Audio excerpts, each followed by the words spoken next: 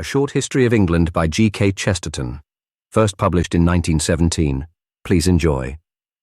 It will be very reasonably asked why I should consent, though upon a sort of challenge, to write even a popular essay in English history, who make no pretense to particular scholarship and are merely a member of the public. The answer is that I know just enough to know one thing, that a history from the standpoint of a member of the public has not been written. What we call the popular histories should rather be called the anti-popular histories. They are all, nearly without exception, written against the people, and in them the populace is either ignored or elaborately proved to have been wrong. It is true that Green called his book A Short History of the English People, but he seems to have thought it too short for the people to be properly mentioned. For instance, he calls one very large part of his story Puritan England. But England never was Puritan. It would have been almost as unfair to call the rise of Henry of Navarre Puritan France, and some of our extreme Whig historians would have been pretty nearly capable of calling the campaign of Wexford and Drogheda Puritan Ireland. But it is especially in the matter of the Middle Ages that the popular histories trample upon the popular traditions. In this respect, there is an almost comic contrast between the general information provided about England in the last 2 or 3 centuries, in which its present industrial system was being built up, and the general information given about the preceding centuries, which we call broadly medieval. Of the sort of waxwork history which is thought sufficient for the sideshow of the age of abbots and crusaders, a small instance will be sufficient. A popular encyclopedia appeared some years ago, professing among other things to teach English history to the masses, and in this I came upon a series of pictures of the English kings. No one could expect them to be all authentic, but the interest attached to those that were necessarily imaginary. There is much vivid material in contemporary literature for portraits of men like Henry II or Edward I. But this did not seem to have been found or even sought, and wandering to the image that stood for Stephen of Blois, my eye was staggered by a gentleman with one of those helmets with steel brims curved like a crescent, which went with the age of ruffs and trunk hose. I am tempted to suspect that the head was that of a halberdier at some such scene as the execution of Mary Queen of Scots. But he had a helmet, and helmets were medieval, and any old helmet was good enough for Stephen. Now suppose the readers of that work of reference had looked for the portrait of Charles I, and found the head of a policeman. Suppose it had been taken, modern helmet and all, out of some snapshot in the daily sketch of the arrest of Mrs. Pankhurst. I think we may go so far as to say that the readers would have refused to accept it as a lifelike portrait of Charles I. They would have formed the opinion that there must be some mistake. Yet the time that elapsed between Stephen and Mary was much longer than the time that has elapsed between Charles and ourselves. The revolution in human society between the first of the Crusades and the last of the Tudors was immeasurably more colossal and complete than any change between Charles and ourselves. And above all, that revolution should be the first thing and the final thing in anything calling itself a popular history. For it is the story of how our populace gained great things, but today has lost everything. Now I will modestly maintain that I know more about English history than this, and that I have as much right to make a popular summary of it as the gentleman who made the Crusader and the halberdier change hats. But the curious and arresting thing about the neglect, one might say the omission, of medieval civilization in such histories as this lies in the fact I have already noted. It is exactly the popular story that is left out of the popular history. For instance, even a working man, a carpenter or cooper or bricklayer, has been taught about the Great Charter as something like the Great Auk, save that its almost monstrous solitude came from being before its time instead of after. He was not taught that the whole stuff of the Middle Ages was stiff with the parchment of charters, that society was once a system of charters, and of a kind much more interesting to him. The carpenter heard of one charter given to barons, and chiefly in the interest of barons. The carpenter did not hear of any of the charters given to carpenters and to coopers, to all the people like himself. Or, to take another instance, the boy and girl reading the stock simplified histories of the schools practically never heard of such a thing as a burgher, until he appears in a shirt with a noose round his neck. They certainly do not imagine anything of what he meant in the Middle Ages, and Victorian shopkeepers did not conceive themselves as taking part in any such romance as the adventure of Courtrai, where the medieval shopkeepers more than won their spurs. for they won the spurs of their enemies. I have a very simple motive and excuse for telling the little I know of this true tale. I have met in my wanderings a man brought up in the lower quarters of a great house, fed mainly on its leavings and burdened mostly with its labours. I know that his complaints are stilled, and his status justified by a story that is told to him. It is about how his grandfather was a chimpanzee, and his father a wild man of the woods, caught by hunters and tamed into something like intelligence. In the light of this, he may well be thankful for the almost human life that he enjoys, and may be content with the hope of leaving behind him a yet more evolved animal. Strangely enough, the calling of this story by the sacred name of progress ceased to satisfy me when I began to suspect and to discover that it is not true. I know by now enough, at least, of his origin to know that he was not evolved, but simply disinherited. His family tree is not a monkey tree, save in the sense that no monkey could have climbed it. Rather, it is like that tree torn up by the roots and named Dedischado on the shield of the unknown knight. The land on which we live once had the highly poetic privilege of being the end of the world. Its extremity was Ultima Thule, the other end of nowhere. When these islands, lost in a night of northern seas, were lit up at last by the long searchlights of Rome, it was felt that the remotest remnant of things had been touched, and more for pride than possession. The sentiment was not unsuitable even in geography. About these realms upon the edge of everything there was really something that can only be called edgy. Britain is not so much an island as an archipelago. It is at least a labyrinth of peninsulas. In few of the kindred countries can one so easily and so strangely find sea in the fields or fields in the sea. The great rivers seem not only to meet in the ocean, but barely to miss each other in the hills. The whole land, though low as a whole, leans towards the west in shouldering mountains, and a prehistoric tradition has taught it to look towards the sunset for islands yet dreamier than its own. The islanders are of a kind with their islands. Different as are the nations into which they are now divided, the Scots, the English, the Irish, the Welsh of the western uplands, have something altogether different from the humdrum docility of the inland Germans, or from the bon sang français, which can be at will trenchant or trite. There is something common to all the Britons, which even acts of union have not torn asunder. The nearest name for it is insecurity, something fitting in men walking on cliffs and the verge of things. Adventure, a lonely taste in liberty, a humour without wit, perplex their critics and perplex themselves. Their souls are fretted like their coasts. They have an embarrassment, noted by all foreigners. It is expressed, perhaps, in the Irish by a confusion of speech, and in the English by a confusion of thought. For the Irish bull is a license with the symbol of language, but bull's own bull, the English bull, is a dumb ox of thought, a standing mystification in the mind. There is something double in the thoughts, as of the soul mirrored in many waters. Of all peoples they are least attached to the purely classical, the imperial plainness which the French do finely, and the Germans coarsely, but the Britons hardly at all. They are constantly colonists and emigrants. They have the name of being at home in every country, but they are in exile in their own country. They are torn between love of home and love of something else, of which the sea may be the explanation, or maybe only the symbol. It is also found in a nameless nursery rhyme, which is the finest line in English literature and the dumb refrain of all English poems, over the hills and far away. The great rationalist hero who first conquered Britain, whether or no he was the detached demigod of Caesar and Cleopatra, was certainly a Latin of the Latins, and described these islands when he found them with all the curt positivism of his pen of steel. But even Julius Caesar's brief account of the Britons leaves on us something of this mystery, which is more than ignorance of fact. They were apparently ruled by that terrible thing, a pagan priesthood. Stones, now shapeless yet arranged in symbolic shapes, bear witness to the order and labour of those that lifted them. Their worship was probably nature worship, and while such a basis may count for something in the elemental quality that has always soaked the island arts, the collision between it and the tolerant empire suggests the presence of something which generally grows out of nature worship, I mean the unnatural. But upon nearly all the matters of modern controversy, Caesar is silent.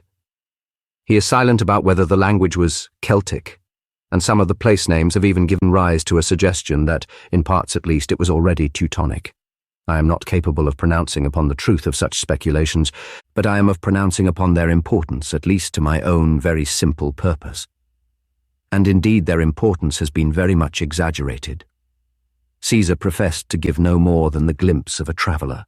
But when, some considerable time after, the Romans returned and turned Britain into a Roman province, they continued to display a singular indifference to questions that have excited so many professors. What they cared about was getting and giving in Britain what they had got and given in Gaul. We do not know whether the Britons then, or for that matter the Britons now, were Iberian or Cymric or Teutonic. We do know that in a short time they were Roman. Every now and then there is discovered in modern England some fragment such as a Roman pavement. Such Roman antiquities rather diminish than increase the Roman reality. They make something seem distant, which is still very near, and something seem dead, that is still alive. It is like writing a man's epitaph on his front door. The epitaph would probably be a compliment, but hardly a personal introduction. The important thing about France and England is not that they have Roman remains. They are Roman remains. In truth, they are not so much remains as relics, for they are still working miracles. A row of poplars is a more Roman relic than a row of pillars. Nearly all that we call the works of nature have but grown like fungoids upon this original work of man, and our woods are mosses on the bones of a giant. Under the seed of our harvests and the roots of our trees is a foundation of which the fragments of tile and brick are but emblems, and under the colours of our wildest flowers are the colours of a Roman pavement. Britain was directly Roman for fully 400 years, longer than she has been Protestant, and very much longer than she has been industrial. What was meant by being Roman it is necessary in a few lines to say, or no sense can be made of what happened after, especially of what happened immediately after. Being Roman did not mean being subject, in the sense that one savage tribe will enslave another, or in the sense that the cynical politicians of recent times watched with a horrible hopefulness for the evanescence of the Irish. Both conquerors and conquered were heathen, and both had the institutions which seem to us to give an inhumanity to heathenism. The triumph, the slave market, the lack of all the sensitive nationalism of modern history. But the Roman Empire did not destroy nations. If anything, it created them. Britons were not originally proud of being Britons, but they were proud of being Romans. The Roman steel was at least as much a magnet as a sword. In truth, it was rather a round mirror of steel, in which every people came to see itself. For Rome as Rome, the very smallness of the civic origin was a warrant for the largeness of the civic experiment. Rome itself obviously could not rule the world any more than Rutland. I mean, it could not rule the other races as the Spartans ruled the Helots or the Americans ruled the Negroes. A machine so huge had to be human. It had to have a handle that fitted any man's hand. The Roman Empire necessarily became less Roman as it became more of an empire, until not very long after Rome gave conquerors to Britain, Britain was giving emperors to Rome. Out of Britain, as the Britons boasted, came at length the great Empress Helena, who was the mother of Constantine. And it was Constantine, as all men know, who first nailed up that proclamation which all after generations have in truth been struggling either to protect or to tear down. About that revolution no man has ever been able to be impartial. The present writer will make no idle pretense of being so. That it was the most revolutionary of all revolutions, since it identified the dead body on a servile gibbet with the fatherhood in the skies, has long been a commonplace, without ceasing to be a paradox. But there is another historic element that must also be realized. Without saying anything more of its tremendous essence, it is very necessary to note why even pre-Christian Rome was regarded as something mystical for long afterwards by all European men. The extreme view of it was held perhaps by Dante, but it pervaded medievalism, and therefore still haunts modernity. Rome was regarded as man, mighty, though fallen, because it was the utmost that man had done. It was divinely necessary that the Roman Empire should succeed, if only that it might fail. Hence, the school of Dante implied the paradox that the Roman soldiers killed Christ, not only by right, but even by divine right. That mere law might fail at its highest test. It had to be real law, and not mere military lawlessness. Therefore God worked by Pilate as by Peter. Therefore the medieval poet is eager to show that Roman government was simply good government and not a usurpation, for it was the whole point of the Christian Revolution to maintain that in this, good government was as bad. Even good government was not good enough to know God among the thieves. This is not only generally important as involving a colossal change in the conscience, the loss of the whole heathen repose in the complete sufficiency of the city or the state. It made a sort of eternal rule enclosing an eternal rebellion. It must be incessantly remembered through the first half of English history, for it is the whole meaning in the quarrel of the priests and kings. The double rule of the civilization and the religion, in one sense, remained for centuries, and before its first misfortunes came, it must be conceived as substantially the same everywhere. And however it began, it largely ended in equality. Slavery certainly existed, as it had in the most democratic states of ancient times. Harsh officialism certainly existed, as it exists in the most democratic states of modern times. But there was nothing of what we mean in modern times by aristocracy, still less of what we mean by racial domination. Insofar as any change was passing over that society with its two levels of equal citizens and equal slaves, it was only the slow growth of the power of the Church at the expense of the power of the empire. Now it is important to grasp that the great exception to equality, the institution of slavery, was slowly modified by both causes. It was weakened both by the weakening of the empire and by the strengthening of the Church. Slavery was for the Church not a difficulty of doctrine, but a strain on the imagination. Aristotle and the pagan sages who had defined the servile or useful arts had regarded the slave as a tool, an axe to cut wood or whatever wanted cutting. The Church did not denounce the cutting, but she felt as if she was cutting glass with a diamond. She was haunted by the memory that the diamond is so much more precious than the glass. So Christianity could not settle down into the pagan simplicity that the man was made for the work, when the work was so much less immortally momentous than the man. At about this stage of a history of England, there is generally told the anecdote of a pun of Gregory the Great, and this is perhaps the true point of it. By the Roman theory, the barbarian bondmen were meant to be useful. The saints' mysticism was moved at finding them ornamental, and non angli sed angeli meant more nearly not slaves but souls. It is to the point in passing to note that in the modern country, most collectively Christian, Russia, the serfs were always referred to as souls. The great Pope's phrase, hackneyed as it is perhaps the first glimpse of the golden halos in the best Christian art. Thus the Church, with whatever other faults, worked of her own nature towards greater social equality. And it is a historical error to suppose that the Church hierarchy worked with aristocracies, or was of a kind with them. It was an inversion of aristocracy. In the ideal of it, at least, the last were to be first. The Irish bull that one man is as good as another and a great deal better contains a truth, like many contradictions, a truth that was the link between Christianity and citizenship. Alone of all superiors, the saint does not depress the human dignity of others. He is not conscious of his superiority to them, but only more conscious of his inferiority than they are. But while a million little priests and monks like mice were already nibbling at the bonds of the ancient servitude, another process was going on, which has here been called the weakening of the empire. It is a process which is to this day very difficult to explain, but it affected all the institutions of all the provinces, especially the institution of slavery. But of all the provinces, its effect was heaviest in Britain, which lay on or beyond the borders. The case of Britain, however, cannot possibly be considered alone. The first half of English history has been made quite unmeaning in the schools by the attempt to tell it without reference to that corporate Christendom in which it took part and pride. I fully accept the truth in Mr. Kipling's question of what can they know of England who only England know, and merely differ from the view that they will best broaden their minds by the study of Wagga Wagga and Timbuktu. It is therefore necessary, though very difficult, to frame in few words some idea of what happened to the whole European race. Rome itself, which had made all that strong world, was the weakest thing in it. The centre had been growing fainter and fainter, and now the centre disappeared.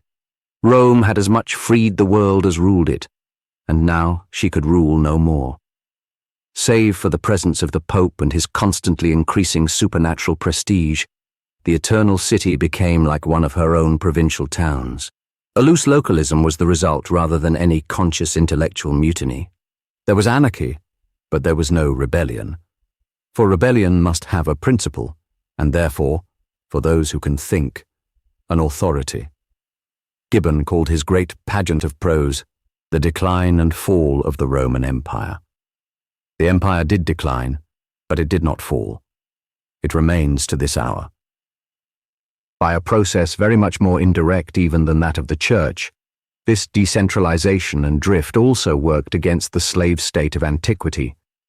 The localism did indeed produce that choice of territorial chieftains which came to be called feudalism, and of which we shall speak later. But the direct possession of man by man, the same localism, tended to destroy. Though this negative influence upon it bears no kind of proportion to the positive influence of the Catholic Church. The later pagan slavery, like our own industrial labor which increasingly resembles it, was worked on a larger and larger scale, and it was at last too large to control. The bondman found the visible lord more distant than the new invisible one. The slave became the serf, that is, he could be shut in, but not shut out. When once he belonged to the land, it could not be long before the land belonged to him. Even in the old and rather fictitious language of chattel slavery, there is here a difference. It is the difference between a man being a chair and a man being a house. Canute might call for his throne, but if he wanted his throne room, he must go and get it himself. Similarly, he could tell his slave to run, but he could only tell his serf to stay. Thus, the two slow changes of the time both tended to transform the tool into a man. His status began to have roots, and whatever has roots will have rights. What the decline did involve everywhere was decivilization. The loss of letters, of laws, of roads and means of communication, the exaggeration of local color into caprice. But on the edges of the empire, this decivilization became a definite barbarism, owing to the nearness of wild neighbors who were ready to destroy as deftly and blindly as things are destroyed by fire. Save for the lurid and apocalyptic locust flight of the Huns, it is perhaps an exaggeration to talk, even in those darkest ages, of a deluge of the barbarians, at least when we are speaking of the old civilization as a whole. But a deluge of barbarians is not entirely an exaggeration of what happened on some of the borders of the empire, of such edges of the known world as we began by describing in these pages. And on the extreme edge of the world lay Britain. It may be true, though there is little proof of it, that the Roman civilization itself was thinner in Britain than in the other provinces. But it was a very civilized civilization. It gathered round the great cities like York and Chester and London, for the cities are older than the counties, and indeed older even than the countries. These were connected by a skeleton of great roads, which were and are the bones of Britain. But with the weakening of Rome, the bones began to break under barbarian pressure, coming at first from the north, from the Picts who lay beyond Agricola's boundary in what is now the Scotch lowlands. The whole of this bewildering time is full of temporary tribal alliances, generally mercenary, of barbarians paid to come on or barbarians paid to go away. It seems certain that in this welter Roman Britain bought help from ruder races living about that neck of Denmark where is now the Duchy of Schleswig, having been chosen only to fight somebody they naturally fought anybody, and a century of fighting followed, under the trampling of which the Roman pavement was broken into yet smaller pieces. It is perhaps permissible to disagree with the historian Green when he says that no spot should be more sacred to modern Englishmen than the neighborhood of Ramsgate, where the Schleswig people are supposed to have landed, or when he suggests that their appearance is the real beginning of our island story. It would be rather more true to say that it was nearly, though prematurely, the end of it. We should be startled if we were quietly reading a prosaic modern novel, and somewhere in the middle it turned without warning into a fairy tale. We should be surprised if one of the spinsters in Cranford, after tidily sweeping the room with a broom, were to fly away on a broomstick. Our attention would be arrested if one of Jane Austen's young ladies who had just met a dragoon were to walk a little further and meet a dragon. Yet something very like this extraordinary transition takes place in British history at the end of the purely Roman period. We have to do with rational and almost mechanical accounts of encampment and engineering, of a busy bureaucracy and occasional frontier wars, quite modern in their efficiency and inefficiency. And then all of a sudden we are reading of wandering bells and wizard lances, of wars against men as tall as trees or as short as toadstools. The soldier of civilization is no longer fighting with Goths but with goblins.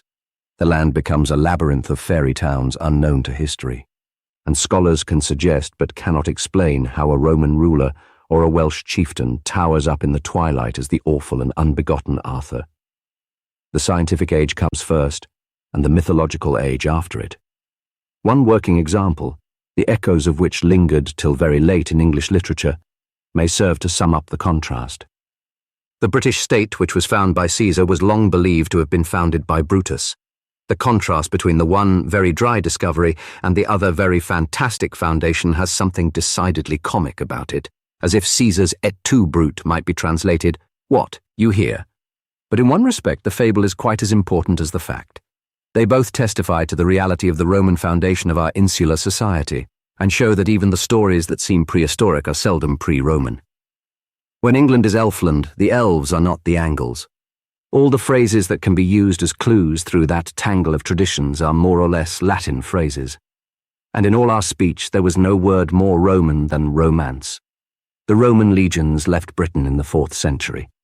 This did not mean that the Roman civilization left it, but it did mean that the civilization lay far more open both to admixture and attack. Christianity had almost certainly come to Britain, not indeed otherwise than by the routes established by Rome, but certainly long before the official Roman mission of Gregory the Great. It had certainly been largely swamped by later heathen invasions of the undefended coasts. It may then rationally be urged that the hold both of the empire and its new religion were here weaker than elsewhere, and that the description of the general civilization in the last chapter is proportionately irrelevant. This, however, is not the chief truth of the matter. There is one fundamental fact which must be understood of the whole of this period.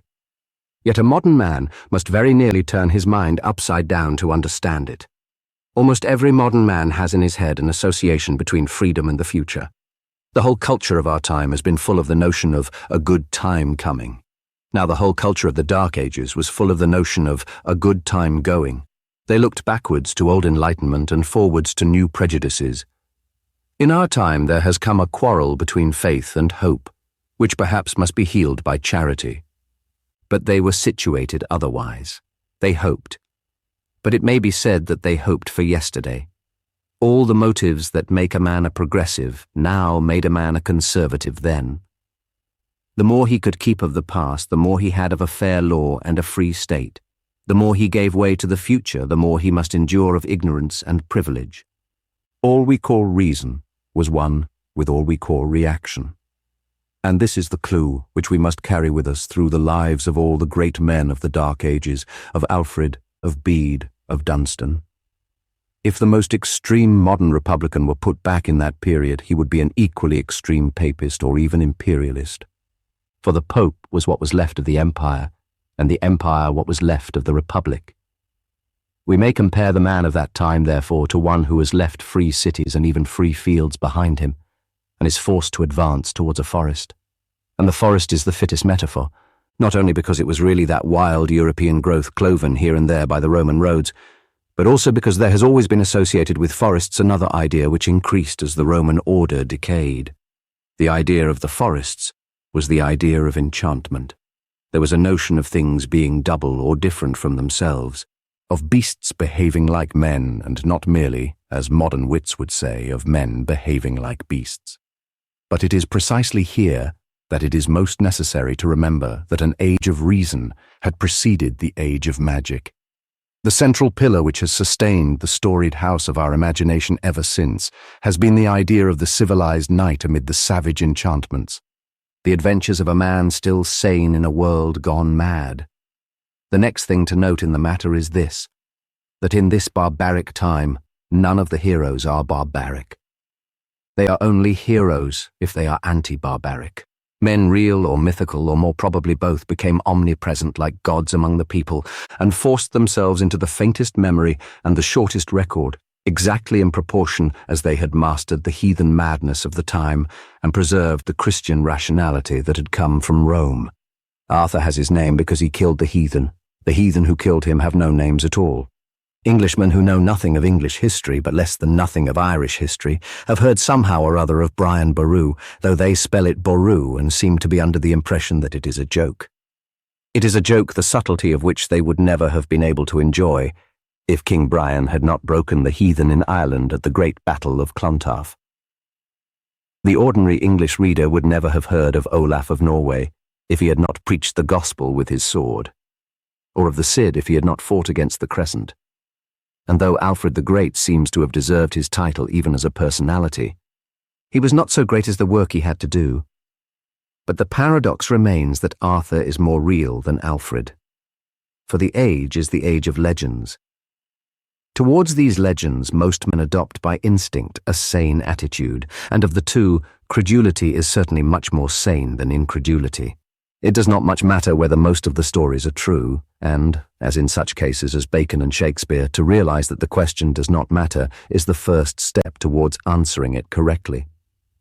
But before the reader dismisses anything like an attempt to tell the earlier history of the country by its legends, he will do well to keep two principles in mind, both of them tending to correct the crude and very thoughtless skepticism which has made this part of the story so sterile. The 19th century historians went on the curious principle of dismissing all people of whom tales are told, and concentrating upon people of whom nothing is told. Thus, Arthur is made utterly impersonal because all legends are lies, but somebody of the type of Hengist is made quite an important personality, merely because nobody thought him important enough to lie about. Now this is to reverse all common sense. A great many witty sayings are attributed to Talleyrand which were really said by somebody else. But they would not be so attributed if Talleyrand had been a fool, still less if he had been a fable. That fictitious stories are told about a person is, 9 times out of 10, extremely good evidence that there was somebody to tell them about. Indeed, some allow that marvelous things were done, and that there may have been a man named Arthur at the time in which they were done. But here, so far as I am concerned, the distinction becomes rather dim. I do not understand the attitude which holds that there was an ark and a man named Noah, but cannot believe in the existence of Noah's ark. The other fact to be remembered is that scientific research for the last few years has worked steadily in the direction of confirming and not dissipating the legends of the populace. To take only the obvious instance, modern excavators with modern spades have found a solid stone labyrinth in Crete, like that associated with the Minotaur, which was conceived as being as cloudy a fable as the Chimera.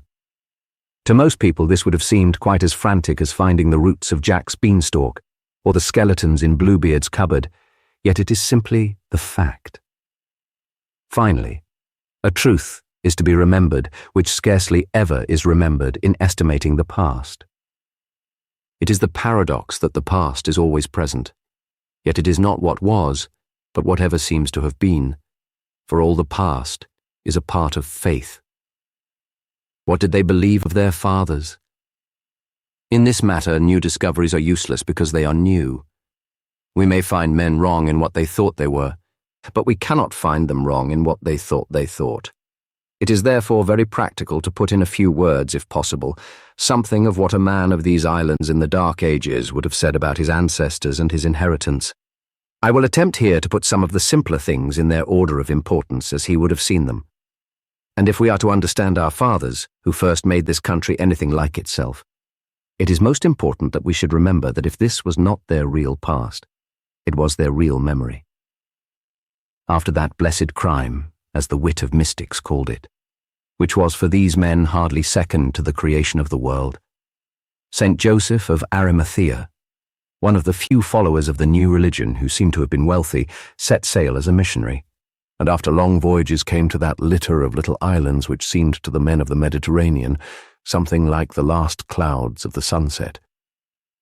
He came up upon the western and wilder side of that wild and western land, and made his way to a valley which through all the oldest records is called Avalon.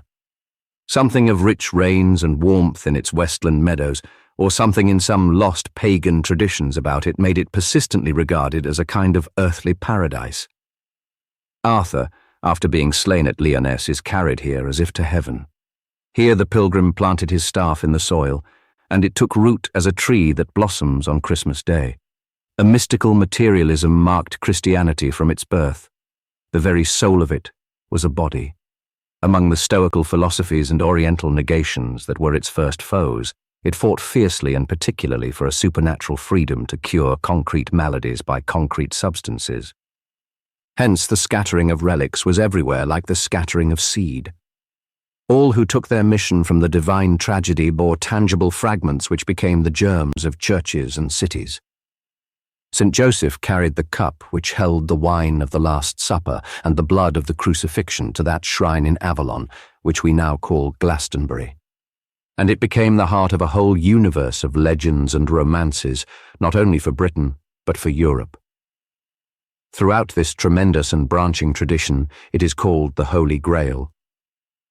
The vision of it was especially the reward of that ring of powerful paladins whom King Arthur feasted at a round table, a symbol of heroic comradeship, such as was afterwards imitated or invented by medieval knighthood. Both the cup and the table are of vast importance emblematically in the psychology of the chivalric experiment. The idea of a round table is not merely universality, but equality. It has in it, modified of course by other tendencies to differentiation, the same idea that exists in the very word peers, as given to the Knights of Charlemagne. In this, the round table is as Roman as the round arch, which might also serve as a type, for instead of being one barbaric rock merely rolled on the others, the king was rather the keystone of an arch. But to this tradition of a level of dignity was added something unearthly that was from Rome, but not of it. The privilege that inverted all privileges, the glimpse of heaven which seemed almost as capricious as fairyland, the flying chalice which was veiled from the highest of all the heroes, and which appeared to one knight who was hardly more than a child. Rightly or wrongly, this romance established Britain for after centuries as a country with a chivalrous past.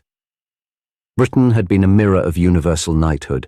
This fact, or fancy, is of colossal import in all ensuing affairs, especially the affairs of barbarians. These and numberless other local legends are indeed for us buried by the forests of popular fancies that have grown out of them. It is all the harder for the serious modern mind because our fathers felt at home with these tales and therefore took liberties with them. Probably the rhyme which runs, "When good King Arthur ruled this land, he was a noble king, he stole 3 pecks of barley meal," is much nearer the true medieval note than the aristocratic stateliness of Tennyson. But about all these grotesques of the popular fancy, there is one last thing to be remembered. It must especially be remembered by those who would dwell exclusively on documents and take no note of tradition at all. Wild as would be the results of credulity concerning all the old wives' tales, it would not be so wild as the errors that can arise from trusting to written evidence when there is not enough of it. Now the whole written evidence for the first parts of our history would go into a small book. A very few details are mentioned, and none are explained. A fact thus standing alone, without the key of contemporary thought, may be very much more misleading than any fable.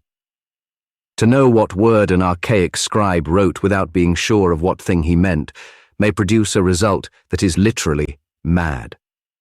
Thus, for instance, it would be unwise to accept literally the tale that St. Helena was not only a native of Colchester, but was a daughter of old King Cole. But it would not be very unwise, not so unwise as some things that are deduced from documents. The natives of Colchester certainly did honour to St. Helena, and might have had a king named Cole. According to the more serious story, the saint's father was an innkeeper, and the only recorded action of Cole is well within the resources of that calling. It would not be nearly so unwise as to deduce from the written word, as some critic of the future may do, that the natives of Colchester were oysters. It is a quaint accident that we employ the word short-sighted as a condemnation, but not the word long-sighted, which we should probably use, if at all, as a compliment. Yet the one is as much a malady of vision as the other. We rightly say in rebuke of a small-minded modernity that it is very short-sighted to be indifferent to all that is historic, but it is as disastrously long-sighted to be interested only in what is prehistoric.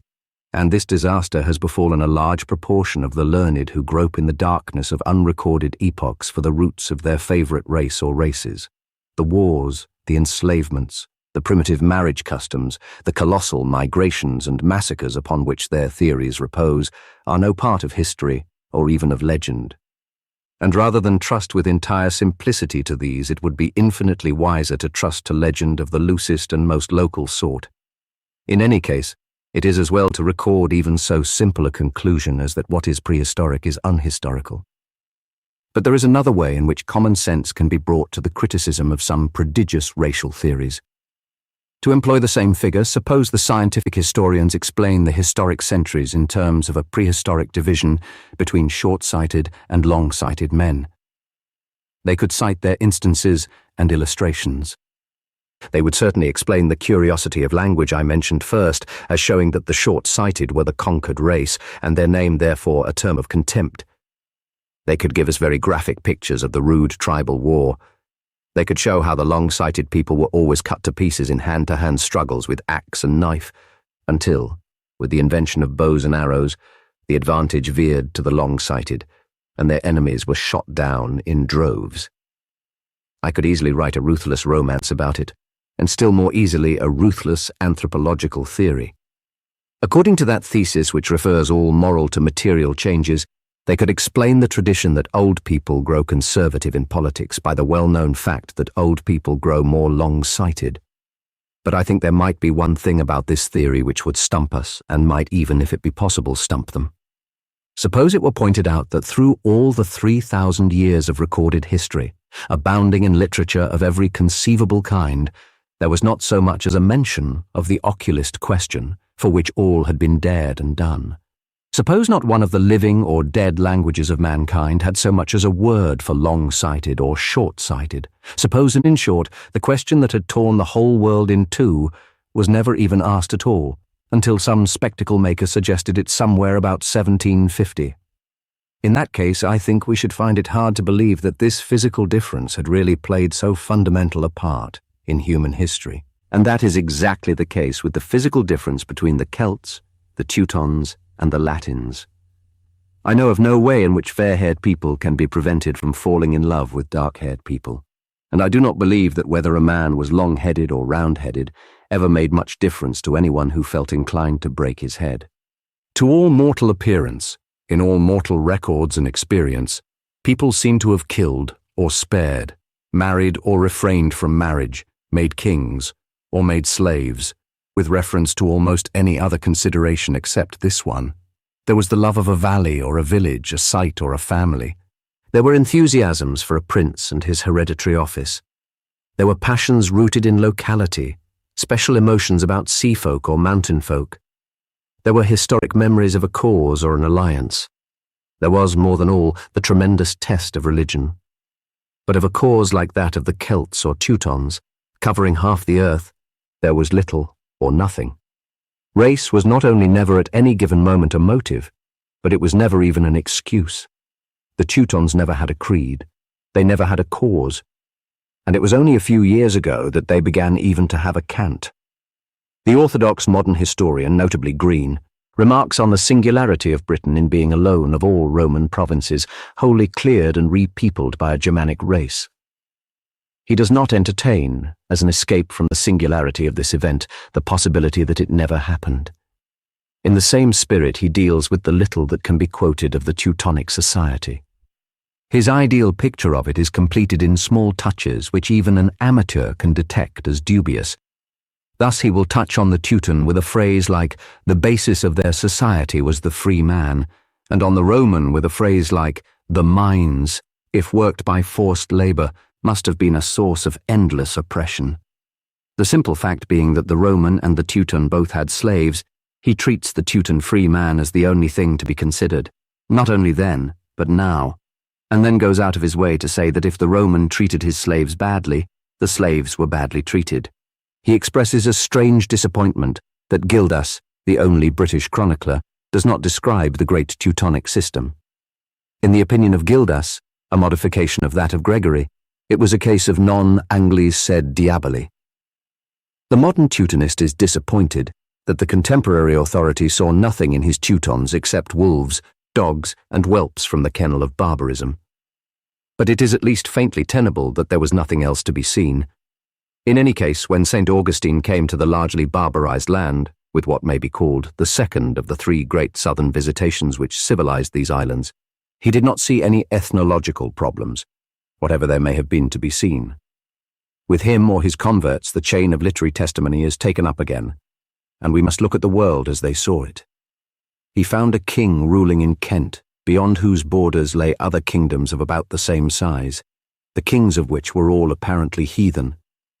The names of these kings were mostly what we call Teutonic names, but those who write the almost entirely hagiological records did not say, and apparently did not ask, whether the populations were in this sense of unmixed blood.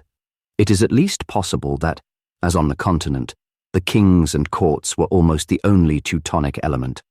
The Christians found converts, they found patrons, they found persecutors, but they did not find ancient Britons because they did not look for them. And if they moved among pure Anglo-Saxons, they had not the gratification of knowing it. There was indeed, what all history attests, a marked change of feeling towards the marches of Wales. But all history also attests that this is always found, apart from any difference in race, in the transition from the lowlands to the mountain country. But of all the things they found, the thing that counts most in English history is this, that some of the kingdoms at least did correspond to genuine human divisions, which not only existed then but which exist now. Northumbria is still a truer thing than Northumberland. Sussex is still Sussex. Essex is still Essex. And that third Saxon kingdom, whose name is not even to be found upon the map, the Kingdom of Wessex, is called the West Country, and is today the most real of them all. The last of the heathen kingdoms to accept the cross was Mercia, which corresponds very roughly to what we call the Midlands. The unbaptized king, Penda, has even achieved a certain picturesqueness through this fact, and through the forays and furious ambitions which constituted the rest of his reputation. So much so that the other day one of those mystics who will believe anything but Christianity proposed to continue the work of Penda in Ealing. Fortunately, not on any large scale. What that prince believed or disbelieved it is now impossible and perhaps unnecessary to discover, but this last stand of his central kingdom is not insignificant. The isolation of the Mercian was perhaps due to the fact that Christianity grew from the eastern and western coasts. The eastern growth was, of course, the Augustinian mission, which had already made Canterbury the spiritual capital of the island. The western grew from whatever was left of the British Christianity. The two clashed, not in creed but in customs, and the Augustinians ultimately prevailed. But the work from the west had already been enormous. It is possible that some prestige went with the possession of Glastonbury, which was like a piece of the Holy Land, but behind Glastonbury there was an even grander and more impressive power. There irradiated to all Europe at that time the glory of the golden age of Ireland. There the Celts were the classics of Christian art, opened in the Book of Kells 400 years before its time. There the baptism of the whole people had been a spontaneous popular festival which reads almost like a picnic. And thence came crowds of enthusiasts for the gospel almost literally, like men running with good news. This must be remembered through the development of that dark dual destiny that has bound us to Ireland, for doubts have been thrown on a national unity which was not from the first a political unity. But if Ireland was not one kingdom, it was in reality one bishopric. Ireland was not converted but created by Christianity, as a stone church is created, and all its elements were gathered as under a garment, under the genius of St. Patrick. It was the more individual because the religion was mere religion, without the secular conveniences. Ireland was never Roman, and it was always Romanist. But indeed this is, in a lesser degree, true of our more immediate subject. It is the paradox of this time that only the unworldly things had any worldly success. The politics are a nightmare, the kings are unstable and the kingdoms shifting, and we are really never on solid ground except on consecrated ground. The material ambitions are not only always unfruitful, but nearly always unfulfilled. The castles are all castles in the air, it is only the churches that are built on the ground. The visionaries are the only practical men, as in that extraordinary thing, the monastery, which was, in many ways, to be the key of our history. The time was to come when it was to be rooted out of our country with a curious and careful violence. and the modern English reader has therefore a very feeble idea of it, and hence of the ages in which it worked. Even in these pages, a word or two about its primary nature is therefore quite indispensable. In the tremendous testament of our religion, there are present certain ideals that seem wilder than impieties, which have in later times produced wild sects professing an almost inhuman perfection on certain points, as in the Quakers who renounce the right of self-defense, or the Communists who refuse any personal possessions. Rightly or wrongly, the Christian Church had from the first dealt with these visions as being special spiritual adventures which were to the adventurous. She reconciled them with natural human life by calling them specially good, without admitting that the neglect of them was necessarily bad. She took the view that it takes all sorts to make a world, even the religious world, and used the man who chose to go without arms, family or property as a sort of exception that proved the rule. Now the interesting fact is that he really did prove it. This madman who would not mind his own business becomes the businessman of the age. The very word monk is a revolution, for it means solitude and came to mean community. One might call it sociability. What happened was that this communal life became a sort of reserve and refuge behind the individual life, a hospital for every kind of hospitality. We shall see later how this same function of the common life was given to the common land. It is hard to find an image for it in individualist times, but in private life, we most of us know the friend of the family who helps it by being outside, like a fairy godmother. It is not merely flippant to say that monks and nuns stood to mankind as a sort of sanctified league of aunts and uncles.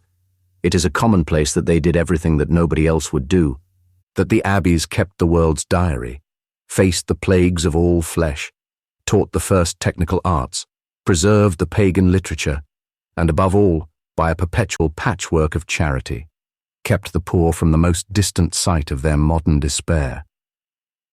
We still find it necessary to have a reserve of philanthropists, but we trust it to men who have made themselves rich, not to men who have made themselves poor. Finally, the abbots and abbesses were elective. They introduced representative government, unknown to ancient democracy, and in itself a semi-sacramental idea. If we could look from the outside at our own institutions, we should see that the very notion of turning 1,000 men into one large man walking to Westminster is not only an act or faith, but a fairy tale. The fruitful and effective history of Anglo-Saxon England would be almost entirely a history of its monasteries. Mile by mile and almost man by man, they taught and enriched the land. And then, about the beginning of the 9th century, there came a turn, as of the twinkling of an eye, and it seemed that all their work was in vain. That outer world of universal anarchy that lay beyond Christendom heaved another of its colossal and almost cosmic waves and swept everything away. Through all the eastern gates, left open, as it were, by the first barbarian auxiliaries, burst a plague of seafaring savages from Denmark and Scandinavia, and the recently baptized barbarians were again flooded by the unbaptized. All this time, it must be remembered, the actual central mechanism of Roman government had been running down like a clock. It was really a race between the driving energy of the missionaries on the edges of the empire and the galloping paralysis of the city at the center. In the 9th century, the heart had stopped before the hands could bring help to it. All the monastic civilization which had grown up in Britain under a vague Roman protection perished unprotected. The toy kingdoms of the quarrelling Saxons were smashed like sticks. Guthrum, the pirate chief, slew St. Edmund, assumed the crown of East England, took tribute from the panic of Mercia, and towered in menace over Wessex, the last of the Christian lands. The story that follows, page after page, is only the story of its despair and its destruction. The story is a string of Christian defeats, alternated with victories so vain as to be more desolate than defeats. It is only in one of these, the fine but fruitless victory at Ashdown, that we first see in the dim struggle, in a desperate and secondary part, the figure who has given his title to the ultimate turning of the tide. For the victor was not then the king, but only the king's younger brother. There is from the first something humble and even accidental about Alfred. He was a great understudy. The interest of his early life lies in this. that he combined an almost commonplace coolness and readiness for the ceaseless small bargains and shifting combinations of all that period, with the flaming patience of saints in times of persecution. While he would dare anything for the faith, he would bargain in anything except the faith. He was a conqueror with no ambition, an author only too glad to be a translator, a simple, concentrated, wary man watching the fortunes of one thing, which he piloted both boldly and cautiously, and which he saved at last. He had disappeared after what appeared to be the final heathen triumph and settlement, and is supposed to have lurked like an outlaw in a lonely islet in the impenetrable marshlands of the Parrot, towards those wild western lands to which aboriginal races are held to have been driven by fate itself. But Alfred, as he himself wrote in words that are his challenge to the period, held that a Christian man was unconcerned with fate. He began once more to draw to him the bows and spears of the broken levies of the western shires, especially the men of Somerset, and in the spring of 878 he flung them at the lines before the fenced camp of the victorious Danes at Ethandune.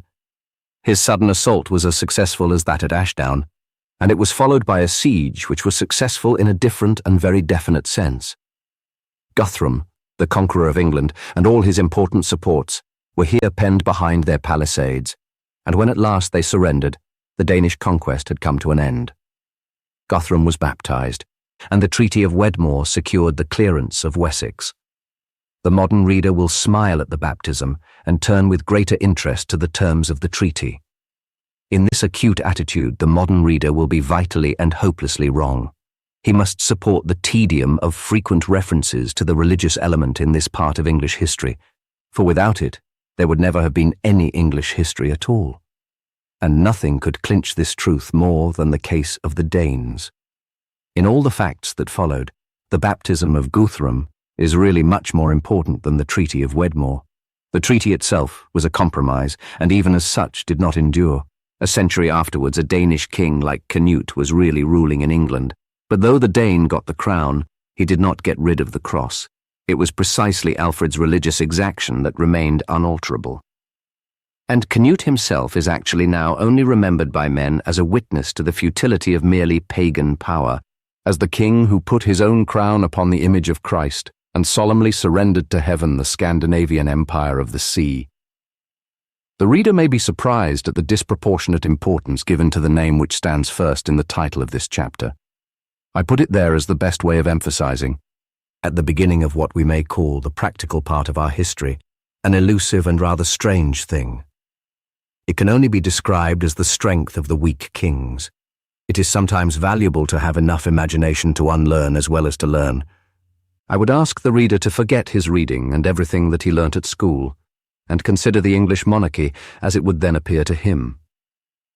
Let him suppose that his acquaintance with the ancient kings has only come to him as it came to most men in simpler times, from nursery tales, from the names of places, from the dedications of churches and charities, from the tales in the tavern, and the tombs in the churchyard. Let us suppose such a person going upon some open and ordinary English way, such as the Thames Valley to Windsor, or visiting some old seats of culture such as Oxford or Cambridge. One of the first things, for instance, that he would find would be Eton, a place transformed indeed by modern aristocracy, but still enjoying its medieval wealth and remembering its medieval origin. If he asked about that origin, it is probable that even a public schoolboy would know enough history to tell him that it was founded by Henry VI. If he went to Cambridge and looked with his own eyes for the college chapel which artistically towers above all others like a cathedral, he would probably ask about it and be told it was King's College. If he asked which king, he would again be told Henry VI. If he then went into the library and looked up Henry VI, in an encyclopedia, he would find that the legendary giant who had left these gigantic works behind him was in history an almost invisible pygmy. Amid the varying and contending numbers of a great national quarrel, he is the only cipher. The contending factions carry him about like a bale of goods. His desires do not seem to be even ascertained, far less satisfied. And yet his real desires are satisfied in stone and marble, in oak and gold, and remain through all the maddest revolutions of modern England, while all the ambitions of those who dictated to him have gone away like dust upon the wind. Edward the Confessor, like Henry VI, was not only an invalid but almost an idiot. It is said that he was wan, like an albino, and that the awe men had of him was partly that which is felt for a monster of mental deficiency. His Christian charity was of the kind that borders on anarchism, and the stories about him recall the Christian fools in the great anarchic novels of Russia. Thus, he is reported to have covered the retreat of a common thief upon the naked plea that the thief needed things more than he did. Such a story is in strange contrast to the claims made for other kings, that theft was impossible in their dominions. Yet the two types of king are afterwards praised by the same people. And the really arresting fact is that the incompetent king is praised the more highly of the two. And exactly as in the case of the last Lancastrian, we find that the praise has really a very practical meaning in the long run. When we turn from the destructive to the constructive side of the Middle Ages, we find that the village idiot is the inspiration of cities and civic systems. We find his seal upon the sacred foundations of Westminster Abbey. We find the Norman victors in the hour of victory bowing before his very ghost. In the tapestry of Bayeux, woven by Norman hands to justify the Norman cause and glorify the Norman triumph, nothing is claimed for the conqueror beyond his conquest, and the plain personal tale that excuses it, and the story abruptly ends with the breaking of the Saxon line at battle. But over the bier of the decrepit zany, who died without striking a blow, over this and this alone, is shown a hand coming out of heaven and declaring the true approval of the power that rules the world. The confessor, therefore, is a paradox in many ways, and in none more than in the false reputation of the English of that day. As I have indicated, there is some unreality in talking about the Anglo-Saxon at all. The Anglo-Saxon is a mythical and straddling giant, who has presumably left one footprint in England and the other in Saxony. But there was a community, or rather group of communities, living in Britain before the conquest under what we call Saxon names, and of a blood probably more Germanic and certainly less French than the same communities after the conquest. And they have a modern reputation, which is exactly the reverse of their real one. The value of the Anglo-Saxon is exaggerated, and yet his virtues are ignored.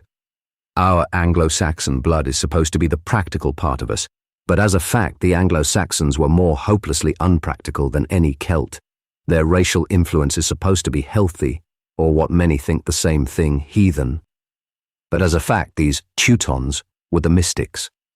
The Anglo-Saxons did one thing, and one thing only, thoroughly well, as they were fitted to do it thoroughly well. They christened England. Indeed, they christened it before it was born. The one thing the Angles obviously and certainly could not manage to do was to become English. But they did become Christians, and indeed showed a particular disposition to become monks.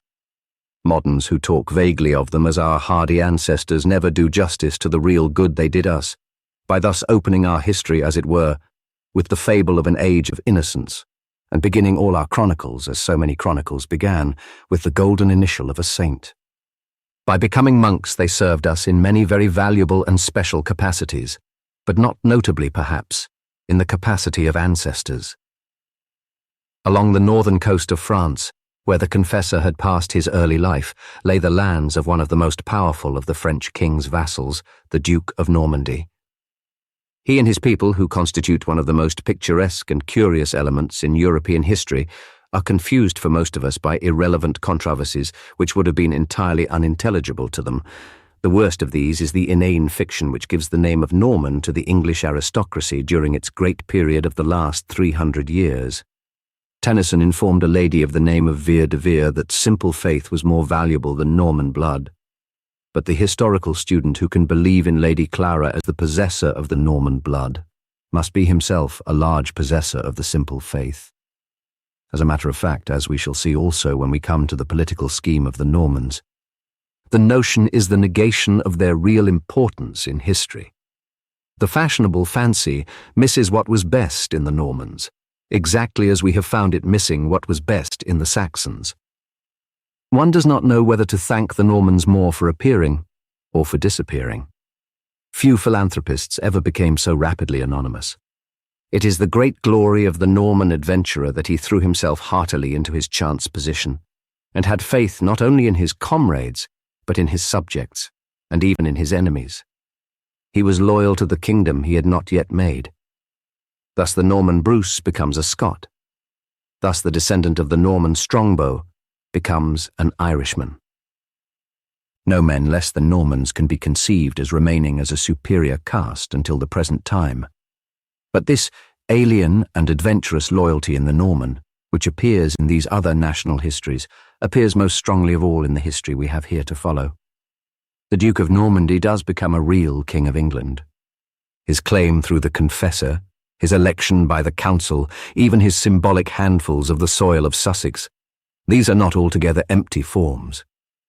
And though both phrases would be inaccurate, it is very much nearer the truth to call William I of the English than to call Harold the last of them. An indeterminate debate touching the dim races that mixed without record in that dim epoch has made much of the fact that the Norman edges of France, like the East Anglian edges of England, were deeply penetrated by the Norse invasions of the 9th century, and that the ducal house of Normandy, with what other families we know not, can be traced back to a Scandinavian seed. The unquestionable power of captaincy and creative legislation which belonged to the Normans, whoever they were, may be connected reasonably enough with some infusion of fresh blood. But if the racial theorists press the point to a comparison of races, it can obviously only be answered by a study of the two types in separation.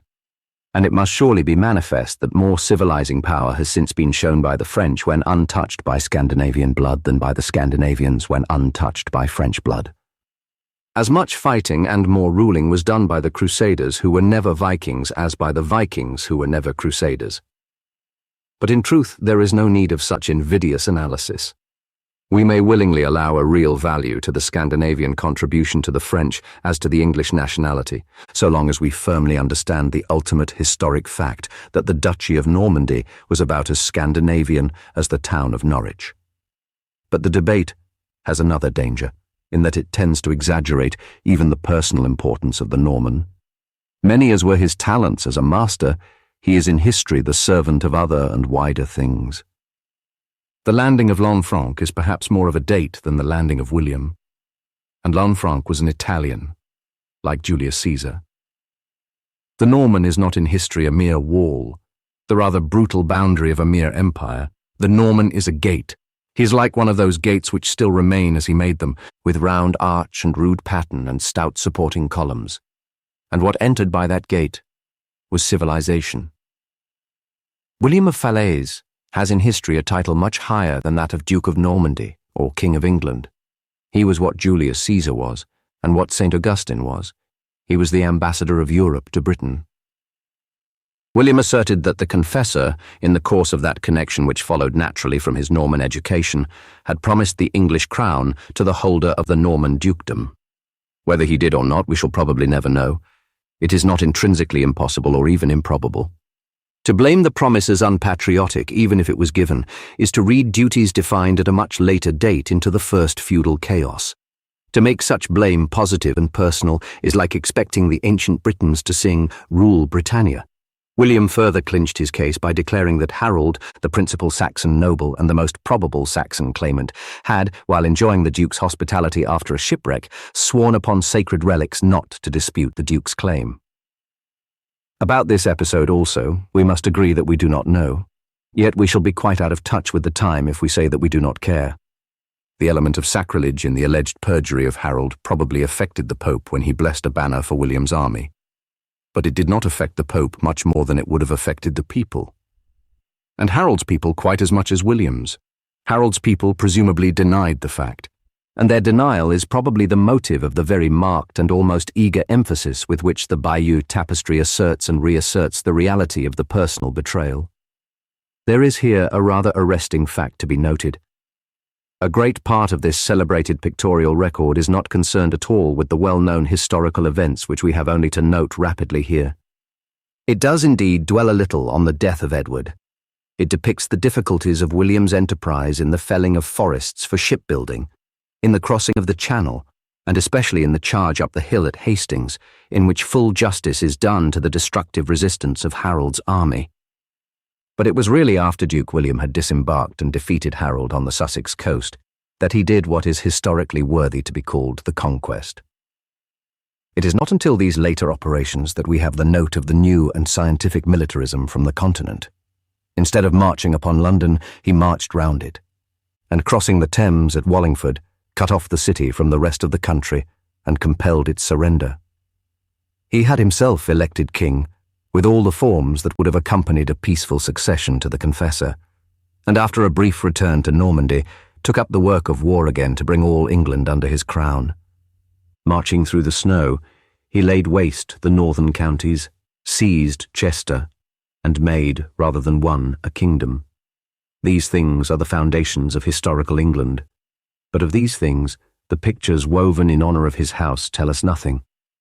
The Bayeux tapestry may almost be said to stop before the Norman conquest, but it tells in great detail the tale of some trivial raid into Brittany solely that Harold and William may appear as brothers in arms, and especially that William may be depicted in the very act of giving arms to Harold. And here again there is much more significance than a modern reader may fancy in its bearing upon the new birth of that time and the ancient symbolism of arms. I have said that Duke William was a vassal of the King of France, and that phrase in its use and abuse is the key to the secular side of this epoch. William was indeed a most mutinous vassal, and a vein of such mutiny runs through his family fortunes. His sons Rufus and Henry I disturbed him with internal ambitions antagonistic to his own. But it would be a blunder to allow such personal broils to obscure the system, which had indeed existed here before the conquest, which clarified and confirmed it. That system we call feudalism. That feudalism was the main mark of the Middle Ages is a commonplace of fashionable information, but it is of the sort that seeks the past rather in Wardour Street than Watling Street. For that matter, the very term medieval is used for almost anything from early English to early Victorian. An eminent socialist applied it to our armaments, which is like applying it to our aeroplanes. Similarly, the just description of feudalism and of how far it was a part and how far rather an impediment in the main medieval movement is confused by current debates about quite modern things, especially that modern thing, the English squirearchy. Feudalism was very nearly the opposite of squirearchy, for it is the whole point of the squire that his ownership is absolute and is pacific, and it is the very definition of feudalism that it was a tenure, and a tenure by military service.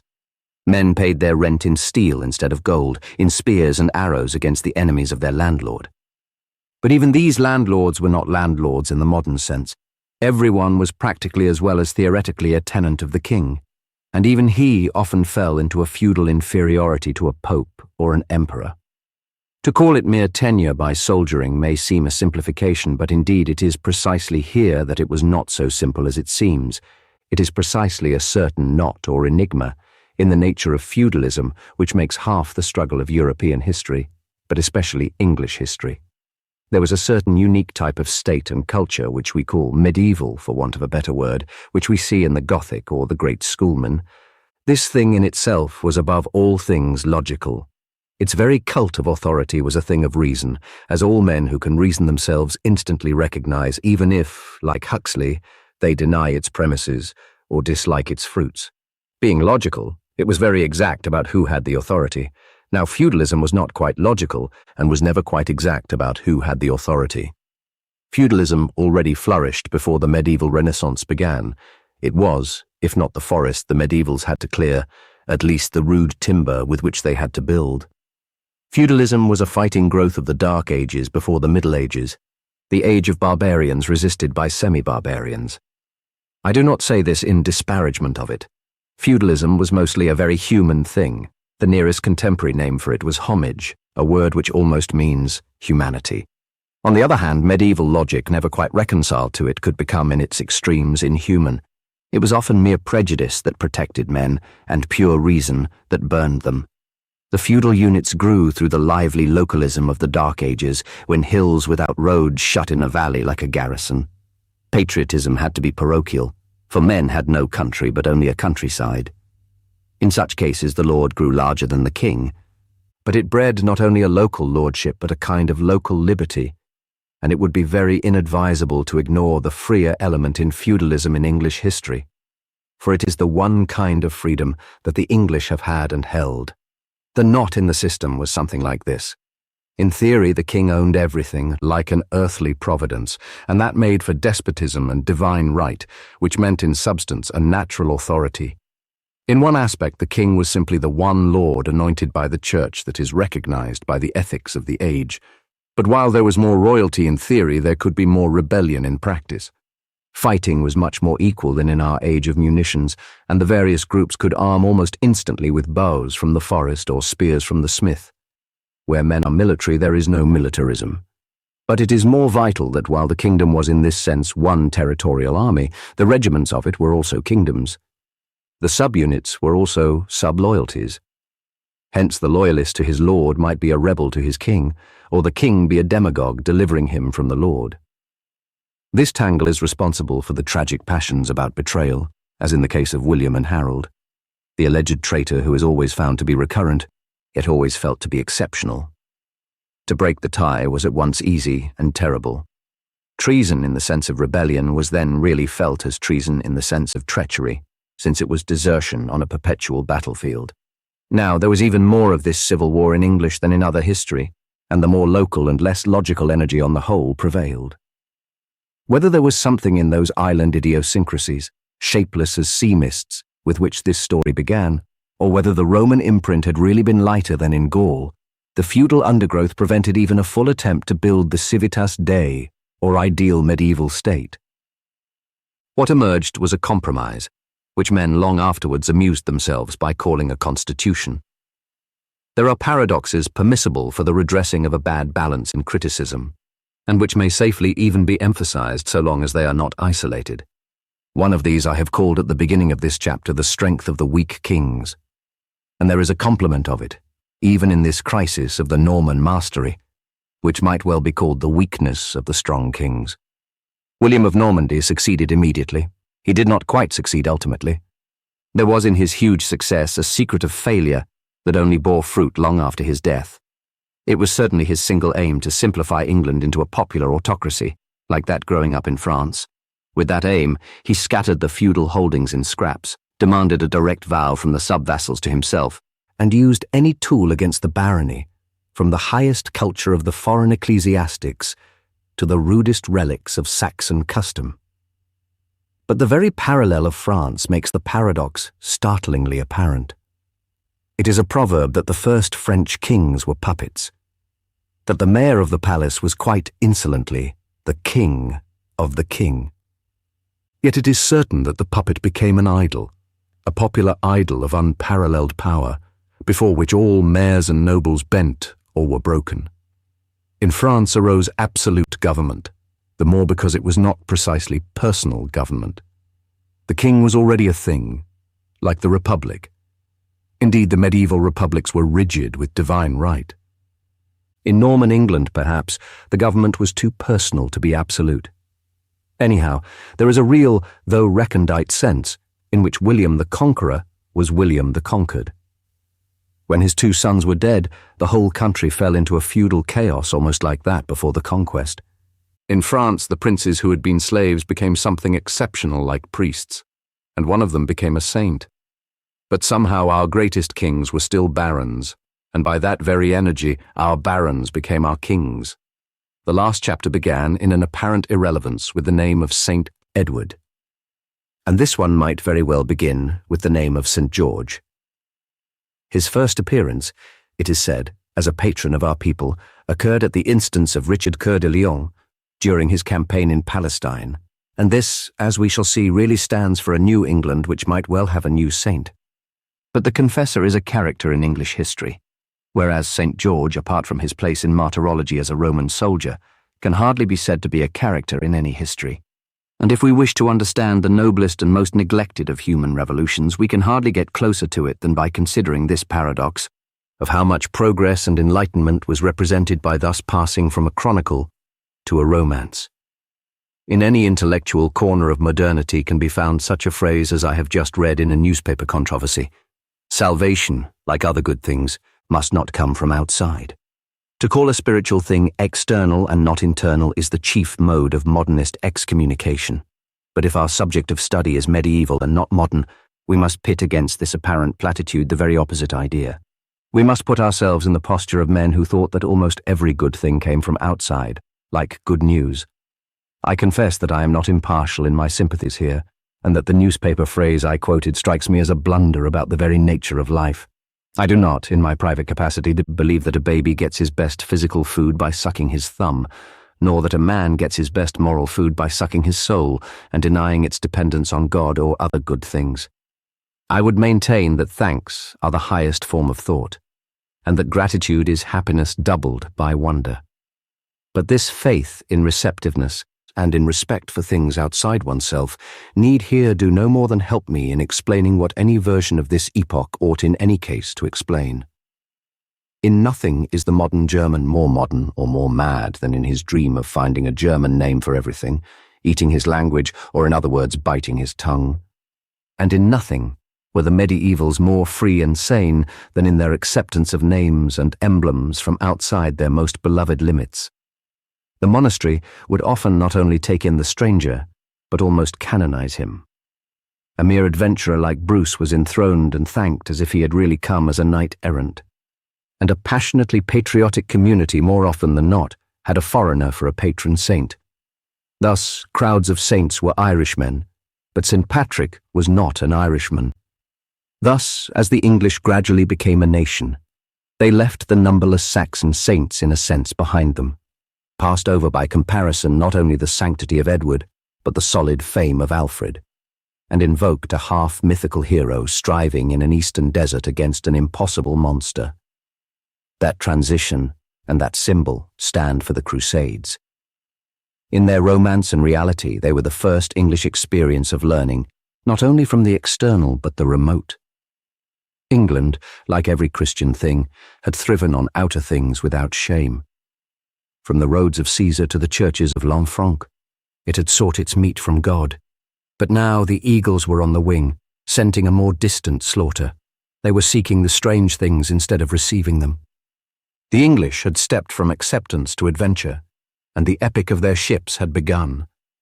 The scope of the great religious movement which swept England along with all the West would distend a book like this into huge disproportion, yet it would be much better to do so than to dismiss it in the distant and frigid fashion common in such short summaries. The inadequacy of our insular method in popular history is perfectly shown in the treatment of Richard Coeur de Lion. His tale is told with the implication that his departure for the crusade was something like the escapade of a schoolboy running away to sea.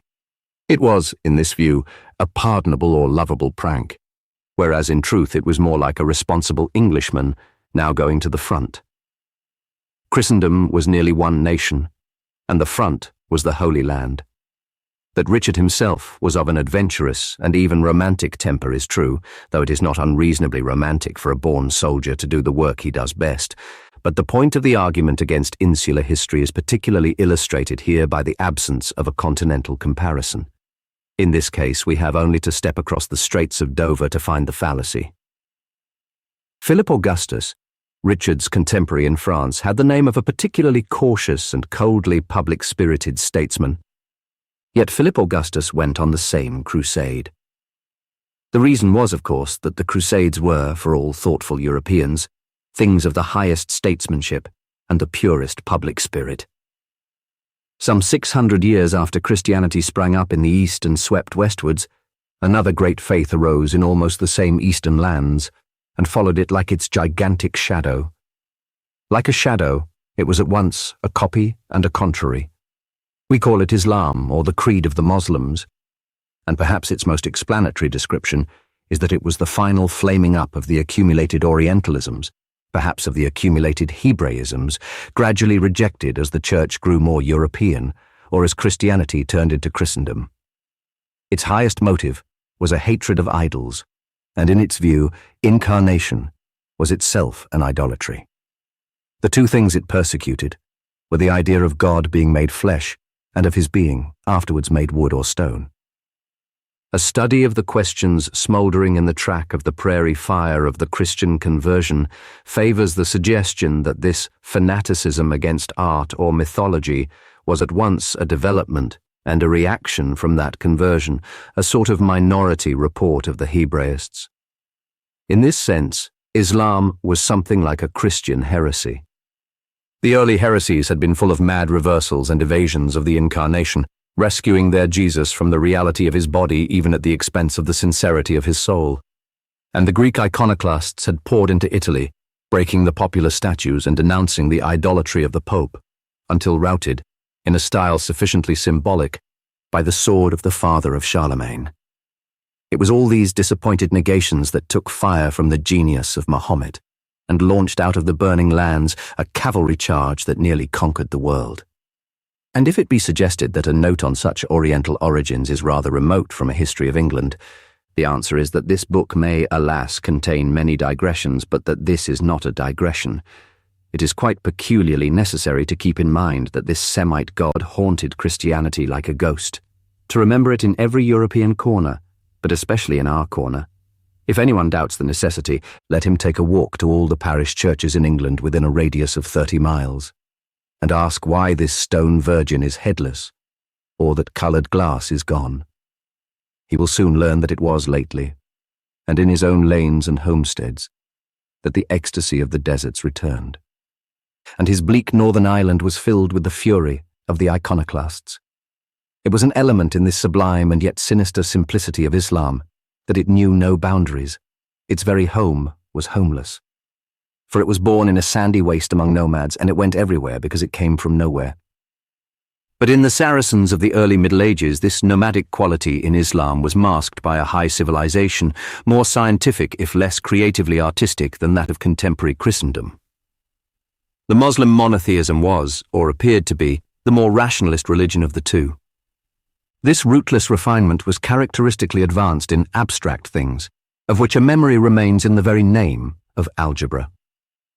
In comparison, the Christian civilization was still largely instinctive, but its instincts were very strong and very much the other way. It was full of local affections, which found form in that system of fences which runs like a pattern through everything medieval, from heraldry to the holding of land. There was a shape and colour in all their customs and statutes which can be seen in all their tabards and escutcheons. Something at once strict and gay. This is not a departure from the interest in external things, but rather a part of it. The very welcome they would often give to a stranger from beyond the wall was a recognition of the wall. Those who think their own life all-sufficient do not see its limit as a wall, but as the end of the world. The Chinese called the white man a skybreaker. The medieval spirit loved its part in life as a part, not a whole. Its charter for it came from something else.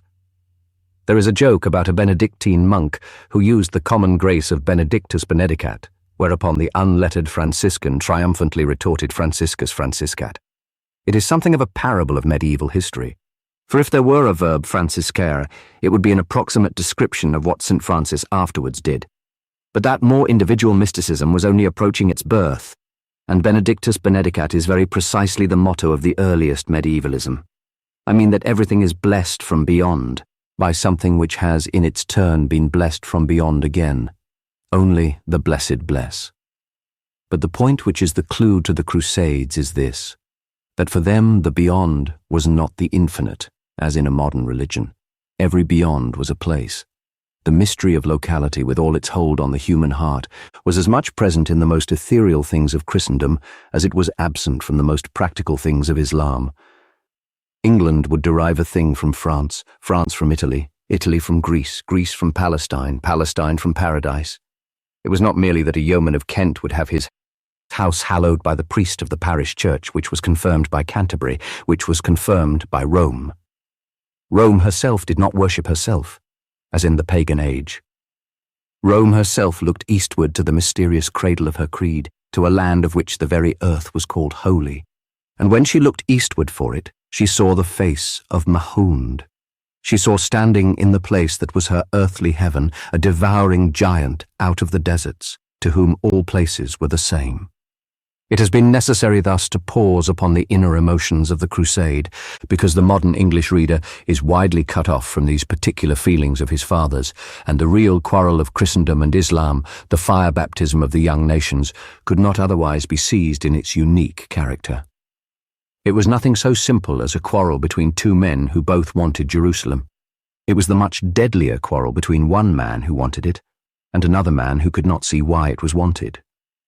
The Moslem, of course, had his own holy places, but he has never felt about them as Westerns can feel about a field or a roof tree.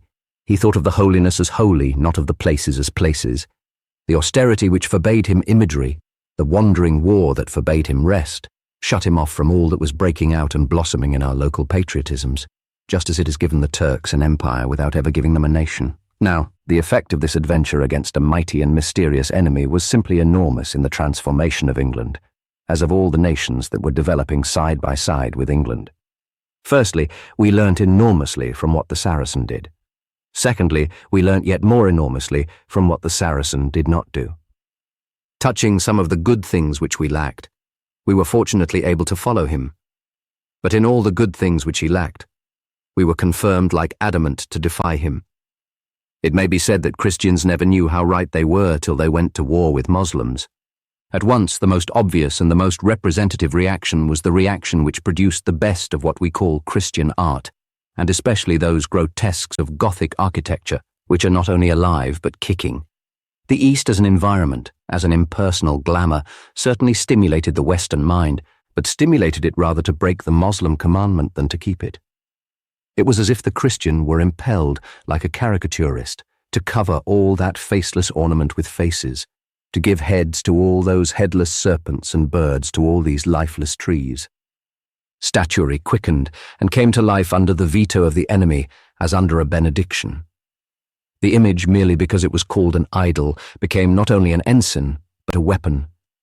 100-fold host of stone sprang up all over the shrines and streets of Europe. The iconoclasts made more statues than they destroyed.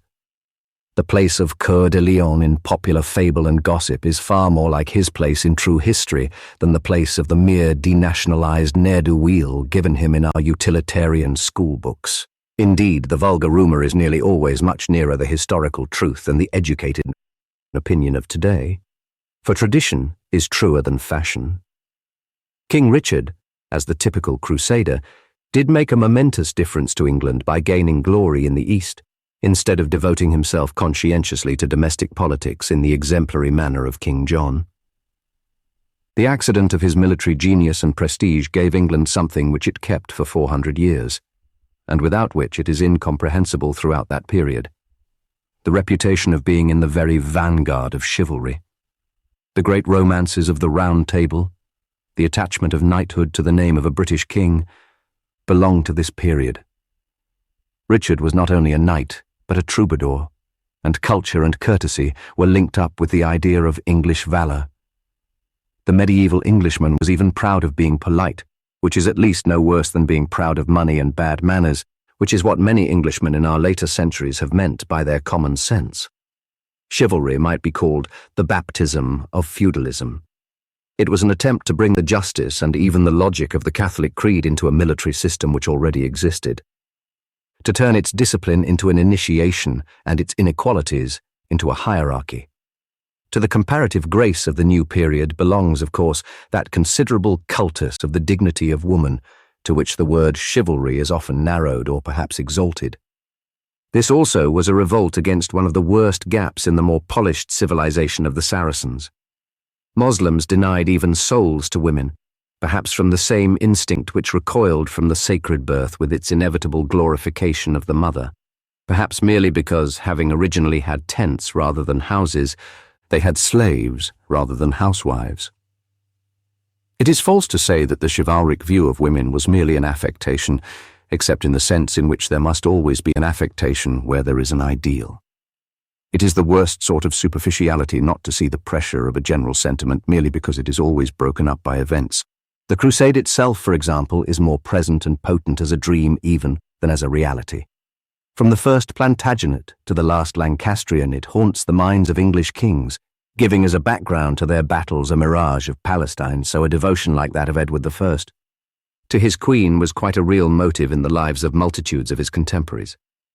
When crowds of enlightened tourists, setting forth to sneer at the superstitions of the continent, are taking tickets and labelling luggage at the large railway station at the west end of the Strand, I do not know whether they all speak to their wives with a more flowing courtesy than their fathers in Edward's time, or whether they pause to meditate on the legend of a husband's sorrow to be found in the very name of Charing Cross.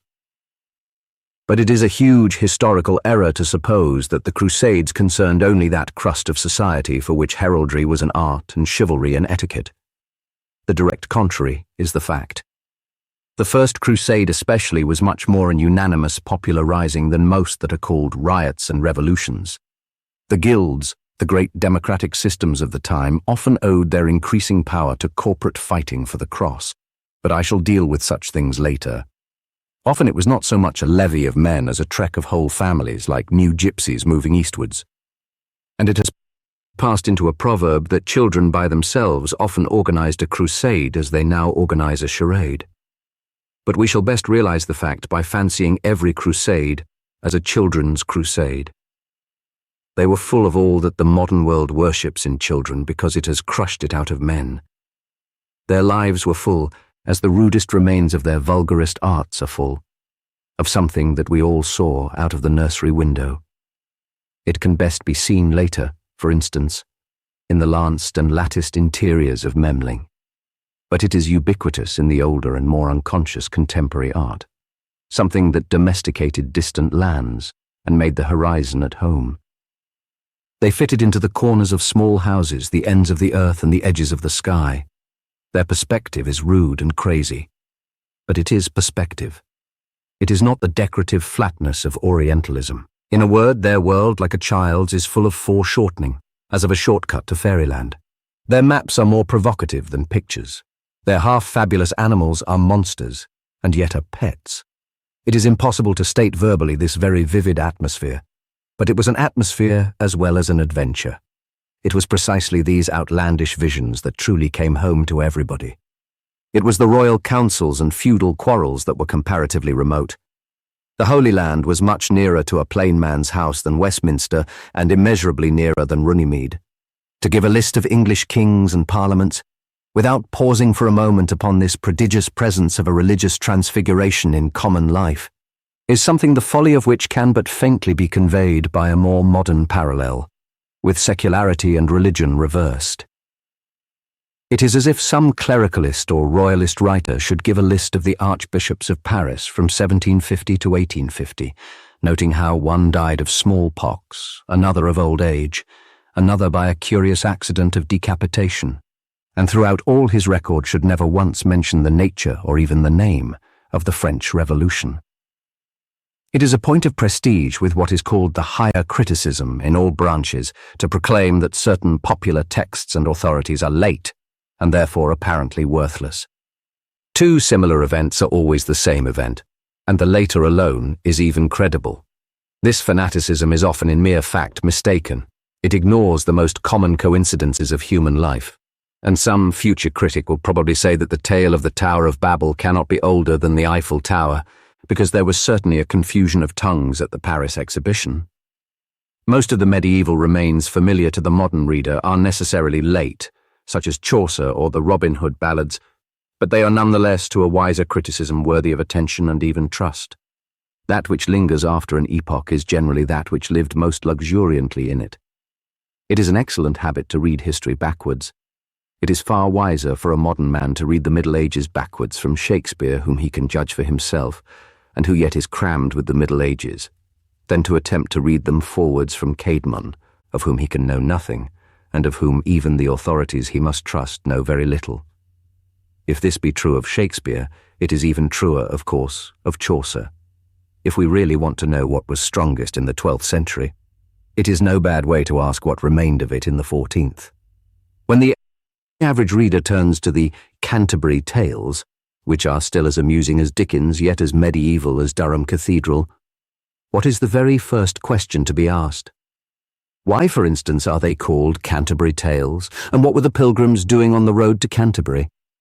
They were, of course, taking part in a popular festival like a modern public holiday, though much more genial and leisurely. Nor are we, perhaps, prepared to accept it as a self-evident step in progress that their holidays were derived from saints, while ours are dictated by bankers. It is almost necessary to say nowadays that a saint means a very good man. The notion of an eminence merely moral, consistent with complete stupidity or unsuccess, is a revolutionary image grown unfamiliar by its very familiarity and needing, as do so many things of this older society, some almost preposterous modern parallel to give its original freshness and point. If we entered a foreign town and found a pillar like the Nelson column, we should be surprised to learn that the hero on the top of it had been famous for his politeness and hilarity during a chronic toothache.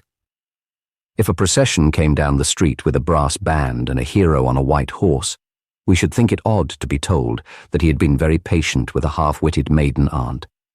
Yet some such pantomime impossibility is the only measure of the innovation of the Christian idea of a popular and recognized saint. It must especially be realized that while this kind of glory was the highest, it was also in a sense the lowest. The materials of it were almost the same as those of labor and domesticity. It did not need the sword or scepter, but rather the staff or spade. It was the ambition of poverty. All this must be approximately visualized before we catch a glimpse of the great effects of the story which lay behind the Canterbury pilgrimage. The first few lines of Chaucer's poem, to say nothing of thousands in the course of it, make it instantly plain that it was no case of secular revels still linked by a slight ritual to the name of some forgotten god, as may have happened in the pagan decline. Chaucer and his friends did think about St. Thomas, at least more frequently than a clerk at Margate thinks about St. Lubbock.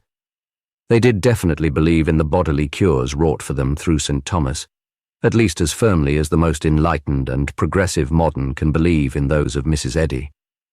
Who was St. Thomas, to whose shrine the whole of that society is thus seen in the act of moving, and why was he so important? If there be a streak of sincerity in the claim to teach social and democratic history instead of a string of kings and battles, this is the obvious and open gate by which to approach the figure which disputed England with the first Plantagenet. A real popular history should think more of his popularity even than his policy, and unquestionably thousands of ploughmen, carpenters, cooks, and yeomen, as in the motley crowd of Chaucer, knew a great deal about St. Thomas when they had never even heard of Becket. It would be easy to detail what followed the conquest as the feudal tangle that it was, till a prince from Anjou repeated the unifying effort of the conqueror. It is found equally easy to write of the Red King's hunting instead of his building, which has lasted longer, and which he probably loved much more. It is easy to catalogue the questions he disputed with Anselm, leaving out the question Anselm cared most about, and which he asked with explosive simplicity as, "Why was God a man?" All this is as simple as saying that a king died of eating lampreys, from which, however, there is little to learn nowadays, unless it be that when a modern monarch perishes of gluttony, the newspapers seldom say so. But if we want to know what really happened to England in this dim epoch, I think it can be dimly but truly traced in the story of St. Thomas of Canterbury. Henry of Anjou, who brought fresh French blood into the monarchy, brought also a refreshment of the idea for which the French have always stood, the idea in the Roman law of something impersonal and omnipresent. It is the thing we smile at even in a small French detective story, when justice opens a handbag or justice runs after a cab. Henry II really produced this impression of being a police force in person. A contemporary priest compared his restless vigilance to the bird and the fish of Scripture, whose way no man knoweth. Kinghood, however, meant law and not caprice. Its ideal, at least, was a justice cheap and obvious as daylight, an atmosphere which lingers only in popular phrases about the King's English or the King's Highway. But though it tended to be egalitarian, it did not, of itself, tend to be humanitarian. In modern France, as in ancient Rome, the other name of justice has sometimes been terror. The Frenchman especially is always a revolutionist and never an anarchist. Now this effort of kings like Henry II to rebuild on a plan like that of the Roman law was not only, of course, crossed and entangled by countless feudal fancies and feelings in themselves as well as others, it was also conditioned by what was the cornerstone of the whole civilization. It had to happen not only with but within the church, for a church was to these men rather a world they lived in than a building to which they went. Without the church, the Middle Ages would have had no law, as without the church, the Reformation would have had no Bible. Many priests expounded and embellished the Roman law, and many priests supported Henry II. And yet there was another element in the church, stored in its first foundations like dynamite, and destined in every age to destroy and renew the world. An idealism akin to impossibilism ran down the ages parallel to all its political compromises, Monasticism itself was the throwing off of innumerable utopias, without posterity, yet with perpetuity. It had, as was proved recurrently after corrupt epochs, a strange secret of getting poor quickly, a mushroom magnificence of destitution. This wind of revolution in the crusading time caught Francis in Assisi and stripped him of his rich garments in the street.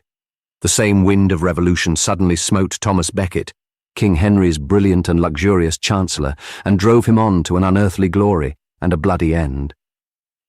Becket was a type of those historic times in which it is really very practical to be impracticable. The quarrel which tore him from his friend's side cannot be appreciated in the light of those legal and constitutional debates which the misfortunes of the 17th century have made so much of in more recent history.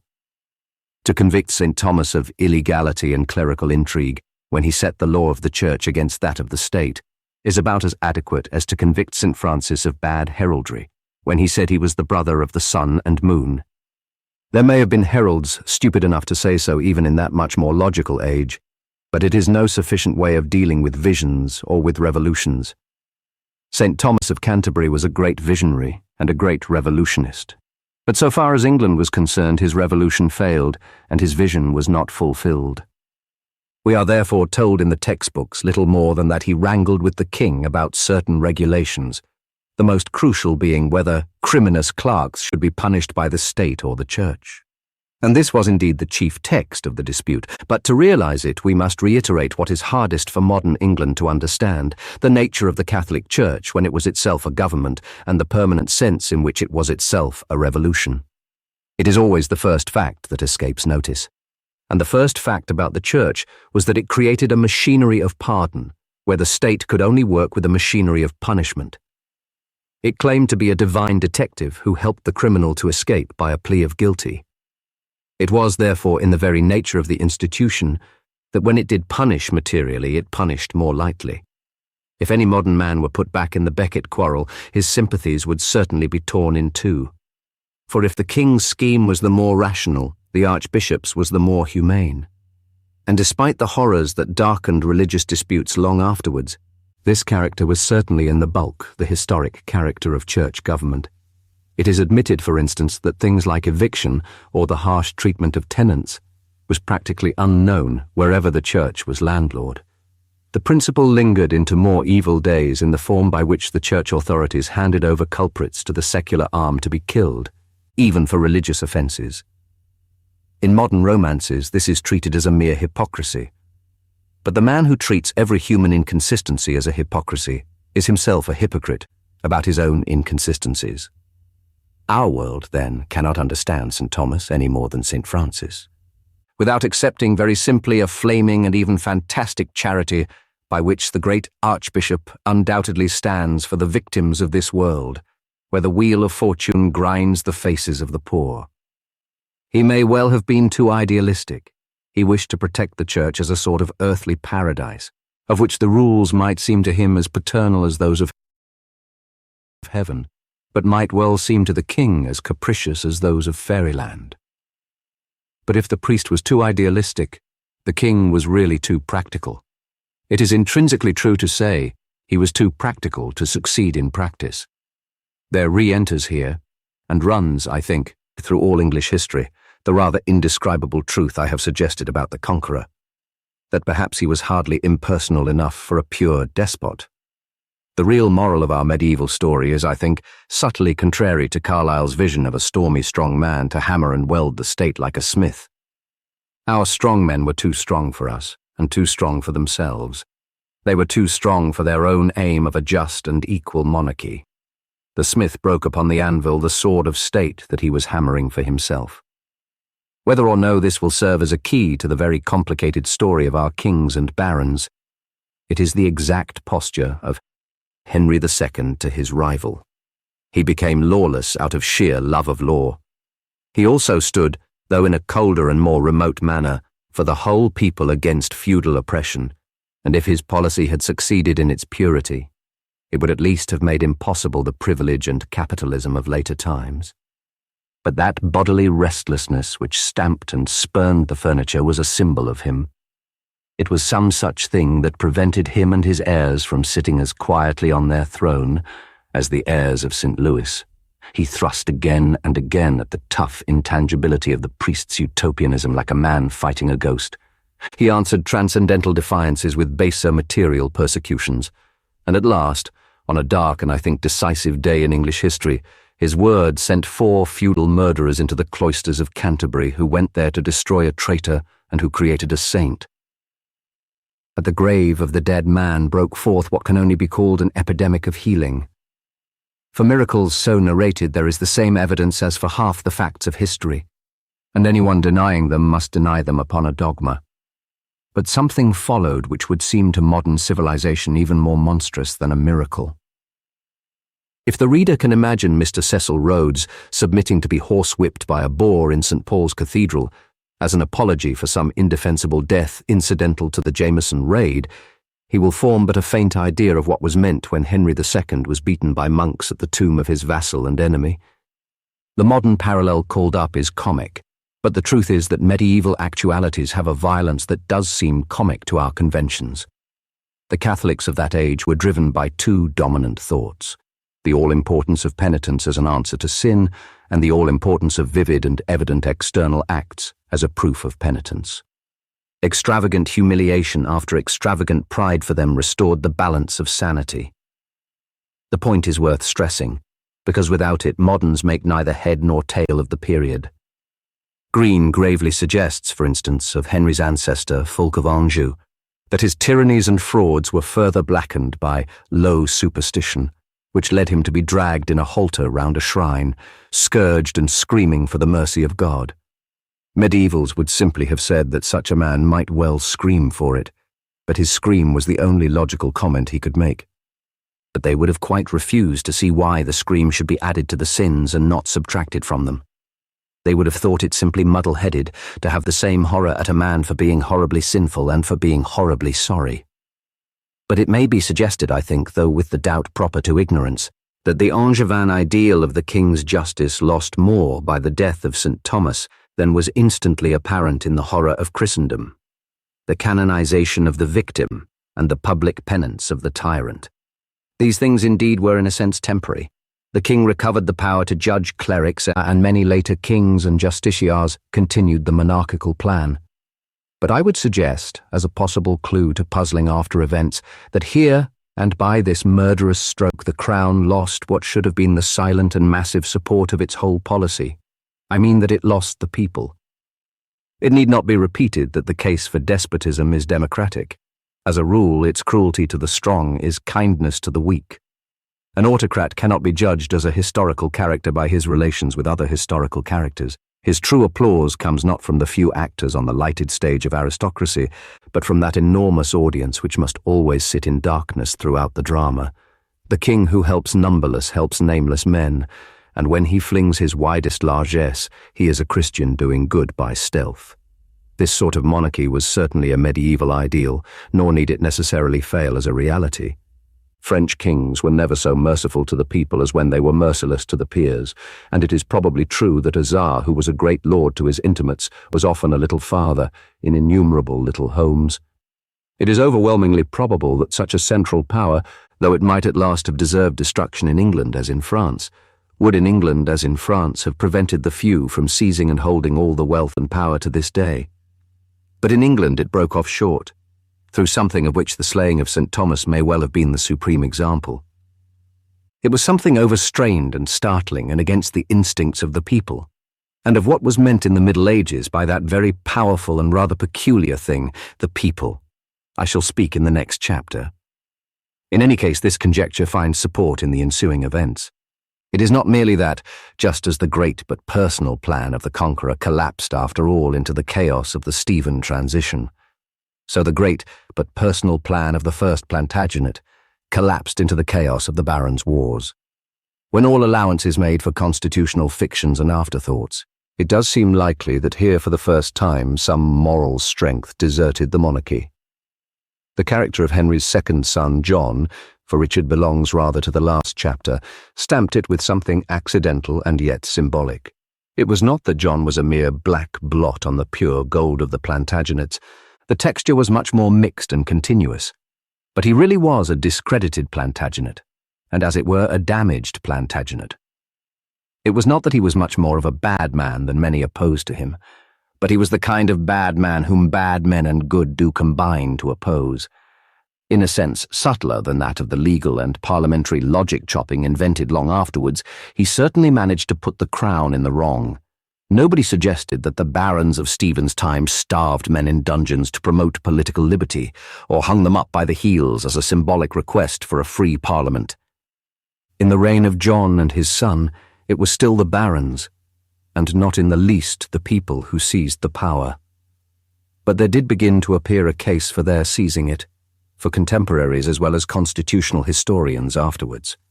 John, in one of his diplomatic doublings, had put England into the papal care, as an estate is put in chancery.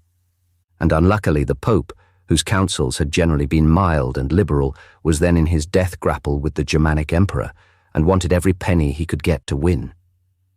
His winning was a blessing to Europe, but a curse to England, for he used the island as a mere treasury for this foreign war.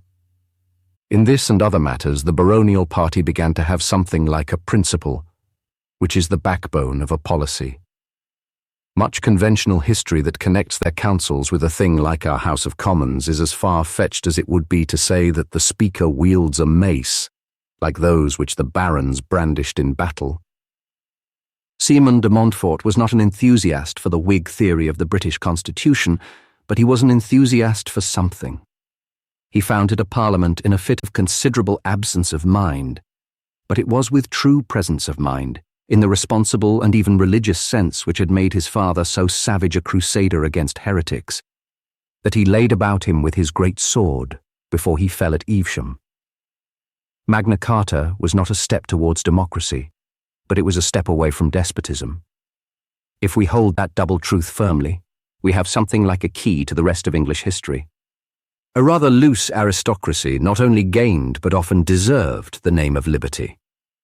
And the history of the English can be most briefly summarized by taking the French motto of liberty, equality, and fraternity, and noting that the English have sincerely loved the first and lost the other two. In the contemporary complication, much could be urged both for the crown and the new and more national rally of the nobility. But it was a complication, whereas a miracle is a plain matter that any man can understand. The possibilities or impossibilities of St. Thomas Becket were left a riddle for history. The white flame of his audacious theocracy was frustrated, and his work cut short like a fairy tale left untold. But his memory passed into the care of the common people, and with them he was more active dead than alive, yes, even more busy. In the next chapter, we shall consider what was meant in the Middle Ages by the common people, and how uncommon we should think it today. And in the last chapter we have already seen how in the crusading age the strangest things grew homely, and men fed on travellers' tales when there were no national newspapers.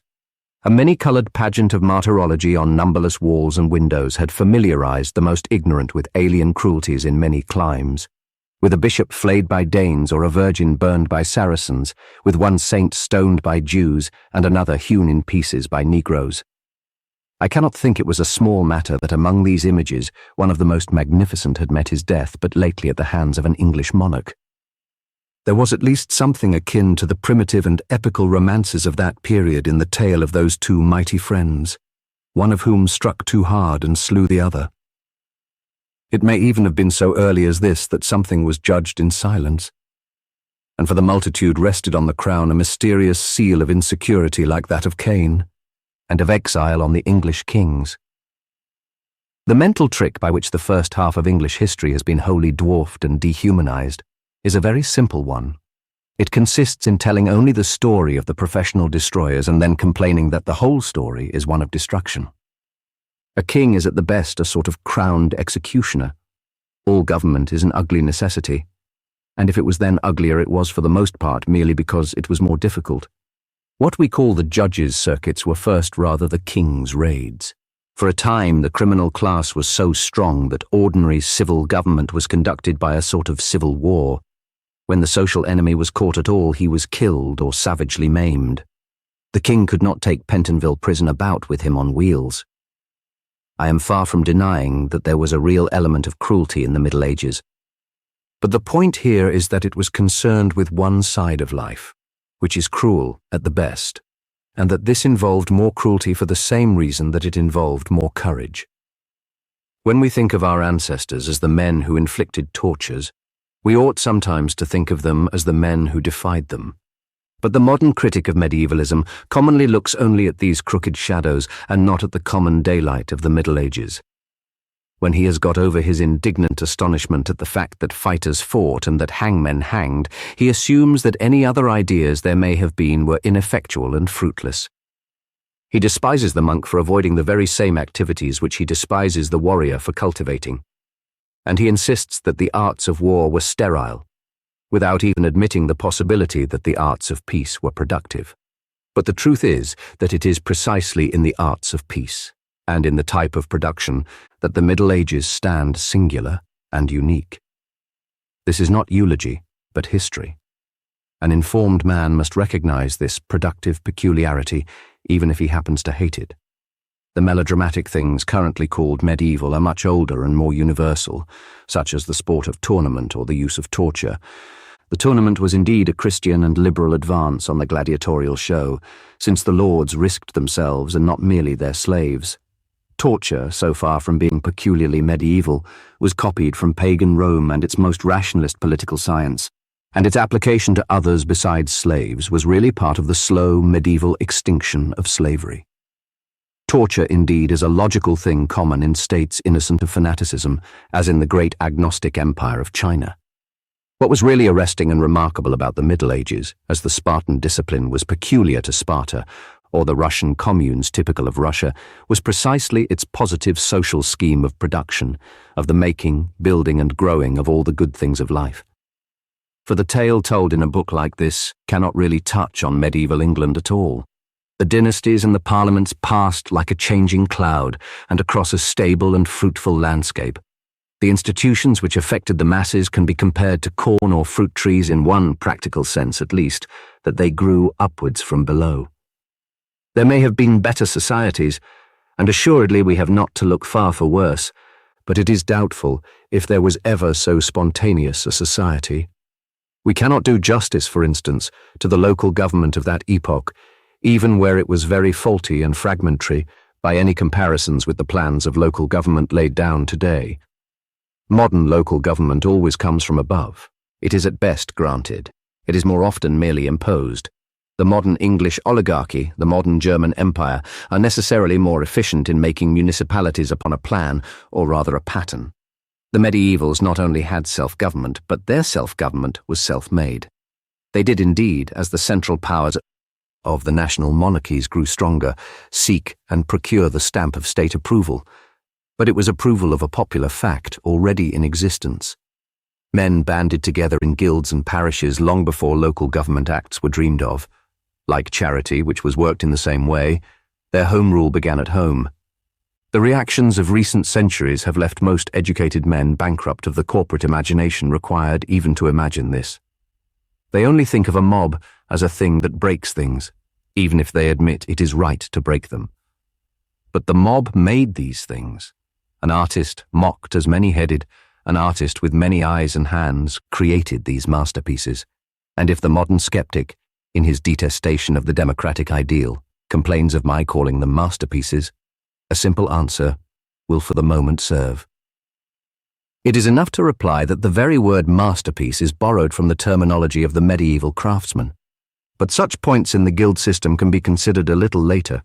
Here we are only concerned with the quite spontaneous springing upwards of all these social institutions, such as they were.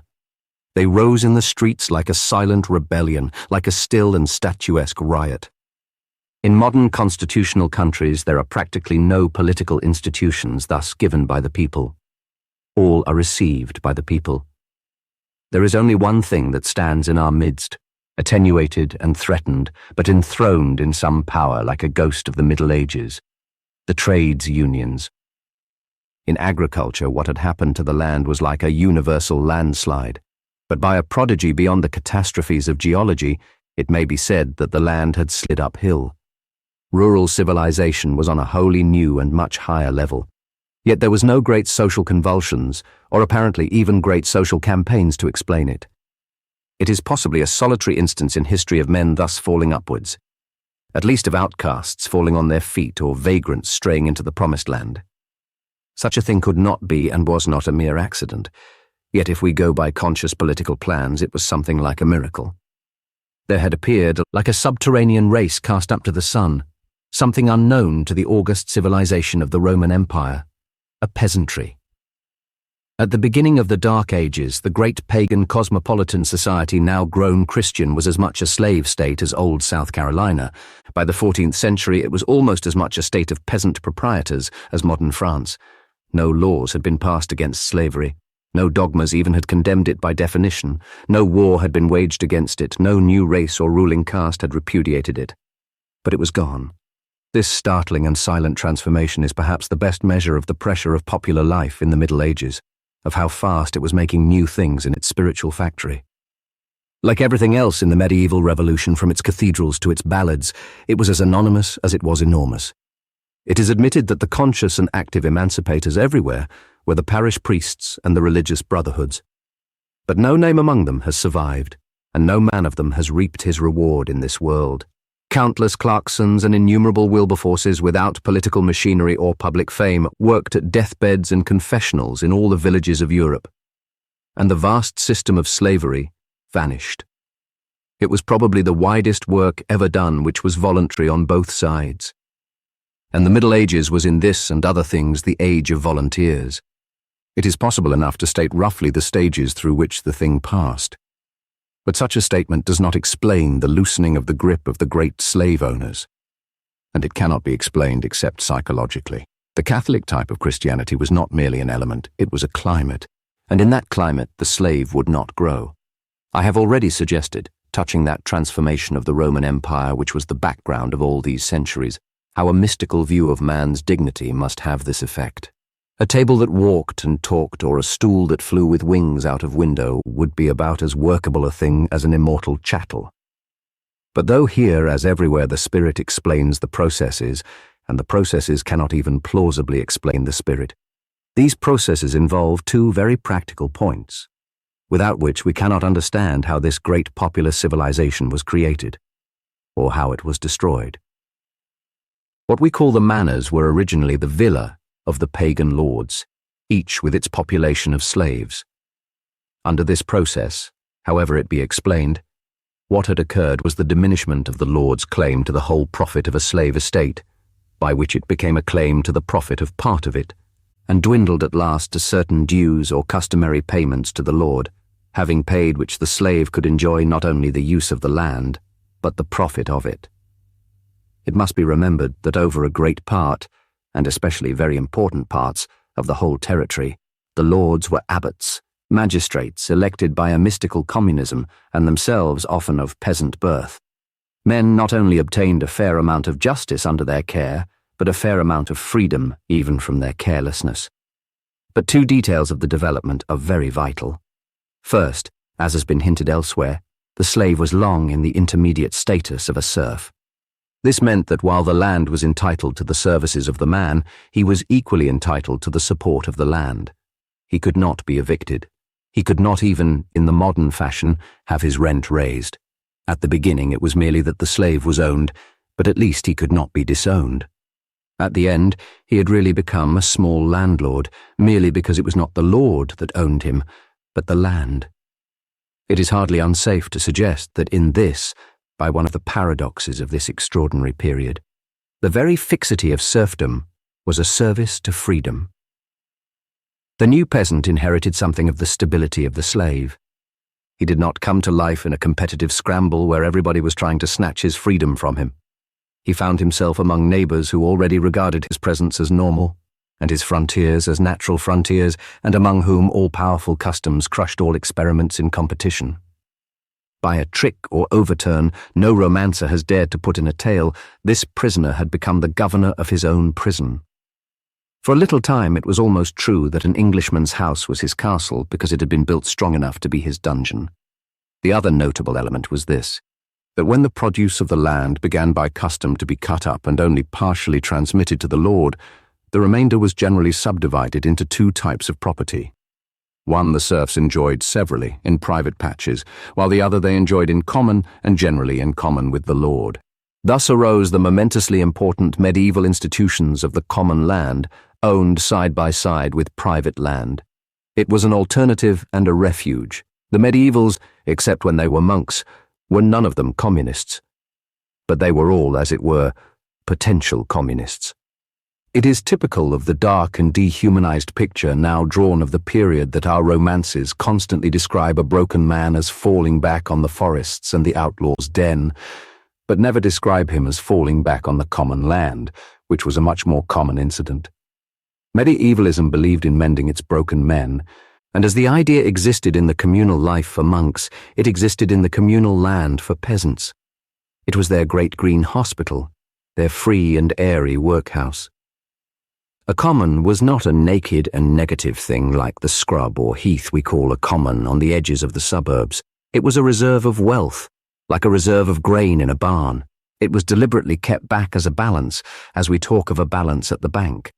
Now these provisions for a healthier distribution of property would by themselves show any man of imagination that a real moral effort had been made towards social justice, that it could not have been mere evolutionary accident that slowly turned the slave into a serf and the serf into a peasant proprietor. But if anybody still thinks that mere blind luck without any groping for the light had somehow brought about the peasant condition in place of the agrarian slave estate, he has only to turn to what was happening in all the other callings and affairs of humanity. Then he will cease to doubt, for he will find the same medieval men busy upon a social scheme which points as plainly in effect to pity and a craving for equality. And it is a system which could no more be produced by accident than one of their cathedrals could be built by an earthquake. Most work beyond the primary work of agriculture was guarded by the egalitarian vigilance of the guilds. It is hard to find any term to measure the distance between this system and modern society. One can only approach it first by the faint traces it has left. Our daily life is littered with the debris of the Middle Ages, especially of dead words which no longer carry their meaning. I have already suggested one example. We hardly call up the picture of a return to Christian communism whenever we mention Wimbledon Common. This truth descends to such trifles as the titles which we write on letters and postcards. The puzzling and truncated monosyllable Esquire is a pathetic relic of a remote evolution from chivalry to snobbery. No two historic things could well be more different than an esquire and a squire. The first was above all things an incomplete and probationary position, the tadpole of knighthood. The second is above all things a complete and assured position, the status of the owners and rulers of rural England throughout recent centuries. Our esquires did not win their estates till they had given up any particular fancy for winning their spurs. Esquire does not mean squire, and esquire does not mean anything. But it remains on our letters, a little wriggle in pen and ink, and an indecipherable hieroglyph twisted by the strange turns of our history, which have turned a military discipline into a pacific oligarchy, and that into a mere plutocracy at last. And there are similar historic riddles to be unpicked in the similar forms of social address. There is something singularly forlorn about the modern word Mr. Even in sound it has a simpering feebleness which marks the shrivelling of the strong word from which it came. Nor indeed is the symbol of the mere sound inaccurate. I remember seeing a German story of Samson, in which he bore the unassuming name of Simson, which surely shows Samson very much shorn. There is something of the same dismal diminuendo in the evolution of a master into a mister. The very vital importance of the word master is this. A guild was, very broadly speaking, a trade union in which every man was his own employer. That is, a man could not work at any trade unless he would join the league and accept the laws of that trade. But he worked in his own shop with his own tools, and the whole profit went to himself. But the word employer marks a modern deficiency which makes the modern use of the word master quite inexact. A master meant something quite other and greater than a boss. It meant a master of the work, where it now means only a master of the workman. It is an elementary character of capitalism that a shipowner need not know the right end of a ship, or a landowner have even seen the landscape, that the owner of a gold mine may be interested in nothing but old pewter, or the owner of a railway travel exclusively in balloons. He may be a more successful capitalist if he has a hobby of his own business, He is often a more successful capitalist if he has the sense to leave it to a manager.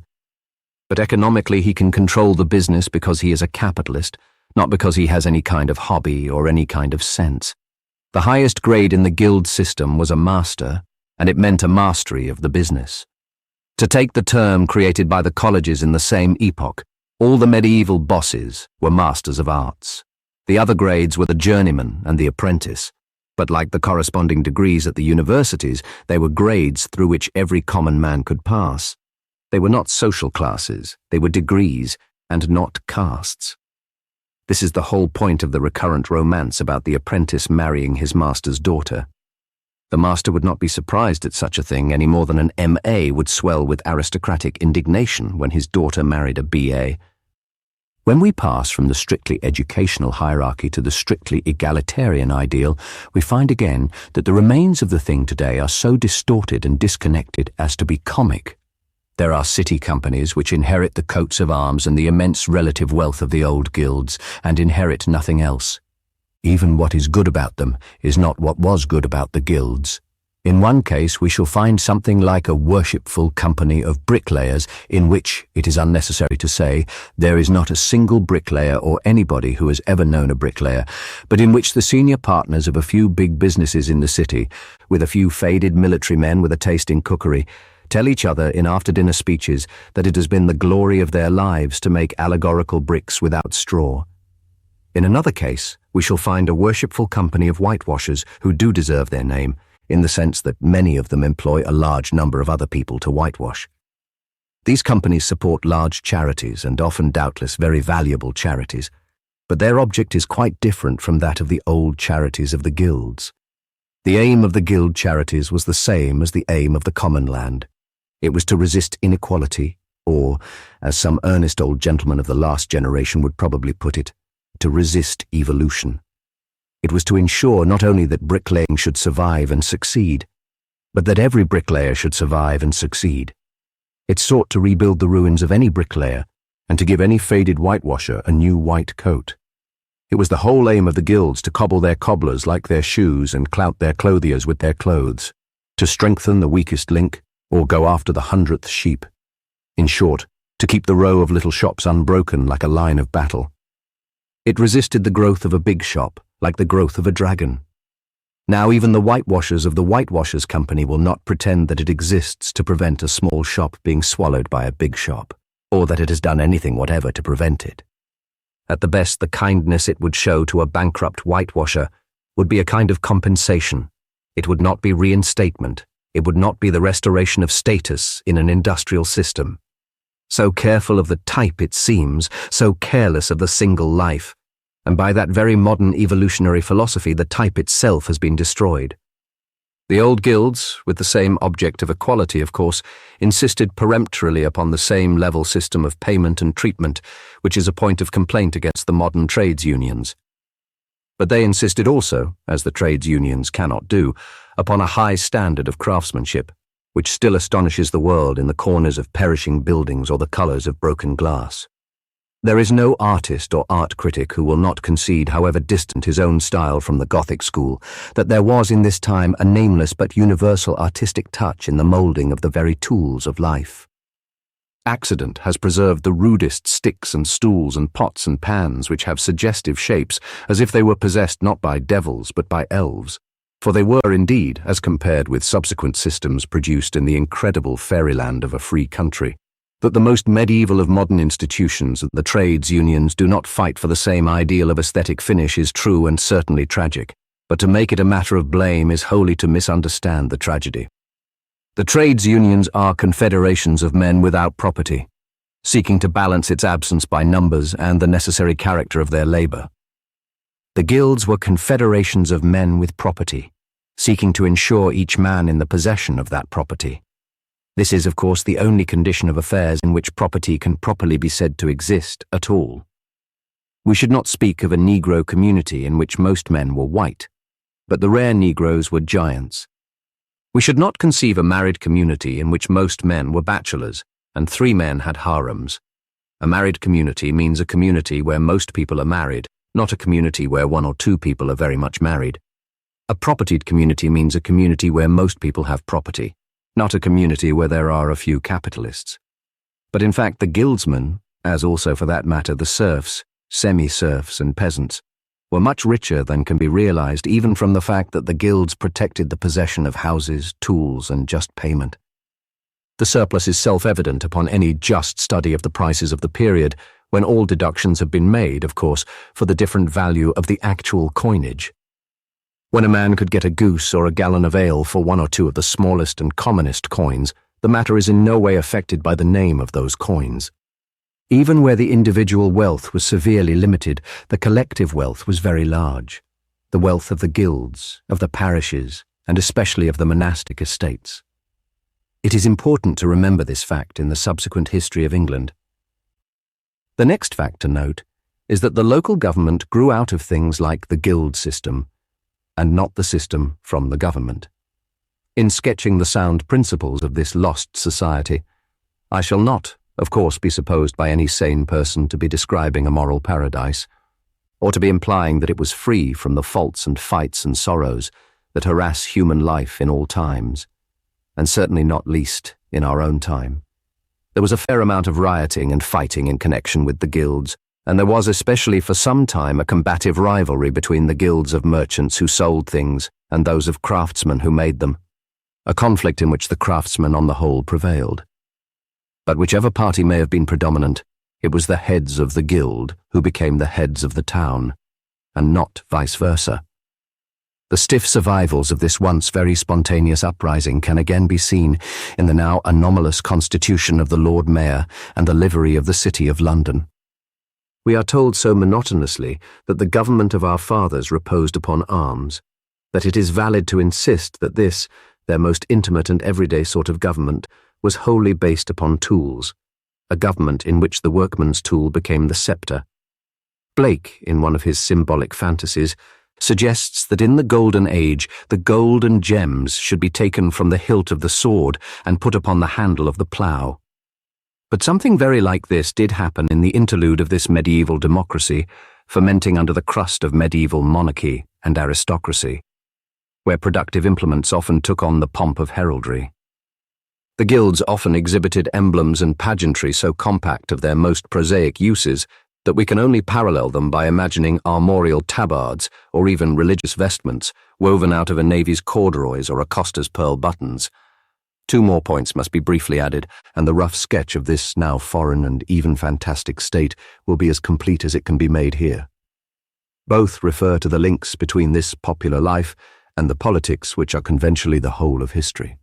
The first, and for that age the most evident, is the Charter. To recur once more to the parallel of trades unions, as convenient for the casual reader of today, the charter of a guild roughly corresponded to that recognition for which the railwaymen and other trades unionists asked some years ago, without success. By this they had the authority of the king, the central or national government, and this was of great moral weight with medievals, who always conceived of freedom as a positive status, not as a negative escape. They had none of the modern romanticism which makes liberty akin to loneliness. Their view remains in the phrase about giving a man the freedom of a city. They had no desire to give him the freedom of a wilderness. To say that they had also the authority of the church is something of an understatement, for religion ran like a rich thread through the rude tapestry of these popular things while they were still merely popular, and many a trade society must have had a patron saint long before it had a royal seal. The other point is that it was from these municipal groups already in existence that the first men were chosen for the largest and perhaps the last of the great medieval experiments, the Parliament. We have all read at school that Simon de Montfort and Edward I, when they first summoned commons to council, chiefly as advisers on local taxation, called 2 burgesses from every town. If we had read a little more closely, those simple words would have given away the whole secret of the lost medieval civilization. We had only to ask what burgesses were and whether they grew on trees. We should immediately have discovered that England was full of little parliaments, out of which the great parliament was made. And if it be a matter of wonder that the Great Council, still called in quaint archaism by its old title of the House of Commons, is the only one of these popular or elective corporations of which we hear much in our books of history. The explanation, I fear, is simple and a little sad. It is that the Parliament was the one among these medieval creations which ultimately consented to betray and to destroy the rest. If anyone wishes to know what we mean when we say that Christendom was and is one culture or one civilization, there is a rough but plain way of putting it. It is by asking what is the most common, or rather the most commonplace, of all the uses of the word Christian. There is, of course, the highest use of all, but it has nowadays many other uses. Sometimes a Christian means an evangelical. Sometimes, and more recently, a Christian means a Quaker. Sometimes a Christian means a modest person who believes that he bears a resemblance to Christ. But it has long had one meaning in casual speech among common people, and it means a culture or a civilization. Ben Gunn on Treasure Island did not actually say to Jim Hawkins, "I feel myself out of touch with a certain type of civilization." But he did say, "I haven't tasted Christian food." The old wives in a village looking at a lady with short hair and trousers do not indeed say, "We perceive a divergence between her culture and our own." But they do say, "Why can't she dress like a Christian?" That the sentiment has thus soaked down to the simplest and even stupidest daily talk is but one evidence that Christendom was a very real thing, but it was also, as we have seen, a very localized thing, especially in the Middle Ages. And that very lively localism the Christian faith and affections encouraged led at last to an excessive and exclusive parochialism. There were rival shrines of the same saint, and a sort of duel between two statues of the same divinity. By a process it is now our difficult duty to follow, a real estrangement between European peoples began. Men began to feel that foreigners did not eat or drink like Christians, and even, when the philosophic schism came, to doubt if they were Christians. There was indeed much more than this involved. While the internal structure of medievalism was thus parochial and largely popular, in the greater affairs and especially the external affairs, such as peace and war, most, though by no means all, of what was medieval was monarchical. To see what the kings came to mean, we must glance back at the great background as of darkness and daybreak, against which the first figures of our history have already appeared. That background was the war with the barbarians. While it lasted, Christendom was not only one nation but more like one city, and a besieged city. Wessex was but one wall, or Paris one tower of it, and in one tongue and spirit Bede might have chronicled the siege of Paris, or Abbo sung the song of Alfred. What followed was a conquest and a conversion. All the end of the Dark Ages and the dawn of medievalism is full of the evangelizing of barbarism, and it is the paradox of the Crusades that though the Saracen was superficially more civilized than the Christian, it was a sound instinct which saw him also to be in spirit a destroyer. In the simpler case of northern heathenry, the civilization spread with a simpler progress. But it was not till the end of the Middle Ages and close on the Reformation that the people of Prussia, the wild land lying beyond Germany, were baptized at all. A flippant person, if he permitted himself a profane confusion with vaccination, might almost be inclined to suggest that for some reason it didn't take even then. The barbarian peril was thus brought under bit by bit, and even in the case of Islam, the alien power which could not be crushed was evidently curbed. The Crusades became hopeless, but they also became needless. As these fears faded, the princes of Europe who had come together to face them were left facing each other.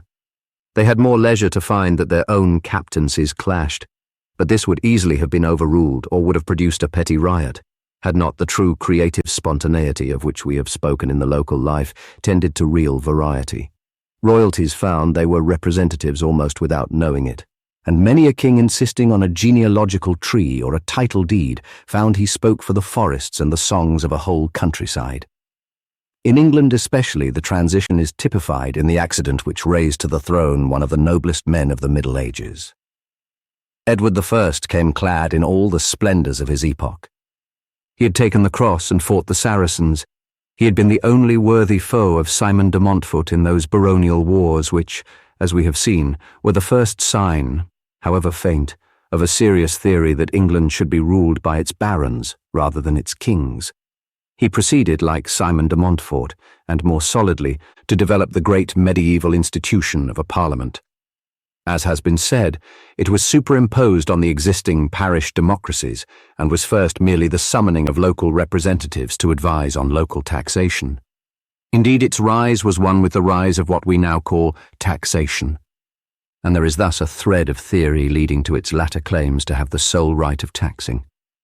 But in the beginning, it was an instrument of the most equitable kings, and notably an instrument of Edward I. He often quarrelled with his parliaments and may sometimes have displeased his people, which has never been at all the same thing. But on the whole, he was supremely the representative sovereign. In this connection, one curious and difficult question may be considered here, though it marks the end of a story that began with the Norman conquest. It is pretty certain that he was never more truly a representative king, one might say a republican king, than in the fact that he expelled the Jews. The problem is so much misunderstood and mixed with notions of a stupid spite against a gifted and historic race as such, that we must pause for a paragraph upon it. The Jews in the Middle Ages were as powerful as they were unpopular. They were the capitalists of the age, the men with wealth, banked, ready for use. It is very tenable that in this way they were useful. It is certain that in this way they were used. It is also quite fair to say that in this way they were ill-used. The ill-usage was not indeed that suggested at random in romances, which mostly revolve on the one idea that their teeth were pulled out. Those who know this as a story about King John generally do not know the rather important fact that it was a story against King John. It is probably doubtful. It was only insisted on as exceptional. And it was, by that very insistence, obviously regarded as disreputable. But the real unfairness of the Jews' position was deeper and more distressing to a sensitive and highly civilized people.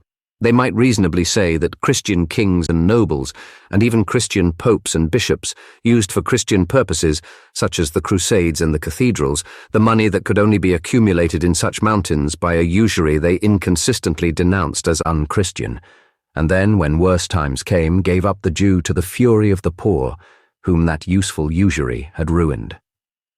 That was the real case for the Jew, and no doubt he really felt himself oppressed. Unfortunately, it was the case for the Christians that they, with at least equal reason, felt him as the oppressor. And that mutual charge of tyranny is the Semitic trouble in all times. It is certain that in popular sentiment, this anti-Semitism was not excused as uncharitableness, but simply regarded as charity.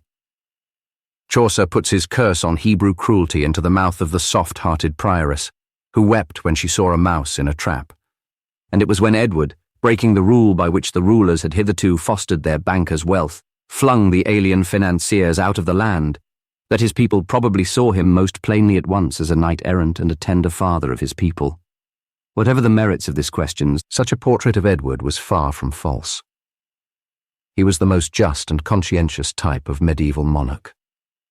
And it is exactly this fact that brings into relief the new force which was to cross his path, and in strife with which he died. While he was just, he was also eminently legal, and it must be remembered, if we would not merely read back ourselves into the past, that much of the dispute of the time was legal. The adjustment of dynastic and feudal differences not yet felt to be anything else. In this spirit, Edward was asked to arbitrate by the rival claimants to the Scottish crown, and in this sense he seems to have arbitrated quite honestly. But his legal, or, as some would say, pedantic mind made the proviso that the Scottish king as such was already under his suzerainty, and he probably never understood the spirit he called up against him, for that spirit had as yet no name. We call it today nationalism. Scotland resisted, and the adventures of an outlawed knight named Wallace soon furnished it with one of those legends which are more important than history. In a way that was then at least equally practical, the Catholic priests of Scotland became especially the patriotic and anti-English party, as indeed they remained even throughout the Reformation. Wallace was defeated and executed, but the heather was already on fire, and the espousal of the new national cause by one of Edward's own knights named Bruce seemed to the old king a mere betrayal of feudal equity. He died in a final fury at the head of a new invasion upon the very border of Scotland. With his last words, the great king commanded that his bones should be borne in front of the battle, and the bones, which were of gigantic size, were eventually buried with the epitaph, Here lies Edward the Tall, who was the hammer of the Scots. It was a true epitaph, but in a sense exactly opposite to its intention. He was their hammer, but he did not break but make them, for he smote them on an anvil and he forged them into a sword. That coincidence or course of events which must often be remarked in this story, by which, for whatever reason, our most powerful kings did not somehow leave their power secure, showed itself in the next reign, when the baronial quarrels were resumed and the northern kingdom under Bruce cut itself finally free by the stroke of Bannockburn. Otherwise, the reign is a mere interlude, and it is with the succeeding one that we find the new national tendency yet further developed. The great French wars, in which England won so much glory, were opened by Edward III and grew more and more nationalist. But even to feel the transition of the time, we must first realize that the third Edward made as strictly legal and dynastic a claim to France as the first Edward had made to Scotland. The claim was far weaker in substance, but it was equally conventional in form. He thought, or said, he had a claim on a kingdom, as a squire might say he had a claim on an estate. Superficially, it was an affair for the English and French lawyers. To read into this that the people were sheep bought and sold is to misunderstand all medieval history. Sheep have no trade union.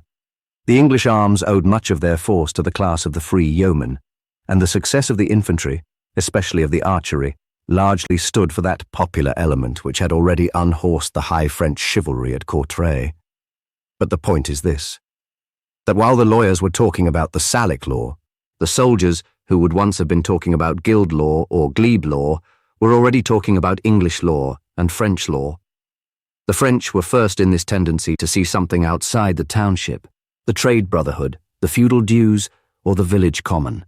The whole history of the change can be seen in the fact that the French had early begun to call the nation the Greater Land. France was the first of nations, and has remained the norm of nations, the only one which is a nation and nothing else.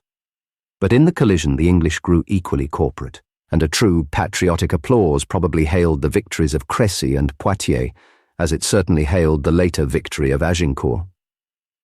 The latter did not indeed occur until after an interval of internal revolutions in England, which will be considered on a later page. But as regards the growth of nationalism, the French wars were continuous, and the English tradition that followed after Agincourt was continuous also. It is embodied in rude and spirited ballads before the great Elizabethans. The Henry V of Shakespeare is not indeed the Henry V of history, yet he is more historic. He is not only a saner and more genial, but a more important person. For the tradition of the whole adventure was not that of Henry, but of the populace who turned Henry into Harry. There were 1,000 Harrys in the army at Agincourt, and not one. For the figure that Shakespeare framed out of the legends of the great victory is largely the figure that all men saw as the Englishman of the Middle Ages. He did not really talk in poetry, like Shakespeare's hero, but he would have liked to. Not being able to do so, he sang, and the English people principally appear in contemporary impressions as the singing people. They were evidently not only expansive but exaggerative, and perhaps it was not only in battle that they drew the long bow. That fine farcical imagery which has descended to the comic songs and common speech of the English poor even today, had its happy infancy when England thus became a nation. Though the modern poor, under the pressure of economic progress, have partly lost the gaiety and kept only the humour. But in that early April of patriotism, the new unity of the state still sat lightly upon them.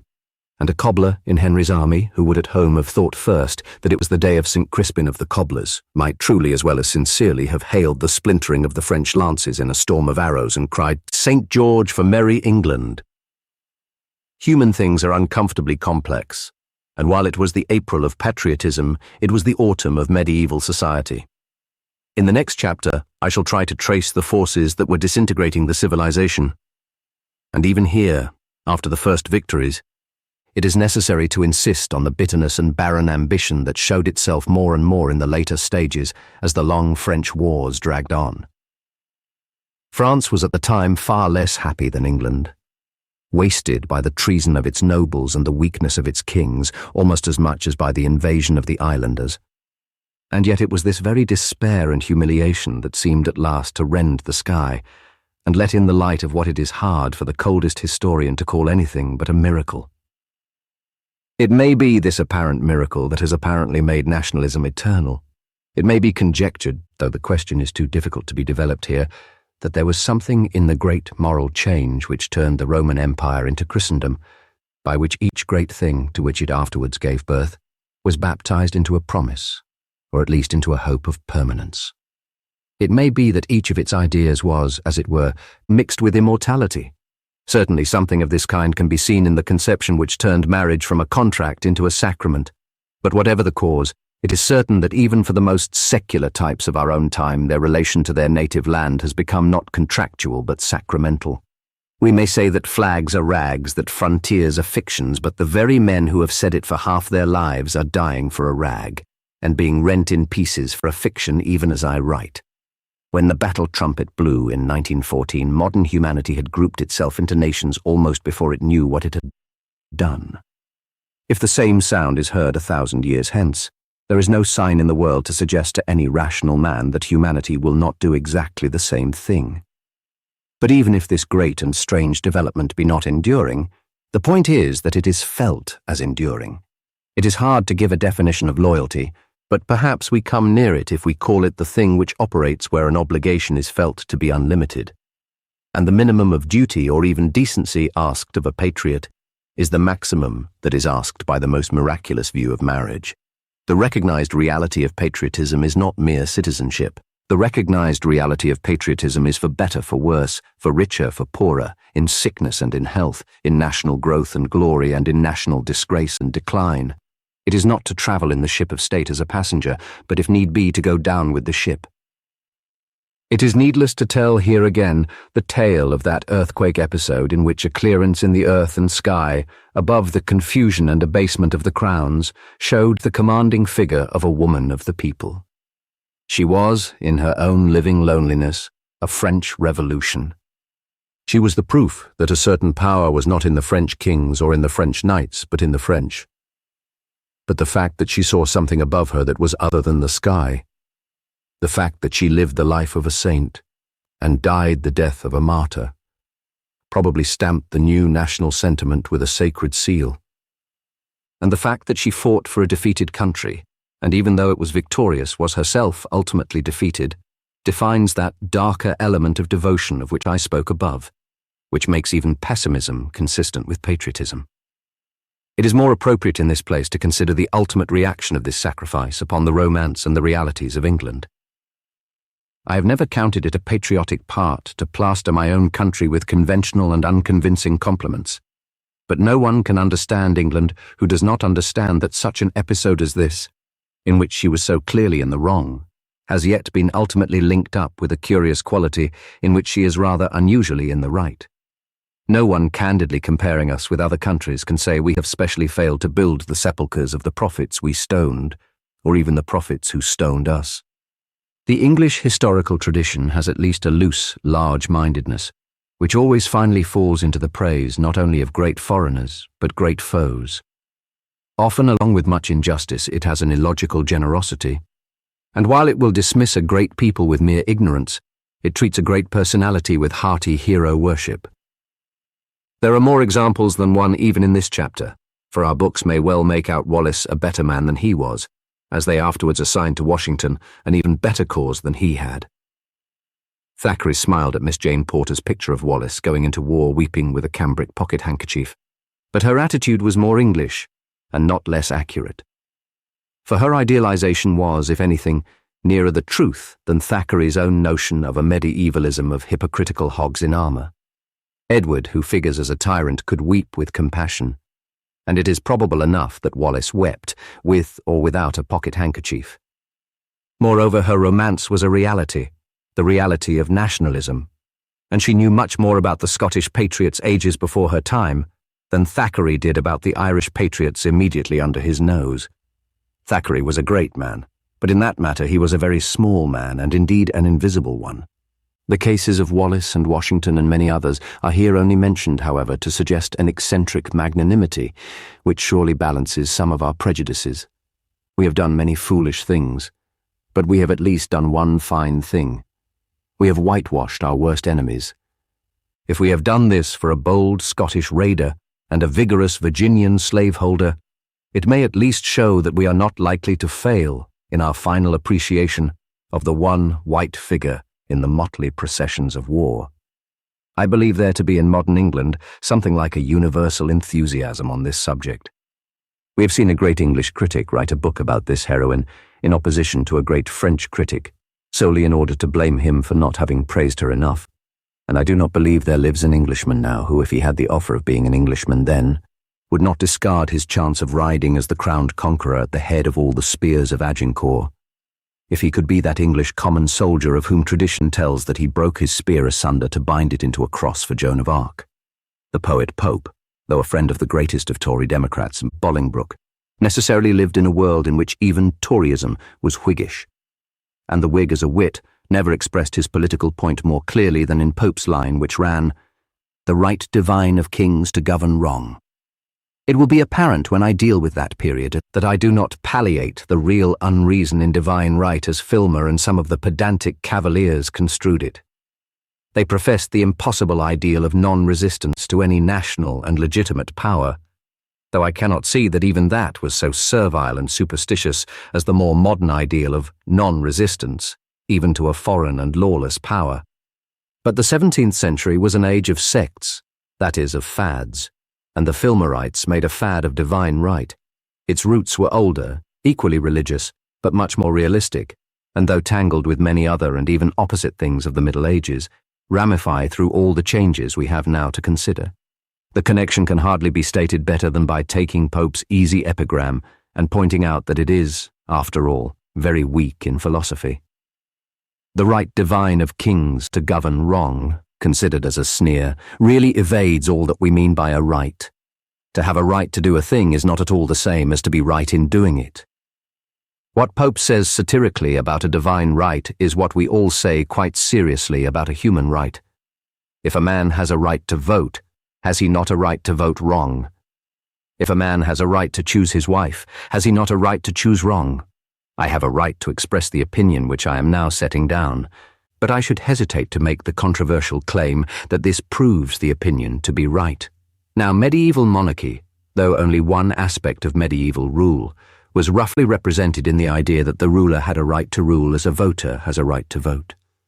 He might govern wrong, but unless he governed horribly and extravagantly wrong, he retained his position of right, as a private man retains his right to marriage and locomotion unless he goes horribly and extravagantly off his head. It was not really even so simple as this, for the Middle Ages were not, as it is often the fashion to fancy, under a single and steely discipline. They were very controversial, and therefore very complex.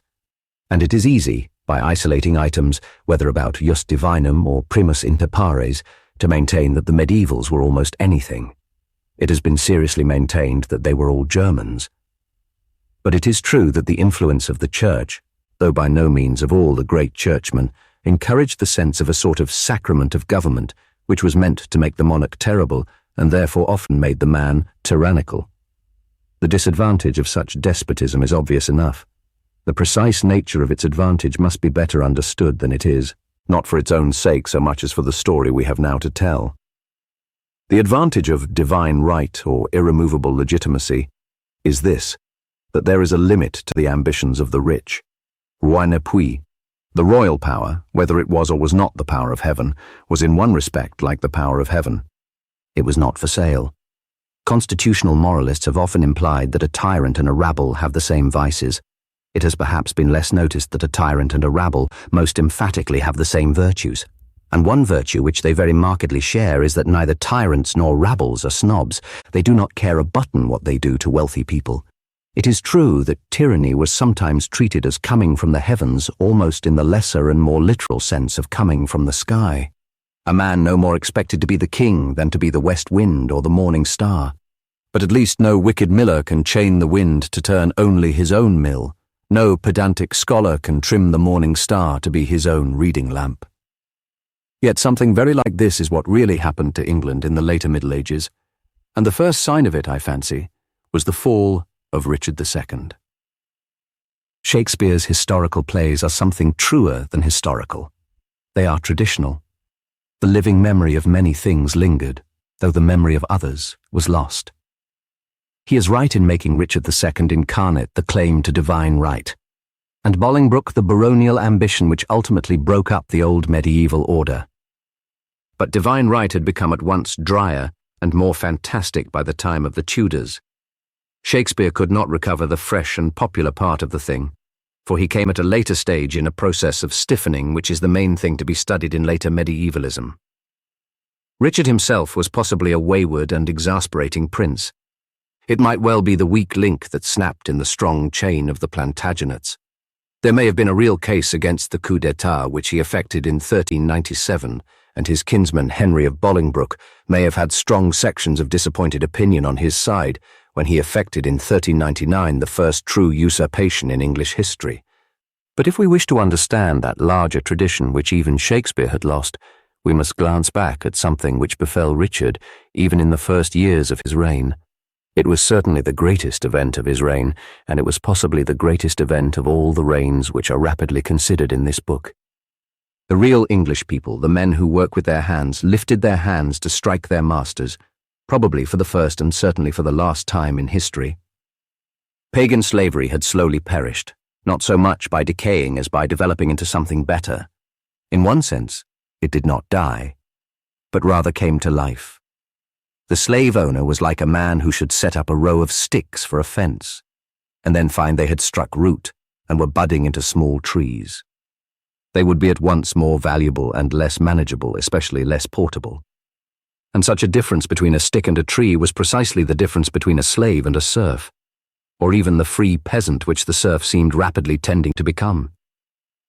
It was, in the best sense of a battered phrase, a social evolution, and it had the great evil of one. The evil was that while it was essentially orderly, it was still, literally, lawless. That is, the emancipation of the commons had already advanced very far, but it had not yet advanced far enough to be embodied in a law. The custom was unwritten, like the British Constitution and, like that evolutionary, not to say evasive entity, could always be overridden by the rich, who now drive their great coaches through Acts of Parliament. The new peasant was still legally a slave, and was to learn it by one of those turns of fortune which confound a foolish faith in the common sense of unwritten constitutions. The French wars gradually grew to be almost as much of a scourge to England as they were to France. England was despoiled by her own victories. Luxury and poverty increased at the extremes of society, and by a process more proper to an ensuing chapter, the balance of the better medievalism was lost. Finally, a furious plague called the Black Death burst like a blast on the land, thinning the population and throwing the work of the world into ruin. There was a shortage of labor, a difficulty of getting luxuries, and the great lords did what one would expect them to do. They became lawyers and upholders of the letter of the law. They appealed to a rule already nearly obsolete, to drive the serf back to the more direct servitude of the Dark Ages. They announced their decision to the people, and the people rose in arms. The two dramatic stories which connect Wat Tyler doubtfully with the beginning and definitely with the end of the revolt are far from unimportant, despite the desire of our present prosaic historians to pretend that all dramatic stories are unimportant. The tale of Tyler's first blow is significant in the sense that it is not only dramatic, but domestic. It avenged an insult to the family and made the legend of the whole riot, whatever its incidental indecencies, a sort of demonstration on behalf of decency. This is important, for the dignity of the poor is almost unmeaning in modern debates, and an inspector need only bring a printed form and a few long words to do the same thing without having his head broken. The occasion of the protest, and the form which the feudal reaction had first taken, was a poll tax. But this was but a part of a general process of pressing the population to servile labor, which fully explains the ferocious language held by the government after the rising had failed. The language in which it threatened to make the state of the serf more servile than before. The facts attending the failure in question are less in dispute. The medieval populace showed considerable military energy and cooperation, stormed its way to London, and was met outside the city by a company containing the king and the Lord Mayor, who were forced to consent to a parley. The treacherous stabbing of Tyler by the mayor gave the signal for battle and massacre on the spot. The peasants closed in, roaring, "They have killed our leader!" When a strange thing happened.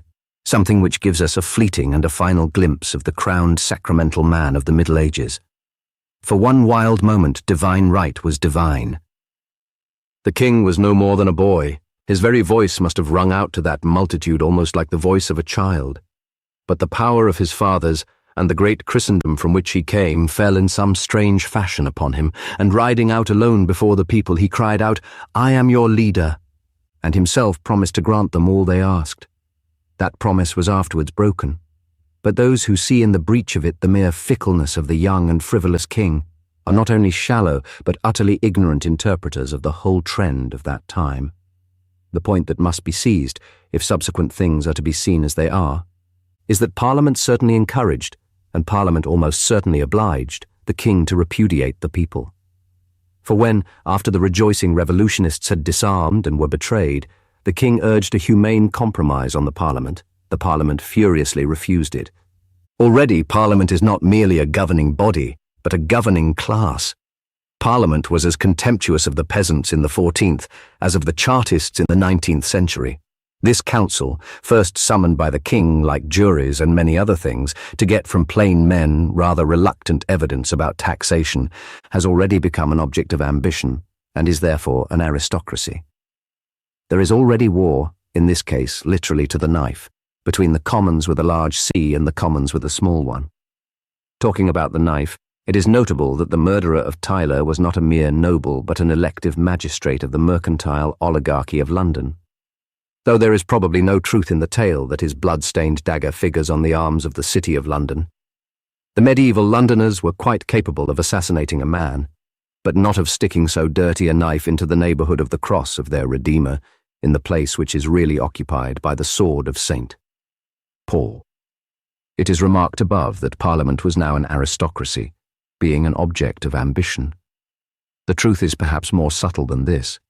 But if ever men yearn to serve on juries, we may probably guess that juries are no longer popular. Anyhow, this must be kept in mind, as against the opposite idea of the jus divinum, or fixed authority, if we would appreciate the fall of Richard. If the thing which dethroned him was a rebellion, it was a rebellion of the Parliament, of the thing that had just proved much more pitiless than he towards a rebellion of the people. But this is not the main point. The point is that by the removal of Richard, a step above the Parliament became possible for the first time. The transition was tremendous. The crown became an object of ambition. That which one could snatch, another could snatch from him. That which the House of Lancaster held merely by force, the House of York could take from it by force. The spell of an undethronable thing seated out of reach was broken, and for 3 unhappy generations, adventurers strove and stumbled on a stairway slippery with blood, above which was something new in the medieval imagination, an empty throne. It is obvious that the insecurity of the Lancastrian usurper, largely because he was a usurper, is the clue to many things, some of which we should now call good, some bad, all of which we should probably call good or bad, with the excessive facility with which we dismiss distant things. It led the Lancastrian house to lean on Parliament, which was the mixed matter we have already seen. It may have been in some ways good for the monarchy, to be checked and challenged by an institution which at least kept something of the old freshness and freedom of speech. It was almost certainly bad for the Parliament, making it yet more the ally of the mere ambitious noble of which we shall see much later. It also led the Lancastrian house to lean on patriotism, which was perhaps more popular, to make English the tongue of the court for the first time, and to reopen the French wars with the fine flag-waving of Agincourt. It led it again to lean on the church, or rather perhaps on the higher clergy, and that in the least worthy aspect of clericalism. A certain morbidity which more and more darkened the end of medievalism showed itself in new and more careful cruelties against the last crop of heresies. A slight knowledge of the philosophy of these heresies will lend little support to the notion that they were in themselves prophetic of the Reformation. It is hard to see how anybody can call Wycliffe a Protestant unless he calls Pelagius or Arius a Protestant. And if John Ball was a reformer, Latimer was not a reformer. But though the new heresies did not even hint at the beginning of English Protestantism, they did perhaps hint at the end of English Catholicism. Cobham did not light a candle to be handed on to nonconformist chapels, but Arundel did light a torch and put it to his own church. such real unpopularity as did in time attach to the old religious system, and which afterwards became a true national tradition against Mary, was doubtless started by the diseased energy of these 15th century bishops. Persecution can be a philosophy, and a defensible philosophy, but with some of these men, persecution was rather a perversion. Across the Channel, one of them was presiding at the trial of Joan of Arc. But this perversion, this diseased energy, is the power in all the epoch that follows the fall of Richard II, and especially in those feuds that found so ironic an imagery in English roses and thorns. The foreshortening of such a backward glance as this book can alone claim to be forbids any entrance into the military mazes of the wars of York and Lancaster, or any attempt to follow the thrilling recoveries and revenges which filled the lives of Warwick the Kingmaker and the warlike widow of Henry V. The rivals were not indeed, as is sometimes exaggeratively implied, fighting for nothing, or even like the lion and the unicorn, merely fighting for the crown. The shadow of a moral difference can still be traced even in that stormy twilight of a heroic time. But when we have said that Lancaster stood, on the whole, for the new notion of a king propped by parliaments and powerful bishops, and York, on the whole, for the remains of the older idea of a king who permits nothing to come between him and his people, we have said everything of permanent political interest that could be traced by counting all the bows of Barnet or all the lances of Tewkesbury. But this truth, that there was something which can only vaguely be called Tory about the Yorkists, has at least one interest, that it lends a justifiable romance to the last and most remarkable figure of the fighting House of York, with whose fall the Wars of the Roses ended. If we desire at all to catch the strange colours of the sunset of the Middle Ages, to see what had changed yet not wholly killed chivalry, there is no better study than the riddle of Richard III. Of course, scarcely a line of him was like the caricature with which his much meaner successor placarded the world when he was dead. He was not even a hunchback. He had one shoulder slightly higher than the other, probably the effect of his furious swordsmanship on a naturally slender and sensitive frame. Yet his soul, if not his body, haunts us somehow as the crooked shadow of a straight knight of better days. He was not an ogre shedding rivers of blood. Some of the men he executed deserved it as much as any men of that wicked time. And even the tale of his murdered nephews is not certain, and is told by those who also tell us he was born with tusks, and was originally covered with hair. Yet a crimson cloud cannot be dispelled from his memory, and as so tainted is the very air of that time with carnage, that we cannot say he was incapable even of the things of which he may have been innocent. Whether or no he was a good man, he was apparently a good king, and even a popular one, yet we think of him vaguely and not, I fancy, untruly, as on sufferance. He anticipated the Renaissance in an abnormal enthusiasm for art and music, and he seems to have held to the old paths of religion and charity. He did not pluck perpetually at his sword and dagger, because his only pleasure was in cutting throats. He probably did it because he was nervous. It was the age of our first portrait painting, and a fine contemporary portrait of him throws a more plausible light on this particular detail, for it shows him touching, and probably twisting, a ring on his finger, the very act of a high-strung personality who would also fidget with a dagger, and in his face, as they're painted, we can study all that has made it worthwhile to pause so long upon his name, an atmosphere very different from everything before and after. The face has a remarkable intellectual beauty, but there is something else on the face that is hardly in itself either good or evil, and that thing is death. The death of an epoch, the death of a great civilization, the death of something which once sang to the sun in the canticle of St. Francis and sailed to the ends of the earth in the ships of the First Crusade, but which in peace wearied and turned its weapons inwards, wounded its own brethren, broke its own loyalties, gambled for the crown, and grew feverish even about the creed, and has this one grace among its dying virtues, that its valour is the last to die. But whatever else may have been bad or good about Richard of Gloucester, there was a touch about him which makes him truly the last of the medieval kings. It is expressed in the one word which he cried aloud as he struck down foe after foe in the last charge at Bosworth: treason. For him, as for the first Norman kings, treason was the same as treachery, and in this case at least it was the same as treachery. When his nobles deserted him before the battle, he did not regard it as a new political combination, but as the sin of false friends and faithless servants. Using his own voice like the trumpet of a herald, he challenged his rival to a fight as personal as that of two paladins of Charlemagne. His rival did not reply, and was not likely to reply. The modern world had begun. The call echoed unanswered down the ages, for since that day, no English king has fought after that fashion. Having slain many, he was himself slain, and his diminished force destroyed. So ended the war of the usurpers, and the last and most doubtful of all the usurpers, a wanderer from the Welsh marches, a knight from nowhere, found the crown of England under a bush of thorn.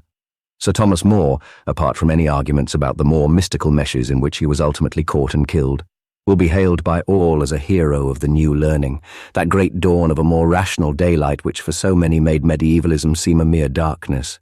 Whatever we think of his appreciation of the Reformation, there will be no dispute about his appreciation of the Renaissance. He was above all things a humanist, and a very human one. He was even in many ways very modern, which some rather erroneously suppose to be the same as being human.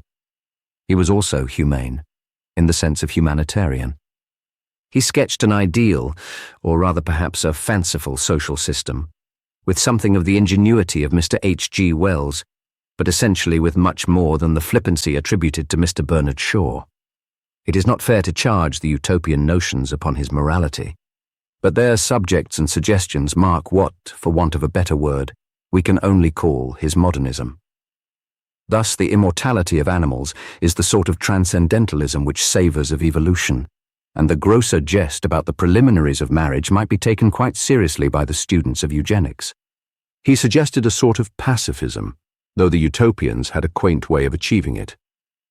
In short, while he was with his friend Erasmus, a satirist of medieval abuses, few would now deny that Protestantism would be too narrow rather than too broad for him. If he was obviously not a Protestant, there are few Protestants who would deny him the name of a reformer, but he was an innovator in things more alluring to modern minds than theology. He was partly what we should call a neo-pagan. His friend Collet summed up that escape from medievalism which might be called the passage from bad Latin to good Greek. In our loose modern debates they are lumped together, but Greek learning was the growth of this time. There had always been a popular Latin, if a dog Latin. It would be nearer the truth to call the medievals bilingual than to call their Latin a dead language. Greek never, of course, became so general a possession. But for the man who got it, it is not too much to say that he felt as if he were in the open air for the first time. Much of this Greek spirit was reflected in More, its universality, its urbanity, its balance of buoyant reason and cool curiosity. It is even probable that he shared some of the excesses and errors of taste which inevitably infected the splendid intellectualism of the reaction against the Middle Ages. We can imagine him thinking gargoyles Gothic, in the sense of barbaric, or even failing to be stirred, as Sidney was, by the trumpet of Chevy Chase. The wealth of the ancient heathen world in wit, loveliness, and civic heroism had so recently been revealed to that generation in its dazzling profusion and perfection that it might seem a trifle if they did here and there an injustice to the relics of the Dark Ages. When, therefore, we look at the world with the eyes of More, we are looking from the widest windows of that time, looking over an English landscape seen for the first time very equally in the level light of the sun at morning. For what he saw was England of the Renaissance, England passing from the medieval to the modern. Thus he looked forth and saw many things and said many things. They were all worthy and many witty. But he noted one thing, which is at once a horrible fancy and a homely and practical fact. He who looked over that landscape said, "Sheep are eating men." This singular summary of the great epoch of our emancipation and enlightenment is not the fact usually put first in such very curt historical accounts of it. It has nothing to do with the translation of the Bible, or the character of Henry VIII, or the characters of Henry VIII's wives, or the triangular debates between Henry and Luther and the Pope. It was not popish sheep who were eating Protestant men, or vice versa. Nor did Henry, at any period of his own brief and rather bewildering papacy, have martyrs eaten by lambs as the heathen had them eaten by lions. What was meant, of course, by this picturesque expression was that an intensive type of agriculture was giving way to a very extensive type of pasture. Great spaces of England, which had hitherto been cut up into the commonwealth of a number of farmers, were being laid under the sovereignty of a solitary shepherd. The point has been put, by a touch of epigram rather in the manner of More himself, by Mr. J. Stephen, in a striking essay now, I think, only to be found in the back files of the New Witness. He enunciated the paradox that the very much admired individual who made 2 blades of grass grow instead of 1 was a murderer. In the same article, Mr. Stephen traced the true moral origins of this movement, which led to the growing of so much grass and the murder, or at any rate the destruction, of so much humanity. He traced it, and every true record of that transformation traces it, to the growth of a new refinement, in a sense a more rational refinement, in the governing class. The medieval lord had been, by comparison, a coarse fellow. He had merely lived in the largest kind of farmhouse after the fashion of the largest kind of farmer. He drank wine when he could, but he was quite ready to drink ale, and science had not yet smoothed his paths with petrol. At a time later than this, one of the greatest ladies of England writes to her husband that she cannot come to him because her carriage horses are pulling the plough. In the true Middle Ages, the greatest men were even more rudely hampered, but in the time of Henry VIII, the transformation was beginning. In the next generation, a phrase was common which is one of the keys of the time, and is very much the key to these more ambitious territorial schemes. This or that great lord was said to be Italianate. It meant subtler shapes of beauty, delicate and ductile glass, gold and silver not treated as barbaric stones, but rather as stems, and wreaths of molten metal, mirrors, cards, and such trinkets bearing a load of beauty. It meant the perfection of trifles. It was not, as in popular Gothic craftsmanship, the almost unconscious touch of art upon all necessary things. Rather, it was the pouring of the whole soul of passionately conscious art, especially into unnecessary things. Luxury was made alive with a soul. We must remember this real thirst for beauty, for it is an explanation and an excuse. The old barony had indeed been thinned by the civil wars that closed at Bosworth, and curtailed by the economical and crafty policy of that unkingly king, Henry VII. He was himself a new man, and we shall see the barons largely give place to a whole nobility of new men. But even the older families already had their faces set in the newer direction. Some of them, the Howards for instance, may be said to have figured both as old and new families. In any case, the spirit of the whole upper class can be described as increasingly new. The English aristocracy, which is the chief creation of the Reformation, is undeniably entitled to a certain praise, which is now almost universally regarded as very high praise. It was always progressive. Aristocrats are accused of being proud of their ancestors. It can truly be said that English aristocrats have rather been proud of their descendants. For their descendants they planned huge foundations and piled mountains of wealth. For their descendants they fought for a higher and higher place in the government of the state. For their descendants, above all, they nourished every new science or scheme of social philosophy. They seized the vast economic chances of pasturage, but they also drained the fens. They swept away the priests, but they condescended to the philosophers. As the new Tudor house passes through its generations, a new and more rationalist civilization is being made. Scholars are criticizing authentic texts. Skeptics are discrediting not only popish saints, but pagan philosophers. Specialists are analyzing and rationalizing traditions, and sheep are eating men. We have seen that in the 14th century in England there was a real revolution of the poor. It very nearly succeeded, and I need not conceal the conviction that it would have been the best possible thing for all of us if it had entirely succeeded. If Richard II had really sprung into the saddle of Wat Tyler, or rather if his parliament had not unhorsed him when he had got there, if he had confirmed the fact of the new peasant freedom by some form of royal authority, as it was already common to confirm the fact of the trade unions by the form of a royal charter, our country would probably have had as happy a history as is possible to human nature. The Renaissance, when it came, would have come as popular education and not the culture of a club of aesthetics. The new learning might have been as democratic as the old learning in the old days of medieval Paris and Oxford. The exquisite artistry of the school of Cellini might have been but the highest grade of the craft of a guild.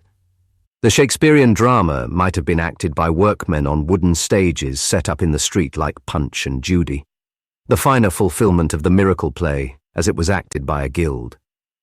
The players need not have been the king's servants, but their own masters. The great Renaissance might have been liberal with its liberal education. If this be a fancy, it is at least one that cannot be disproved. The medieval revolution was too unsuccessful at the beginning for anyone to show that it need have been unsuccessful in the end.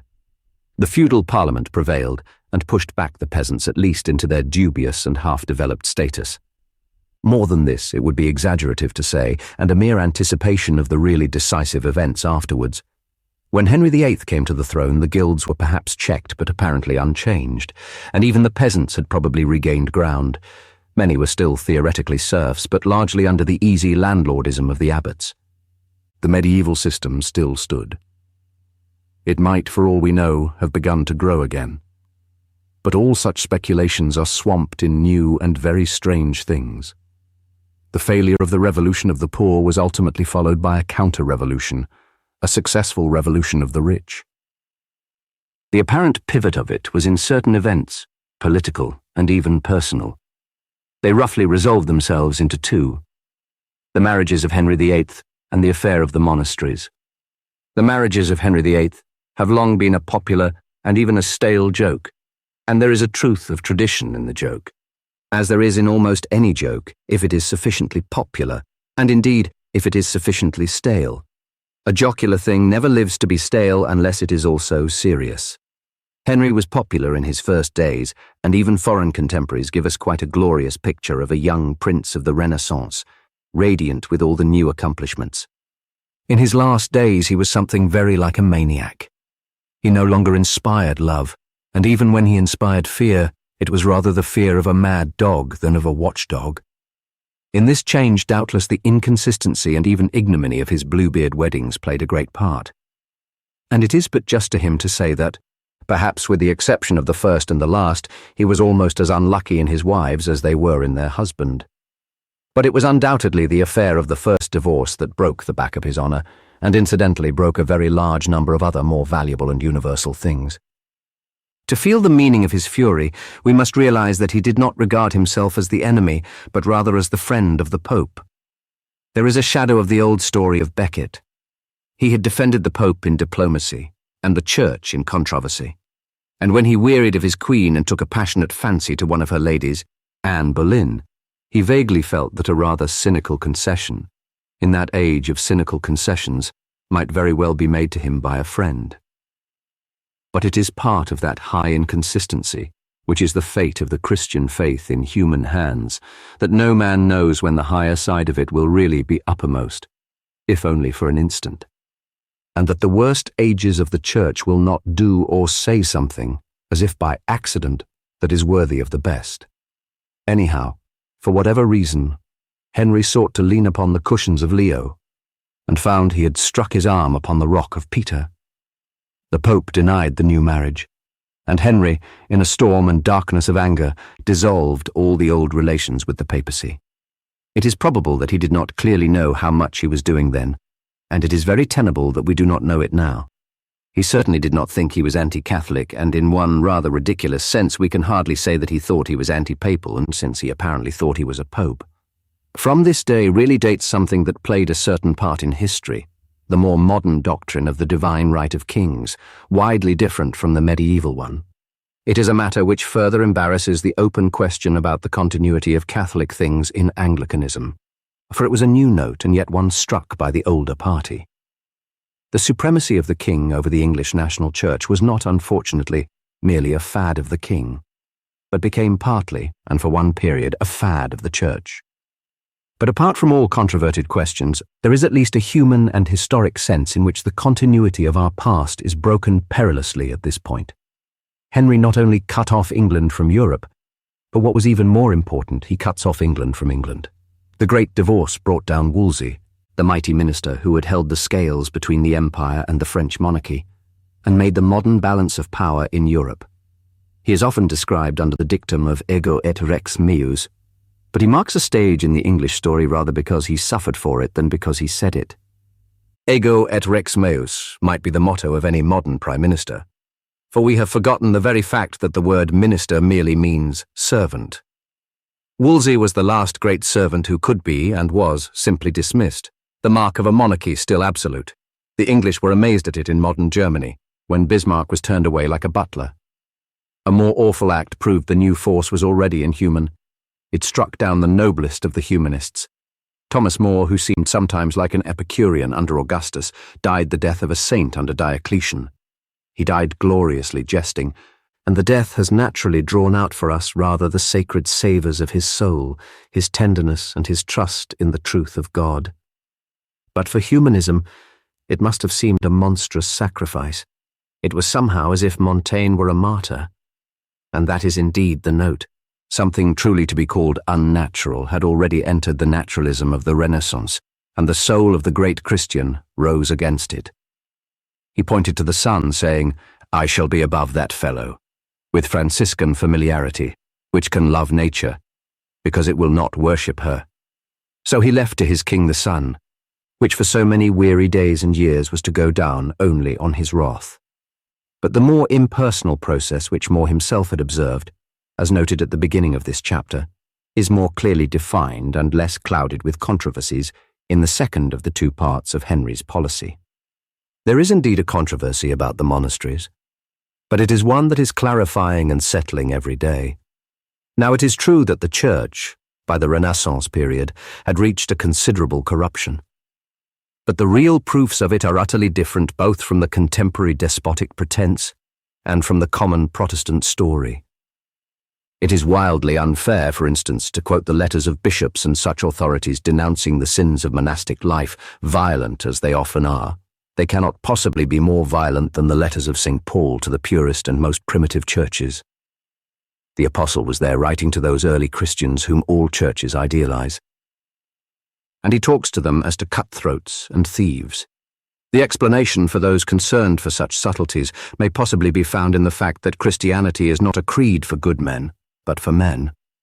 Such letters had been written in all centuries, and even in the 16th century they do not prove so much that there were bad abbots as that there were good bishops. Moreover, even those who profess that the monks were profligates dare not profess that they were oppressors. There is truth in Cobbett's point that where monks were landlords, they did not become rack-renting landlords, and could not become absentee landlords.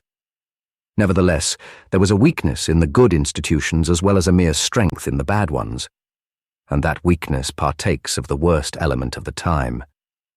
In the fall of good things there is almost always a touch of betrayal from within, and the abbots were destroyed more easily because they did not stand together. They did not stand together because the spirit of the age, which is very often the worst enemy of the age, was the increasing division between rich and poor, and it had partly divided even the rich and poor clergy. And the betrayal came, as it nearly always comes, from that servant of Christ who holds the bag.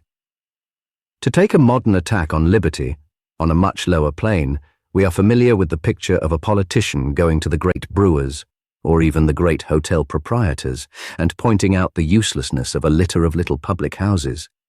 That is what the Tudor politicians did first with the monasteries. They went to the heads of the great houses and proposed the extinction of the small ones.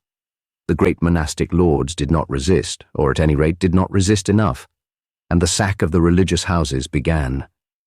But if the lord abbots acted for a moment as lords, that could not excuse them, in the eyes of much greater lords, for having frequently acted as abbots.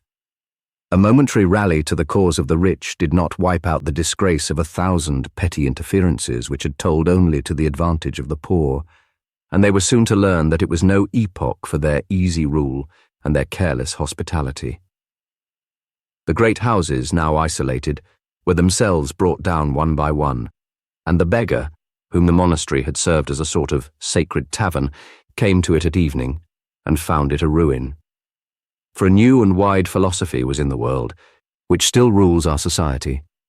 By this creed, most of the mystical virtues of the old monks have simply been turned into great sins, and the greatest of these is charity. But the populace, which had risen under Richard II, was not yet disarmed. It was trained in the rude discipline of bow and bill, and organized into local groups of town and guild and manor. Over half the counties of England the people rose and fought one final battle for the vision of the Middle Ages. The chief tool of the new tyranny, a dirty fellow named Thomas Cromwell, was specially singled out as the tyrant, and he was indeed rapidly turning all government into a nightmare. The popular movement was put down partly by force, and there is the new note of modern militarism in the fact that it was put down by cynical professional troops, actually brought in from foreign countries, who destroyed English religion for hire. But like the old popular rising, it was even more put down by fraud. Like the old rising, it was sufficiently triumphant to force the government to a parley, and the government had to resort to the simple expedient of calming the people with promises, and then proceeding to break first the promises and then the people, after the fashion made familiar to us by the modern politicians in their attitude towards the great strikes. The revolt bore the name of the Pilgrimage of Grace, and its program was practically the restoration of the old religion. In connection with the fancy about the fate of England if Tyler had triumphed, it proves, I think, one thing, that his triumph, while it might or might not have led to something that could be called a reform, would have rendered quite impossible everything that we now know as the Reformation. The reign of terror established by Thomas Cromwell became an inquisition of the blackest and most unbearable sort. Historians, who have no shadow of sympathy with the old religion, are agreed that it was uprooted by means more horrible than have ever, perhaps, been employed in England before or since. It was a government by torturers rendered ubiquitous by spies. The spoliation of the monasteries especially was carried out not only with a violence which recalled barbarism, but with a minuteness for which there is no other word but meanness. It was as if the Dane had returned in the character of a detective. The inconsistency of the king's personal attitude to Catholicism did indeed complicate the conspiracy with new brutalities towards Protestants, but such reaction as there was in this was wholly theological. Cromwell lost that fitful favour and was executed, but the terrorism went on the more terribly for being simplified to the single vision of the wrath of the king. It culminated in a strange act which rounds off symbolically the story told on an earlier page. For the despot revenged himself on a rebel whose defiance seemed to him to ring down 3 centuries. He laid waste the most popular shrine of the English, the shrine to which Chaucer had once ridden singing, because it was also the shrine where King Henry had knelt to repent. For 3 centuries the church and the people had called Becket a saint, when Henry Tudor arose and called him a traitor. This might well be thought the topmost point of autocracy, and yet it was not really so. For then rose to its supreme height of self-revelation that still stranger something of which we have, perhaps fancifully, found hints before in this history. The strong king was weak. He was immeasurably weaker than the strong kings of the Middle Ages, and whether or no his failure had been foreshadowed, he failed. The breach he had made in the dike of the ancient doctrines let in a flood that may almost be said to have washed him away. In a sense, he disappeared before he died. For the drama that filled his last days is no longer the drama of his own character. We may put the matter most practically by saying that it is unpractical to discuss whether Froude finds any justification for Henry's crimes in the desire to create a strong national monarchy. For whether or no it was desired, it was not created. Least of all our princes did the Tudors leave behind them a secure central government, and the time when monarchy was at its worst comes only 1 or 2 generations before the time when it was weakest. But a few years afterwards, as history goes, the relations of the crown and its new servants were to be reversed on a high stage so as to horrify the world. And the axe which had been sanctified with the blood of More and soiled with the blood of Cromwell was, at the signal of one of that slave's own descendants, to fall and to kill an English king. The tide which thus burst through the breach and overwhelmed the king as well as the church was the revolt of the rich, and especially of the new rich. They used the king's name and could not have prevailed without his power, but the ultimate effect was rather as if they had plundered the king after he had plundered the monasteries. Amazingly little of the wealth, considering the name and theory of the thing, actually remained in royal hands. The chaos was increased, no doubt, by the fact that Edward VI succeeded to the throne as a mere boy. But the deeper truth can be seen in the difficulty of drawing any real line between the 2 reigns. By marrying into the Seymour family and thus providing himself with a son, Henry had also provided the country with the very type of powerful family which was to rule merely by pillage. An enormous and unnatural tragedy, the execution of one of the Seymours by his own brother, was enacted during the impotence of the childish king, and the successful Seymour figured as Lord Protector, though even he would have found it hard to say what he was protecting, since it was not even his own family. Anyhow, it is hardly too much to say that every human thing was left unprotected from the greed of such cannibal protectors. We talk of the dissolution of the monasteries, but what occurred was the dissolution of the whole of the old civilization. Lawyers and lackeys and moneylenders, the meanest of lucky men, looted the art and economics of the Middle Ages like thieves robbing a church. Their names, when they did not change them, became the names of the great dukes and marquises of our own day. But if we look back and forth in our history, perhaps the most fundamental act of destruction occurred when the armed men of the Seymours and their sort passed from the sacking of the monasteries to the sacking of the guilds. The medieval trade unions were struck down, their buildings broken into by the soldiery, and their funds seized by the new nobility. And this simple incident takes all its common meaning out of the assertion, in itself plausible enough, that the guilds, like everything else at that time, were probably not at their best. Proportion is the only practical thing, and it may be true that Caesar was not feeling well on the morning of the Ides of March. But simply to say that the guilds declined is about as true as saying that Caesar quietly decayed from purely natural causes at the foot of the statue of Pompey. The revolution that arose out of what is called the Renaissance, and ended in some countries in what is called the Reformation, did in the internal politics of England one drastic and definite thing. That thing was destroying the institutions of the poor. It was not the only thing it did, but it was much the most practical. It was the basis of all the problems now connected with capital and labor. How much the theological theories of the time had to do with it is a perfectly fair matter for difference of opinion. But neither party, if educated about the facts, will deny that the same time and temper which produced the religious schism also produced this new lawlessness in the rich. The most extreme Protestant will probably be content to say that Protestantism was not the motive, but the mask. The most extreme Catholic will probably be content to admit that Protestantism was not the sin, but rather the punishment. The most sweeping and shameless part of the process was not complete, indeed, until the end of the 18th century, when Protestantism was already passing into skepticism. Indeed, a very decent case could be made out for the paradox that Puritanism was first and last a veneer on paganism, that the thing began in the inordinate thirst for new things in the noblesse of the Renaissance and ended in the Hellfire Club. Anyhow, what was first founded at the Reformation was a new and abnormally powerful aristocracy, and what was destroyed, in an ever-increasing degree, was everything that could be held, directly or indirectly, by the people in spite of such an aristocracy. This fact has filled all the subsequent history of our country, but the next particular point in that history concerns the position of the crown. The king, in reality, had already been elbowed aside by the courtiers who had crowded behind him just before the bursting of the door. The king is left behind in the rush for wealth and already can do nothing alone. And of this fact, the next reign, after the chaos of Edward VI's, affords a very arresting proof.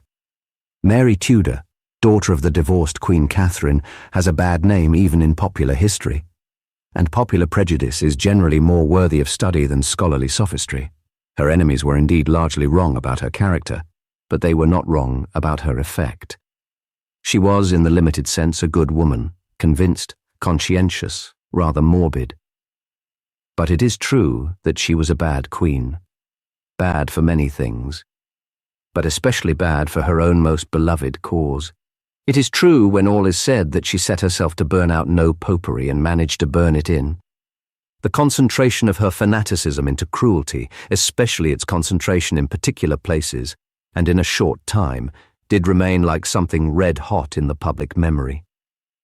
It was the first of the series of great historical accidents that separated a real, if not universal, public opinion from the old regime. It has been summarized in the death by fire of the three famous martyrs at Oxford. For one of them, at least, Latimer, was a reformer of the more robust and human type, though another of them, Cranmer, had been so smooth a snob and coward in the councils of Henry VIII as to make Thomas Cromwell seem by comparison a man. But of what may be called the Latimer tradition, the saner and more genuine Protestantism, I shall speak later. At the time, even the Oxford martyrs probably produced less pity and revulsion than the massacre in the flames of many more obscure enthusiasts, whose very ignorance and poverty made their cause seem more popular than it really was. But this last ugly feature was brought into sharper relief and produced more conscious or unconscious bitterness because of that other great fact of which I spoke above, which is the determining test of this time of transition. What made all the difference was this, that even in this Catholic reign the property of the Catholic Church could not be restored. The very fact that Mary was a fanatic, and yet this act of justice was beyond the wildest dreams of fanaticism, that is the point. The very fact that she was angry enough to commit wrongs for the Church, and yet not bold enough to ask for the rights of the Church, that is the test of the time. She was allowed to deprive small men of their lives. She was not allowed to deprive great men of their property, or rather of other people's property. She could punish heresy, she could not punish sacrilege. She was forced into the false position of killing men who had not gone to church, and sparing men who had gone there to steal the church ornaments. What forced her into it? Not certainly her own religious attitude, which was almost maniacally sincere, not public opinion, which had naturally much more sympathy for the religious humanities which she did not restore than for the religious inhumanities which she did. The force came, of course, from the new nobility and the new wealth they refused to surrender. And the success of this early pressure proves that the nobility was already stronger than the crown. The sceptre had only been used as a crowbar to break open the door of a treasure house, and was itself broken, or at least bent, with the blow. There is a truth also in the popular insistence on the story of Mary having Calais written on her heart when the last relic of the medieval conquests reverted to France. Mary had the solitary and heroic half-virtue of the Tudors. She was a patriot. But patriots are often pathetically behind the times, for the very fact that they dwell on old enemies often blinds them to new ones. In a later generation, Cromwell exhibited the same error reversed and continued to keep a hostile eye on Spain when he should have kept it on France. In our own time, the Jingoes of Fashoda kept it on France when they ought already to have had it on Germany. With no particular anti-national intention, Mary nevertheless got herself into an anti-national position towards the most tremendous international problem of her people. It is the second of the coincidences that confirmed the 16th century change, and the name of it was Spain.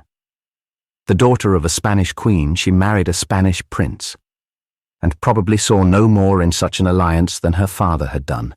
But by the time she was succeeded by her sister Elizabeth, who was more cut off from the old religion, though very tenuously attached to the new one, and by the time the project of a similar Spanish marriage for Elizabeth herself had fallen through, something had matured which was wider and mightier than the plots of princes.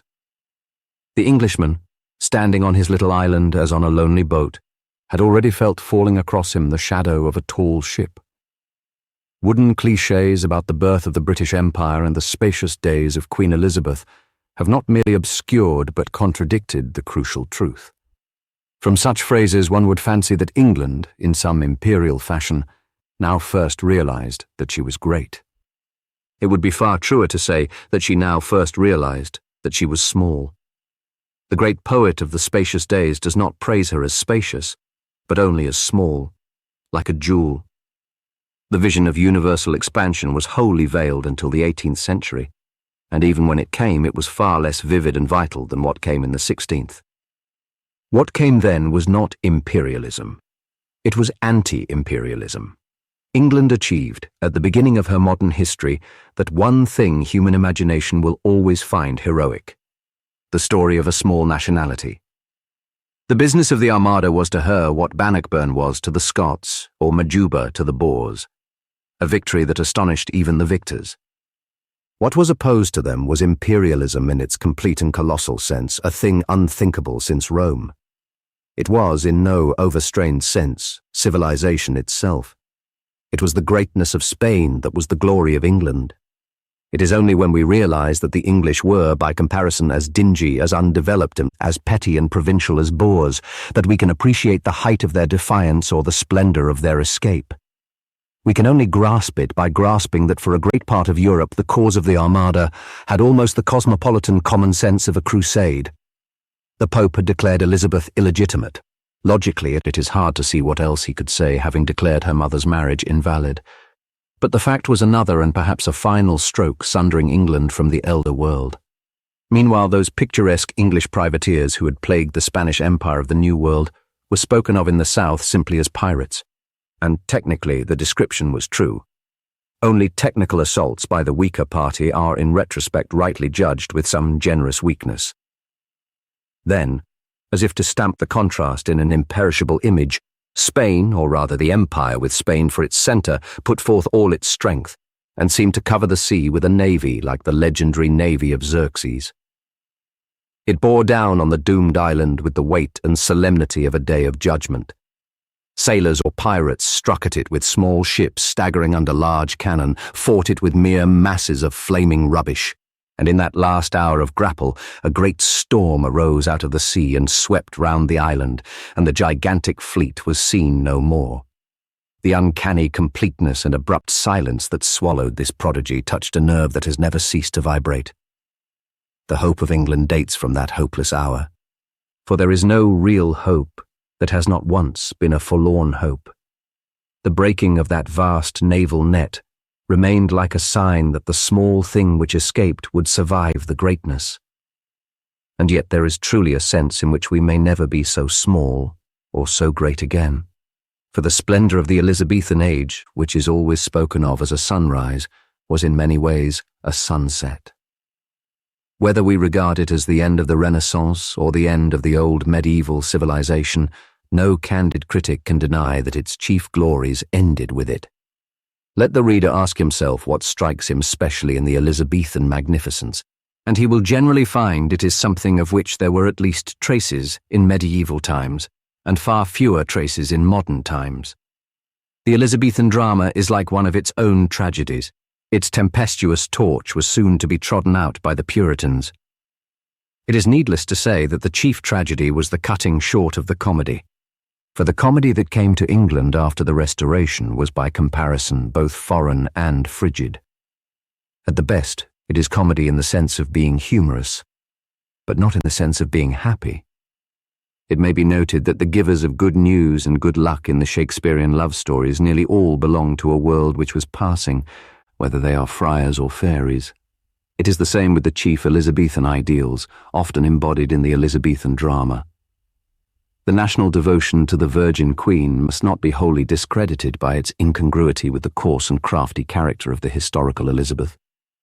Her critics might indeed reasonably say that in replacing the Virgin Mary by the Virgin Queen, the English reformers merely exchanged a true virgin for a false one. But this truth does not dispose of a true, though limited, contemporary cult. Whatever we think of that particular Virgin Queen, the tragic heroines of the time offer us a whole procession of Virgin Queens. And it is certain that the medievals would have understood much better than the moderns the martyrdom of Measure for Measure. And as with the title of Virgin, so with the title of Queen. The mystical monarchy glorified in Richard II was soon to be dethroned much more ruinously than in Richard II. The same Puritans who tore off the pasteboard crowns of the stage players were also to tear off the real crowns of the kings whose parts they played. All mummery was to be forbidden, and all monarchy to be called mummery. Shakespeare died upon St. George's Day, and much of what St. George had meant died with him. I do not mean that the patriotism of Shakespeare or of England died, that remained and even rose steadily to be the noblest pride of the coming times. But much more than patriotism had been involved in that image of St. George, to whom the Lion Heart had dedicated England long ago in the deserts of Palestine. The conception of a patron saint had carried from the Middle Ages one very unique and as yet unreplaced idea. It was the idea of variation without antagonism. The 7 champions of Christendom were multiplied by 70 times 7 in the patrons of towns, trades, and social types. But the very idea that they were all saints excluded the possibility of ultimate rivalry in the fact that they were all patrons.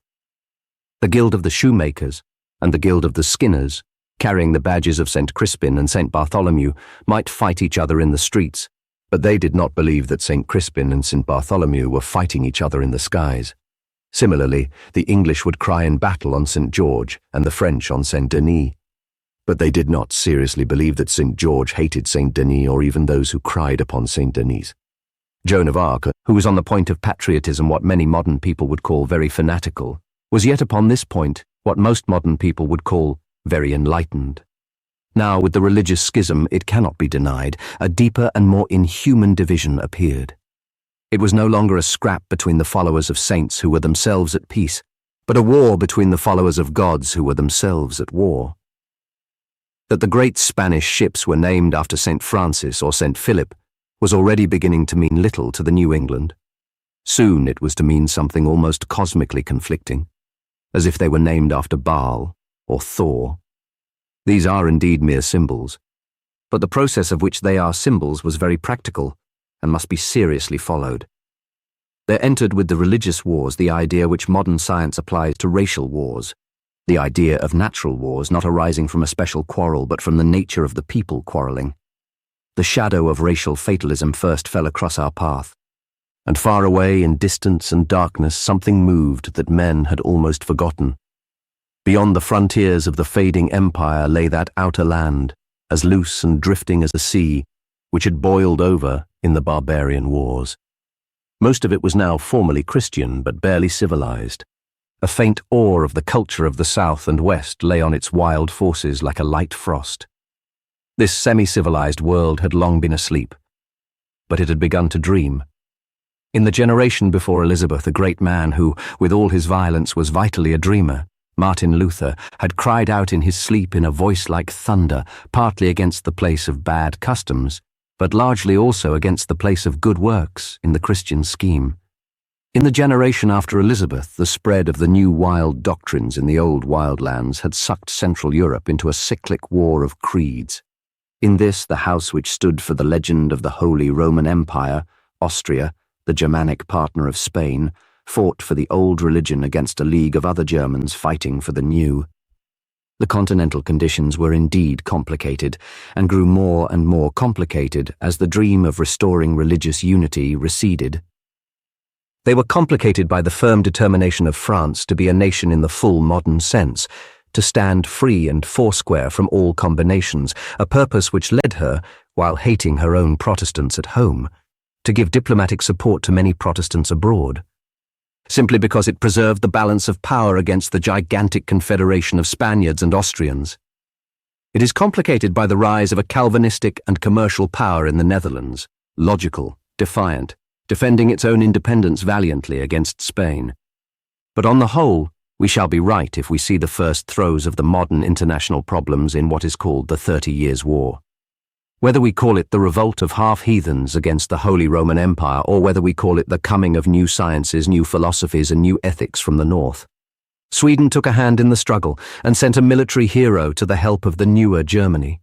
But the sort of military heroism everywhere exhibited offered a strange combination of more and more complex strategic science with the most naked and cannibal cruelty. Other forces besides Sweden found a career in the carnage. Far away to the northeast, in a sterile land of fens, a small ambitious family of moneylenders who had become squires, vigilant, thrifty, thoroughly selfish, rather thinly adopted the theories of Luther, and began to lend their almost savage hinds as soldiers on the Protestant side. They were well paid for it by step after step of promotion, but at this time their principality was only the old mark of Brandenburg. Their own name was Hohenzollern. We should be very much bored if we had to read an account of the most exciting argument or string of adventures in which unmeaning words such as snark or boojum were systematically substituted for the names of the chief characters or objects in dispute. If we were told that a king was given the alternative of becoming a snark or finally surrendering the boojum, or that a mob was roused to fury by the public exhibition of a boojum, which was inevitably regarded as a gross reflection on the snark. Yet something very like this situation is created by most modern attempts to tell the tale of the theological troubles of the 16th and 17th centuries while deferring to the fashionable distaste for theology in this generation, or rather in the last generation. Thus the Puritans, as their name implies, were primarily enthusiastic for what they thought was pure religion. Frequently they wanted to impose it on others. Sometimes they only wanted to be free to practice it themselves. But in no case can justice be done to what was finest in their characters, as well as first in their thoughts, if we never by any chance ask what it was that they wanted to impose or to practice. Now, there was a great deal that was very fine about many of the Puritans, which is almost entirely missed by the modern admirers of the Puritans. They are praised for things which they either regarded with indifference or more often detested with frenzy, such as religious liberty, and yet they are quite insufficiently understood and are even undervalued in their logical case for the things they really did care about, such as Calvinism. We make the Puritans picturesque in a way they would violently repudiate in novels and plays they would have publicly burnt. We are interested in everything about them, except the only thing in which they were interested at all. We have seen that in the first instance the new doctrines in England were simply an excuse for a plutocratic pillage, and that is the only truth to be told about the matter. But it was far otherwise with the individuals a generation or two after, to whom the wreck of the Armada was already a legend of national deliverance from popery, as miraculous and almost as remote as the deliverances of which they read so realistically in the Hebrew books now laid open to them. The august accident of that Spanish defeat may perhaps have coincided only too well with their concentration on the non-Christian parts of Scripture. It may have satisfied a certain Old Testament sentiment of the election of the English being announced in the stormy oracles of air and sea, which was easily turned into that heresy of a tribal pride that took even heavier hold upon the Germans. It is by such things that a civilized state may fall from being a Christian nation to being a chosen people. But even if their nationalism was of a kind that has ultimately proved perilous to the comity of nations, it still was nationalism. From first to last, the Puritans were patriots, a point in which they had a marked superiority over the French Huguenots. Politically, they were indeed at first but one wing of the new wealthy class which had despoiled the Church and were proceeding to despoil the Crown. But while they were all merely the creatures of the great spoliation, many of them were the unconscious creatures of it. They were strongly represented in the aristocracy, but a great number were of the middle classes, though almost wholly the middle classes of the towns. By the poor agricultural population, which was still by far the largest part of the population, they were simply derided and detested. It may be noted, for instance, that, while they led the nation in many of its higher departments, they could produce nothing having the atmosphere of what is rather priggishly called folklore. All the popular tradition there is, as in songs, toasts, rhymes, or proverbs, is all royalist. About the Puritans we can find no great legend. We must put up as best we can with great literature. All these things, however, are simply things that other people might have noticed about them. They are not the most important things, and certainly not the things they thought about themselves. The soul of the movement was in two conceptions, or rather in two steps, the first being the moral process by which they arrived at their chief conclusion, and the second, the chief conclusion they arrived at. We will begin with the first, especially as it was this which determined all that external social attitude which struck the eye of contemporaries. The honest Puritan, growing up in youth in a world swept bare by the great pillage, possessed himself of a first principle which is one of the 3 or 4 alternative first principles which are possible to the mind of man. It was the principle that the mind of man can alone directly deal with the mind of God. It may shortly be called the anti-sacramental principle, but it really applies, and he really applied it, to many things besides the sacraments of the Church. It equally applies, and he equally applied it to art, to letters, to the love of locality, to music, and even to good manners. The phrase about no priest coming between a man and his Creator is but an impoverished fragment of the full philosophic doctrine. The true Puritan was equally clear that no singer or storyteller or fiddler must translate the voice of God to him into the tongues of terrestrial beauty. It is notable that the one Puritan man of genius in modern times, Tolstoy, did accept this full conclusion, denounced all music as a mere drug, and forbade his own admirers to read his own admirable novels. Now, the English Puritans were not only Puritans but Englishmen, and therefore did not always shine in clearness of head. As we shall see, true Puritanism was rather a Scotch than an English thing, but this was the driving power and the direction, and the doctrine is quite tenable if a trifle insane. Intellectual truth was the only tribute fit for the highest truth of the universe, and the next step in such a study is to observe what the Puritan thought was the truth about that truth. His individual reason, cut loose from instinct as well as tradition, taught him a concept of the omnipotence of God which meant simply the impotence of man.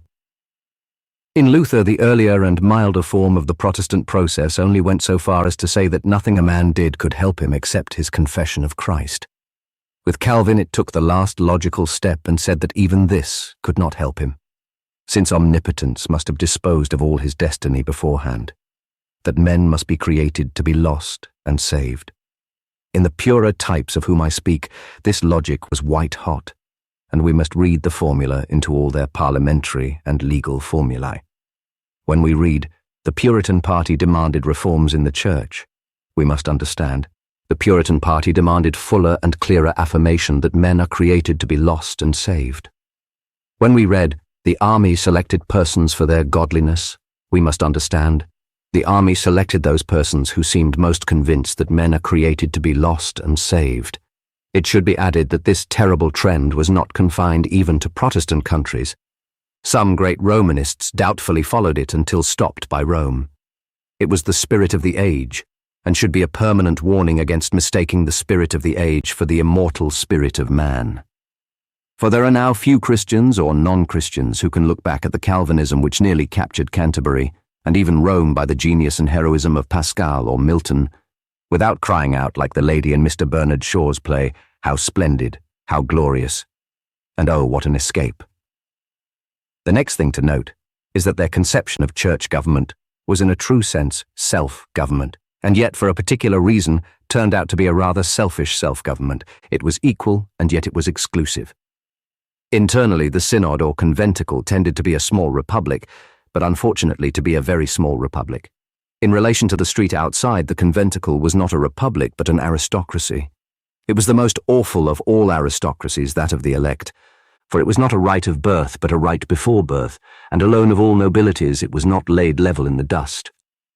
Hence we have, on the one hand, in the simpler Puritans, a ring of real republican virtue, a defiance of tyrants, an assertion of human dignity, but above all an appeal to that first of all republican virtues, publicity. One of the regicides, on trial for his life, struck the note which all the unnaturalness of his school cannot deprive of nobility. This thing was not done in a corner. But their most drastic idealism did nothing to recover a ray of the light that at once lightened every man that came into the world, the assumption of a brotherhood in all baptized people. They were indeed very like that dreadful scaffold at which the regicide was not afraid to point. They were certainly public. They may have been public-spirited. They were never popular, and it seems never to have crossed their minds that there was any need to be popular. England was never so little of a democracy as during the short time when she was a republic. The struggle with the Stuarts, which is the next passage in our history, arose from an alliance which some may think an accidental alliance between two things.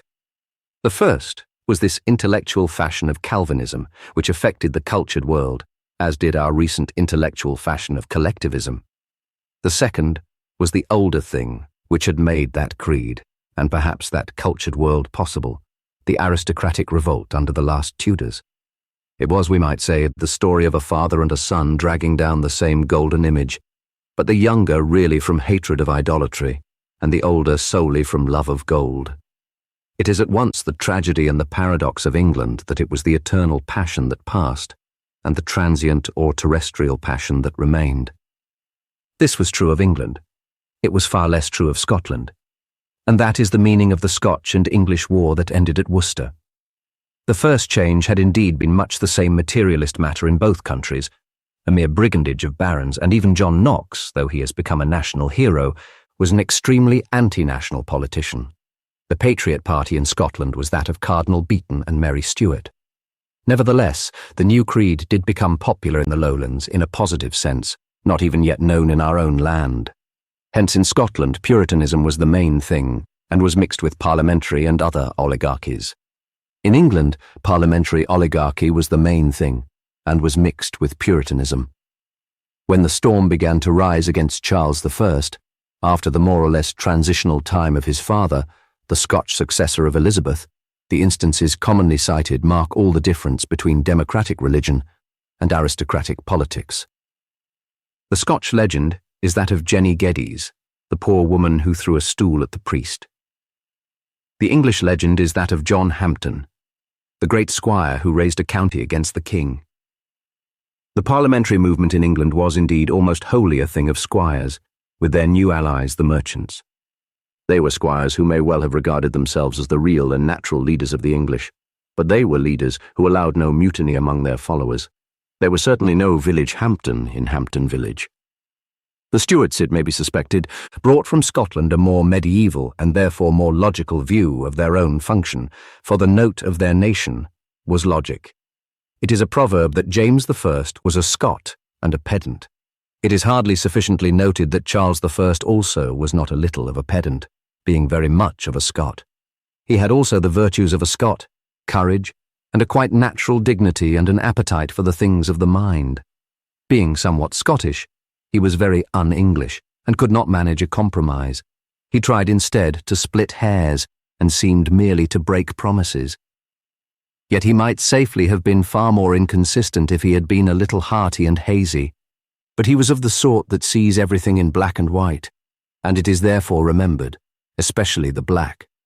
From the first, he fenced with his parliament as with a mere foe. Perhaps he almost felt it as a foreigner. The issue is familiar, and we need not be so careful as the gentleman who wished to finish the chapter in order to find out what happened to Charles I. His minister, the great Strafford, was foiled in an attempt to make him strong in the fashion of a French king, and perished on the scaffold, a frustrated Richelieu. The Parliament claiming the power of the purse, Charles appealed to the power of the sword and at first carried all before him. But success passed to the wealth of the parliamentary class, the discipline of the new army, and the patience and genius of Cromwell. And Charles died the same death as his great servant. Historically, the quarrel resolved itself, through ramifications generally followed perhaps in more detail than they deserve, into the great modern query of whether a king can raise taxes without the consent of his parliament. The test case was that of Hampden, the great Buckinghamshire magnate, who challenged the legality of a tax which Charles imposed, professedly for a national navy. As even innovators always of necessity seek for sanctity in the past, the Puritan squires made a legend of the medieval Magna Carta, and they were so far in a true tradition that the concession of John had really been, as we have already noted, anti-despotic without being democratic. These two truths cover two parts of the problem of the Stuart fall, which are of very different certainty and should be considered separately. For the first point about democracy, no candid person, in face of the facts, can really consider it at all. It is quite possible to hold that the 17th century Parliament was fighting for the truth. It is not possible to hold that it was fighting for the populace. After the autumn of the Middle Ages, Parliament was always actively aristocratic and actively anti-popular. The institution which forbade Charles I to raise ship money was the same institution which previously forbade Richard II to free the serfs. The group which claimed coal and minerals from Charles I was the same which afterward claimed the common lands from the village communities. It was the same institution which only 2 generations before had eagerly helped to destroy, not merely things of popular sentiment like the monasteries, but all the things of popular utility, like the guilds and parishes, the local governments of towns and trades. The work of the great lords may have had, indeed it certainly had, another more patriotic and creative side, but it was exclusively the work of the great lords that was done by Parliament. The House of Commons has itself been a House of Lords. But when we turn to the other or anti-despotic aspect of the campaign against the Stuarts, we come to something much more difficult to dismiss and much more easy to justify. While the stupidest things are said against the Stuarts, the real contemporary case for their enemies is little realized, for it is connected with what our insular history most neglects, the condition of the continent. It should be remembered that though the Stuarts failed in England, they fought for things that succeeded in Europe. These were roughly, first, the effects of the Counter-Reformation, which made the sincere Protestant see Stuart Catholicism not at all as the last flicker of an old flame, but as the spread of a conflagration. Charles II, for instance, was a man of strong, sceptical, and almost irritably humorous intellect, and he was quite certainly, and even reluctantly, convinced of Catholicism as a philosophy. The other and more important matter here was the almost awful autocracy that was being built up in France like a Bastille. It was more logical, and in many ways more equal and even equitable than the English oligarchy, but it really became a tyranny in case of rebellion or even resistance. There were none of the rough English safeguards of juries and good customs of the old common law. There was lettre de cachet as unanswerable as magic. The English who defied the law were better off than the French. A French satirist would probably have retorted that it was the English who obeyed the law who were worse off than the French. The ordering of men's normal lives was with the squire, but he was, if anything, more limited when he was the magistrate. He was stronger as master of the village, but actually weaker as agent of the king. In defending this state of things, in short, the Whigs were certainly not defending democracy, but they were in a real sense defending liberty. They were even defending some remains of medieval liberty, though not the best. The jury, though not the guild. Even feudalism had involved a localism not without liberal elements, which lingered in the aristocratic system. Those who loved such things might well be alarmed at the Leviathan of the state, which for Hobbes was a single monster and for France, a single man. As to the mere facts, it must be said again that insofar as Puritanism was pure, it was unfortunately passing. And the very type of the transition by which it passed can be found in that extraordinary man who is popularly credited with making it predominant. Oliver Cromwell is in history much less the leader of Puritanism than the tamer of Puritanism. He was undoubtedly possessed, certainly in his youth, possibly all his life, by the rather sombre religious passions of his period. But as he emerges into importance, he stands more and more for the positivism of the English as compared with the Puritanism of the Scotch. He is one of the Puritan squires, but he is steadily more of the squire and less of the Puritan, and he points to the process by which the squirearchy became at last merely pagan. This is the key to most of what is praised and most of what is blamed in him, the key to the comparative sanity, toleration, and modern efficiency of many of his departures, the key to the comparative coarseness, earthiness, cynicism, and lack of sympathy in many others. He was the reverse of an idealist, and he cannot without absurdity be held up as an ideal. But he was, like most of the squires, a type genuinely English, not without public spirit, certainly not without patriotism. His seizure of personal power, which destroyed an impersonal and ideal government, had something English in its very unreason. The act of killing the king, I fancy, was not primarily his, and certainly not characteristically his. It was a concession to the high, inhuman ideals of the tiny group of true Puritans, with whom he had to compromise, but with whom he afterwards collided.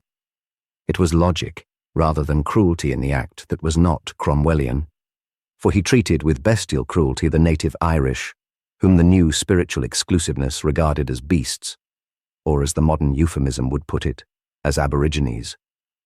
But his practical temper was more akin to such human slaughter on what seemed to him the edges of civilization than to a sort of human sacrifice in the very center and forum of it.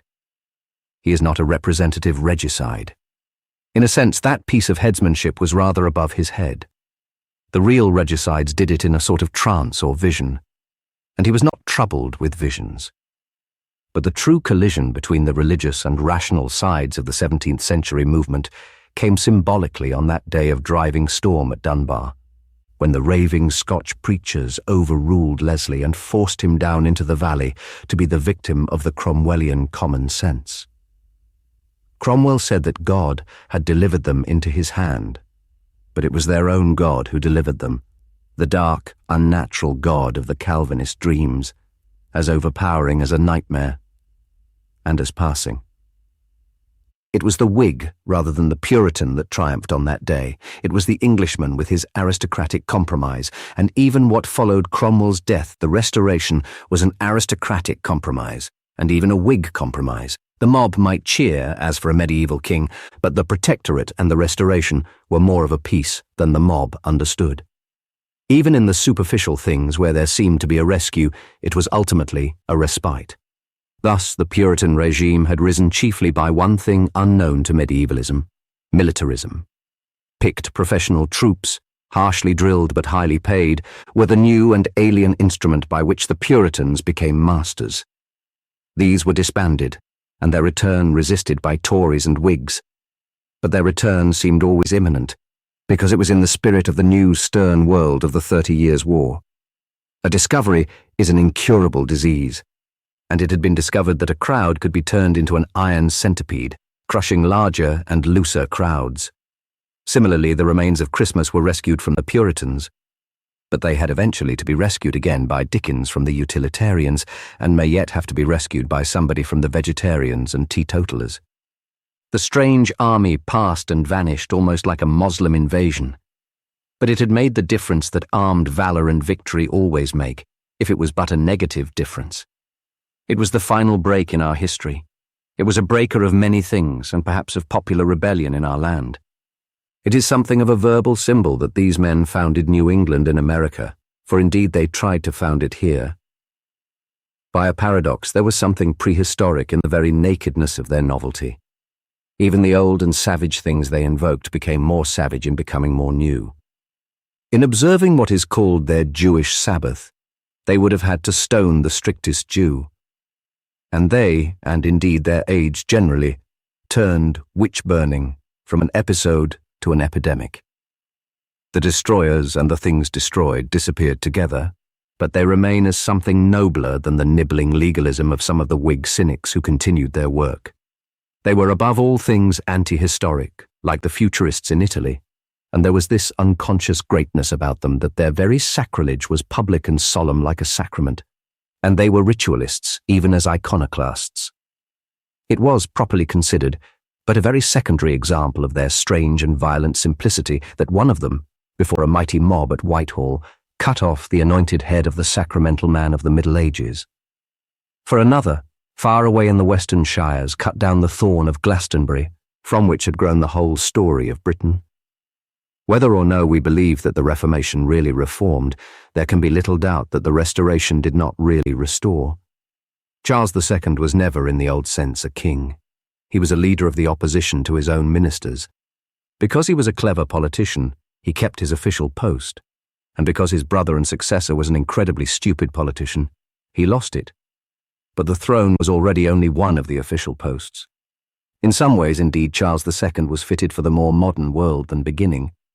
He was rather an 18th century than a 17th century man. He was as witty as a character in a comedy, and it was already the comedy of Sheridan and not of Shakespeare. He was more modern yet when he enjoyed the pure experimentalism of the Royal Society and bent eagerly over the toys that were to grow into the terrible engines of science. He and his brother, however, had two links with what was in England the losing side, and by the strain on these, their dynastic cause was lost. The first, which lessened in its practical pressure as time passed, was, of course, the hatred felt for their religion. The second, which grew as it neared the next century, was their tie with the French monarchy. We will deal with the religious quarrel before passing on to a much more irreligious age, but the truth about it is tangled and far from easy to trace. The Tudors had begun to persecute the old religion before they had ceased to belong to it. That is one of the transitional complexities that can only be conveyed by such contradictions.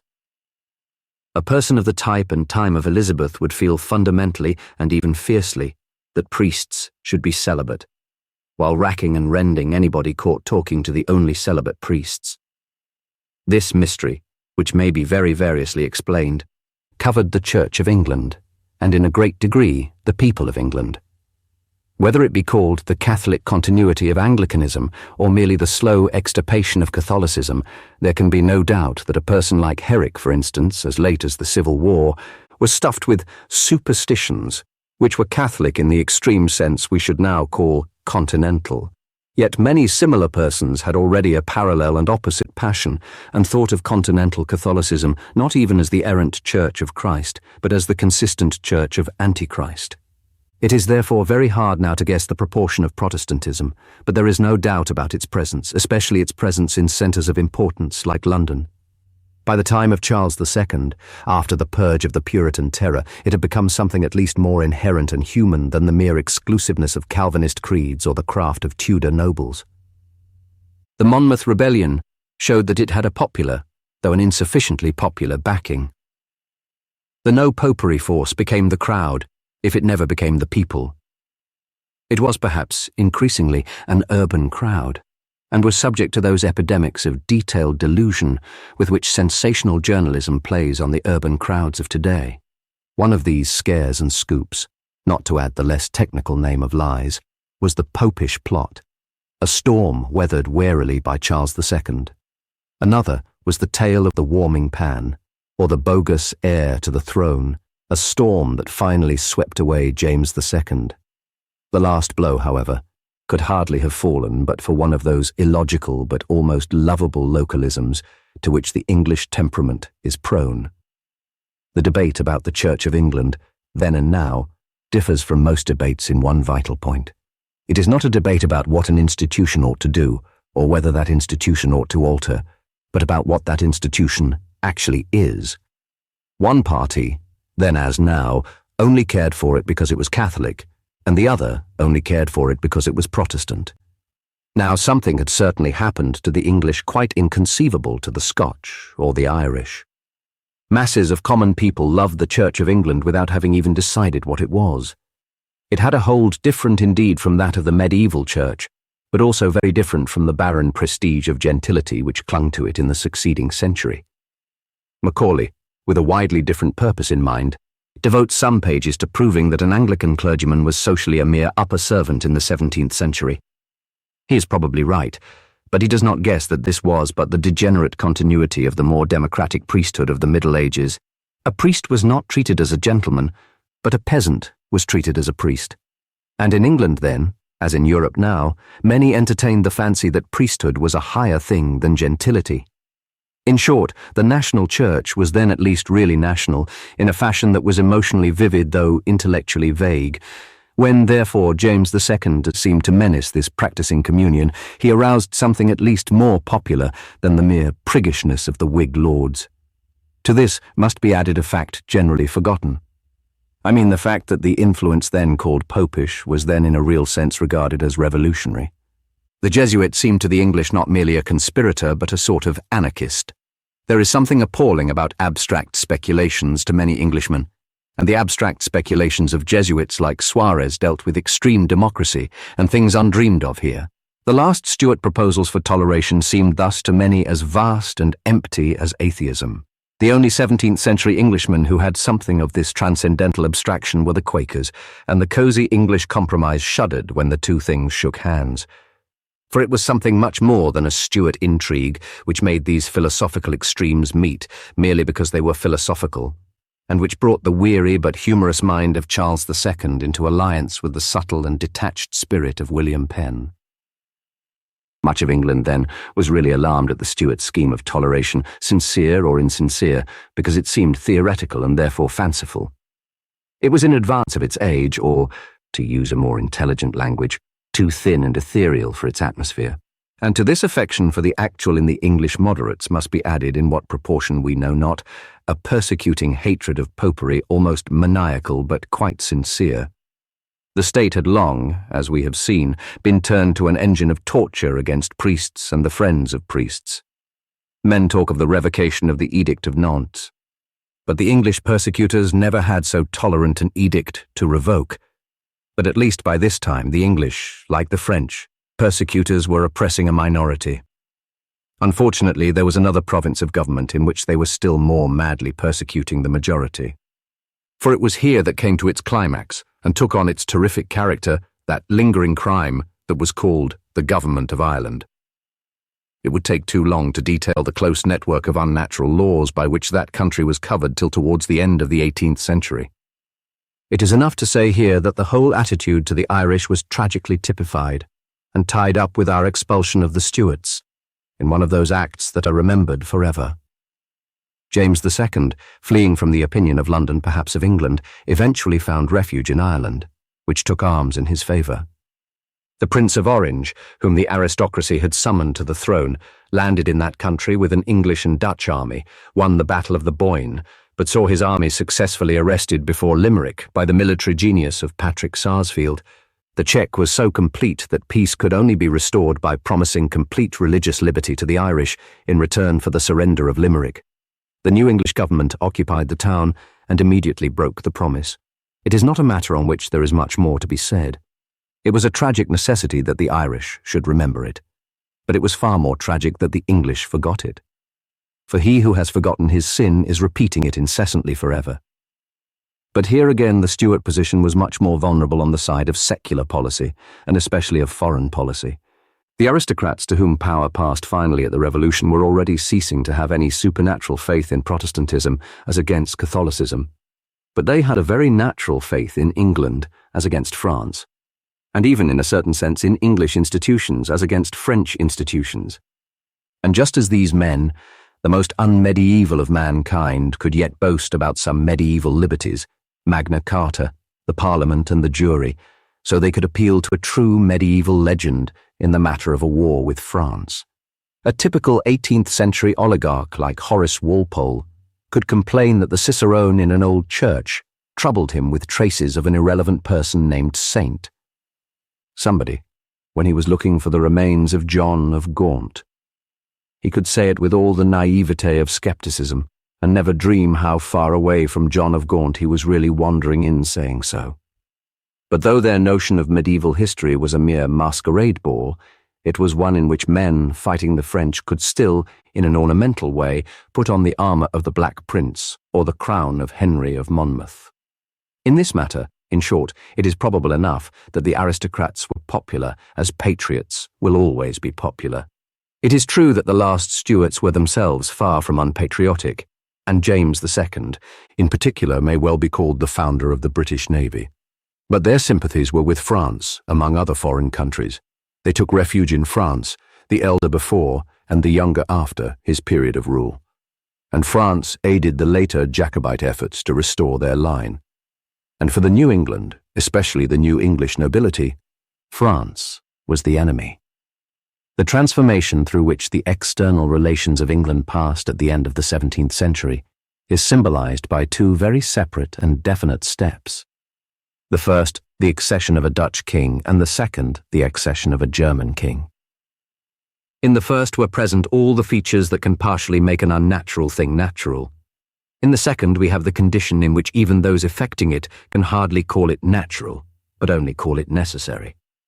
William of Orange was like a gun dragged into the breach of a wall, a foreign gun indeed, and one fired in a quarrel more foreign than English, but still a quarrel in which the English, and especially the English aristocrats, could play a great part. George of Hanover was simply something stuffed into a hole in the wall by English aristocrats, who practically admitted that they were simply stopping it with rubbish. In many ways, William, cynical as he was, carried on the legend of the greater and grimmer Puritanism. He was in private conviction a Calvinist, and nobody knew or cared what George was except that he was not a Catholic. He was at home the partly Republican magistrate of what had once been a purely Republican experiment, and among the cleaner if colder ideals of the 17th century. George was, when he was at home, pretty much what the King of the Cannibal Islands was when he was at home. A savage personal ruler, scarcely logical enough to be called a despot. William was a man of acute if narrow intelligence. George was a man of no intelligence. Above all, touching the immediate effect produced, William was married to a Stuart and ascended the throne hand in hand with a Stuart. He was a familiar figure, and already a part of our royal family. With George there entered England something that had scarcely been seen there before, something hardly mentioned in medieval or Renaissance writing, except as one mentions a Hottentot, the barbarian from beyond the Rhine. The reign of Queen Anne, which covers the period between these two foreign kings, is therefore the true time of transition. It is the bridge between the time when the aristocrats were at least weak enough to call in a strong man to help them, and the time when they were strong enough deliberately to call in a weak man who would allow them to help themselves. To symbolize is always to simplify, and to simplify too much. But the whole may be well symbolized as the struggle of two great figures, both gentlemen and men of genius, both courageous and clear about their own aims, and in everything else a violent contrast at every point. One of them was Henry St. John, Lord Bolingbroke. The other was John Churchill, the famous and infamous Duke of Marlborough. The story of Churchill is primarily the story of the Revolution and how it succeeded. The story of Bolingbroke is the story of the counter-revolution and how it failed. Churchill is a type of the extraordinary time in this, that he combines the presence of glory with the absence of honour. When the new aristocracy had become normal to the nation, in the next few generations, it produced personal types not only of aristocracy but of chivalry. The Revolution reduced us to a country wholly governed by gentlemen. The popular universities and schools of the Middle Ages, like their guilds and abbeys, had been seized and turned into what they are, factories of gentlemen, when they are not merely factories of snobs. It is hard now to realize that what we call the public schools were once undoubtedly public. By the Revolution they were already becoming as private as they are now, but at least in the 18th century there were great gentlemen in the generous, perhaps too generous sense now given to the title. Types not merely honest but rash and romantic in their honesty remain in the record with the names of Nelson or of Fox. We have already seen that the later reformers defaced from fanaticism the churches which the first reformers had defaced simply from avarice. Rather in the same way the 18th century Whigs often praised in a spirit of pure magnanimity what the 17th century Whigs had done in a spirit of pure meanness. How mean was that meanness can only be estimated by realizing that a great military hero had not even the ordinary military virtues of loyalty to his flag or obedience to his superior officers, that he picked his way through campaigns that have made him immortal with the watchful spirit of a thieving camp follower. When William landed at Torbay on the invitation of the other Whig nobles, Churchill, as if to add something ideal to his imitation of Iscariot, went to James with wanton professions of love and loyalty, went forth in arms as if to defend the country from invasion, and then calmly handed the army over to the invader. To the finish of this work of art but few could aspire, but in their degree all the politicians of the Revolution were upon this ethical pattern. While they surrounded the throne of James, there was scarcely one of them who was not in correspondence with William. When they afterwards surrounded the throne of William, there was not one of them who was not still in correspondence with James. It was such men who defeated Irish Jacobitism by the treason of Limerick. It was such men who defeated Scotch Jacobitism by the treason of Glencoe. Thus, the strange yet splendid story of 18th century England is one of greatness founded on smallness, a pyramid standing on a point. Or, to vary the metaphor, the new mercantile oligarchy might be symbolized even in the externals of its great sister, the mercantile oligarchy of Venice. The solidity was all in the superstructure. The fluctuation had been all in the foundations. The great temple of Chatham and Warren Hastings was reared in its origins on things as unstable as water and as fugitive as foam. It is only a fancy, of course, to connect the unstable element with something restless and even shifty in the lords of the sea. But there was certainly in the genesis, if not in the later generations of our mercantile aristocracy, a thing only too mercantile. Something which had also been urged against a yet older example of that polity, something called punica fides. The great royalist Strafford, going disillusioned to death, had said, "Put not your trust in princes." The great royalist Bolingbroke may well be said to have retorted, "And least of all in merchant princes." Bolingbroke stands for a whole body of conviction which bulked very big in English history, but which with the recent winding of the course of history has gone out of sight. Yet without grasping it we cannot understand our past, nor, I will add, our future. Curiously enough, the best English books of the 18th century are crammed with it, yet modern culture cannot see it when it is there. Dr. Johnson is full of it. It is what he meant when he denounced minority rule in Ireland, as well as when he said that the devil was the first Whig. Goldsmith is full of it. It is the whole point of that fine poem, The Deserted Village, and is set out theoretically with great lucidity and spirit in The Vicar of Wakefield. Swift is full of it, and found in it an intellectual brotherhood in arms with Bolingbroke himself. In the time of Queen Anne, it was probably the opinion of the majority of people in England. But it was not only in Ireland that the minority had begun to rule. This conviction, as brilliantly expounded by Bolingbroke, had many aspects. Perhaps the most practical was the point that one of the virtues of a despot is distance. It is the little tyrant of the fields that poisons human life. The thesis involved the truism that a good king is not only a good thing, but perhaps the best thing.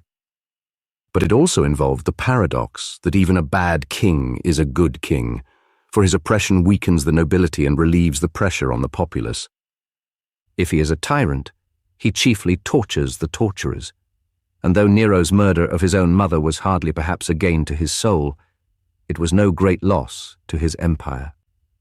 Bolingbroke had thus a wholly rationalistic theory of Jacobitism. He was, in other respects, a fine and typical 18th century intellect, a free-thinking deist, a clear and classic writer of English. But he was also a man of adventurous spirit and splendid political courage, and he made one last throw for the Stuarts. It was defeated by the great Whig nobles who formed the committee of the new regime of the gentry. And considering who it was who defeated it, it is almost unnecessary to say that it was defeated by a trick. The small German prince ascended the throne, or rather was hoisted into it like a dummy, and the great English royalist went into exile. 20 years afterwards he reappears and reasserts his living and logical faith in a popular monarchy. But it is typical of the whole detachment and distinction of his mind that for this abstract ideal he was willing to strengthen the heir of the king whom he had tried to exclude. He was always a royalist, but never a Jacobite. What he cared for was not a royal family, but a royal office. He celebrated it in his great book, The Patriot King, written in exile. And when he thought that George's great-grandson was enough of a patriot, he only wished that he might be more of a king. He made in his old age yet another attempt with such unpromising instruments as George III and Lord Bute, and when these broke in his hand he died with all the dignity of the said Victor Catoni. The great commercial aristocracy grew on to its full stature. But if we wish to realize the good and ill of its growth, there is no better summary than this section from the first to the last of the foiled coup d'etat of Bolingbroke. In the first, his policy made peace with France and broke the connection with Austria. In the second, his policy again made peace with France and broke the connection with Prussia. For in that interval the seed of the money-lending squires of Brandenburg had waxed mighty, and had already become that prodigy which has become so enormous a problem in Europe. By the end of this epoch, Chatham, who incarnated and even created, at least in a representative sense, all that we call the British Empire, was at the height of his own and his country's glory. He summarized the New England of the Revolution in everything, especially in everything in which that movement seems to many to be intrinsically contradictory, and yet was most corporately consistent. Thus he was a Whig, and even in some ways what we should call a liberal, like his son after him, but he was also an imperialist, and what we should call a jingo, and the Whig party was consistently the jingo party. He was an aristocrat, in the sense that all our public men were then aristocrats, but he was very emphatically what may be called a commercialist, one might almost say Carthaginian. In this connection he has the characteristic which perhaps humanized but was not allowed to hamper the aristocratic plan. I mean that he could use the middle classes. It was a young soldier of middle rank, James Wolfe, who fell gloriously driving the French out of Quebec. It was a young clerk of the East India Company, Robert Clive, who threw open to the English the golden gates of India. But it was precisely one of the strong points of this 18th century aristocracy that it wielded without friction the wealthier bourgeoisie. It was not there that the social cleavage was to come. He was an eloquent parliamentary orator, and though Parliament was as narrow as a Senate, it was one of great senators. The very word recalls the role of those noble Roman phrases they often used, which we are right in calling classic, but wrong in calling cold. In some ways nothing could be further from all this fine if florid scholarship, all this princely and patrician geniality, all this air of freedom and adventure on the sea, than the little inland state of the stingy drill sergeants of Potsdam, hammering mere savages into mere soldiers. And yet the great chief of these was in some ways like a shadow of Chatham flung across the world, the sort of shadow that is at once an enlargement and a caricature. The English lords, whose paganism was ennobled by patriotism, saw here something drawn out long and thin out of their own theories.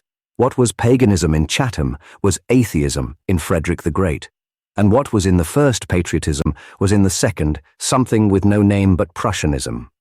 The cannibal theory of a commonwealth, that it can of its nature eat other commonwealths, had entered Christendom.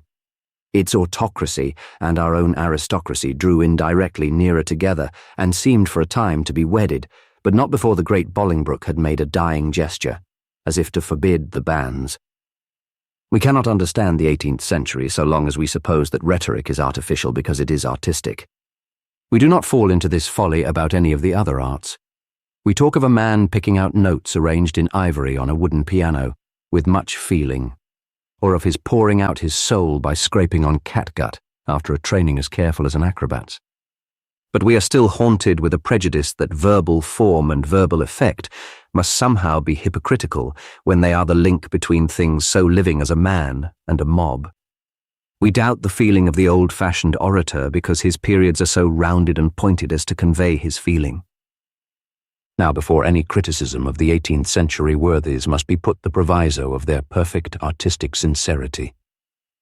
Their oratory was unrhymed poetry, and it had the humanity of poetry.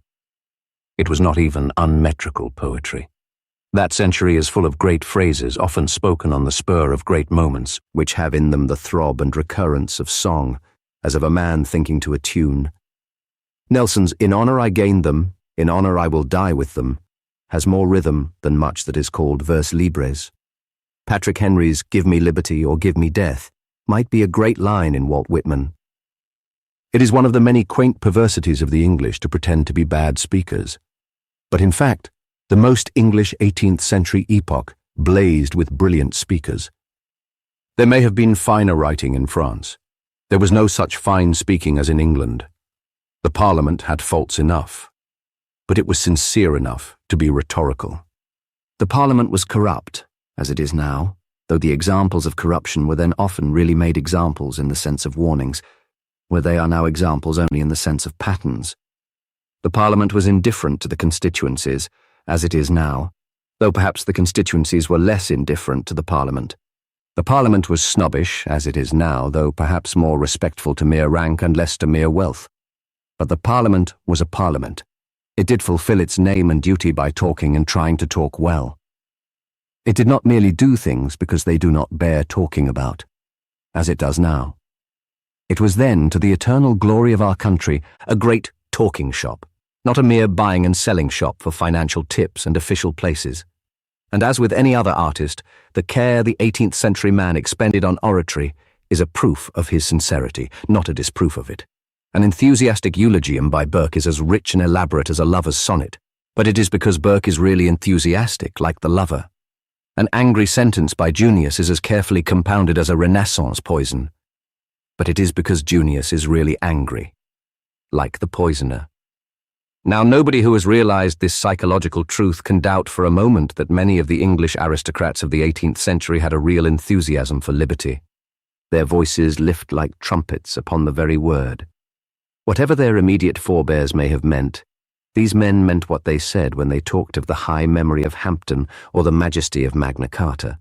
Those patriots whom Walpole called the boys included many who really were patriots, or better still, who really were boys. If we prefer to put it so, among the Whig aristocrats were many who really were Whigs.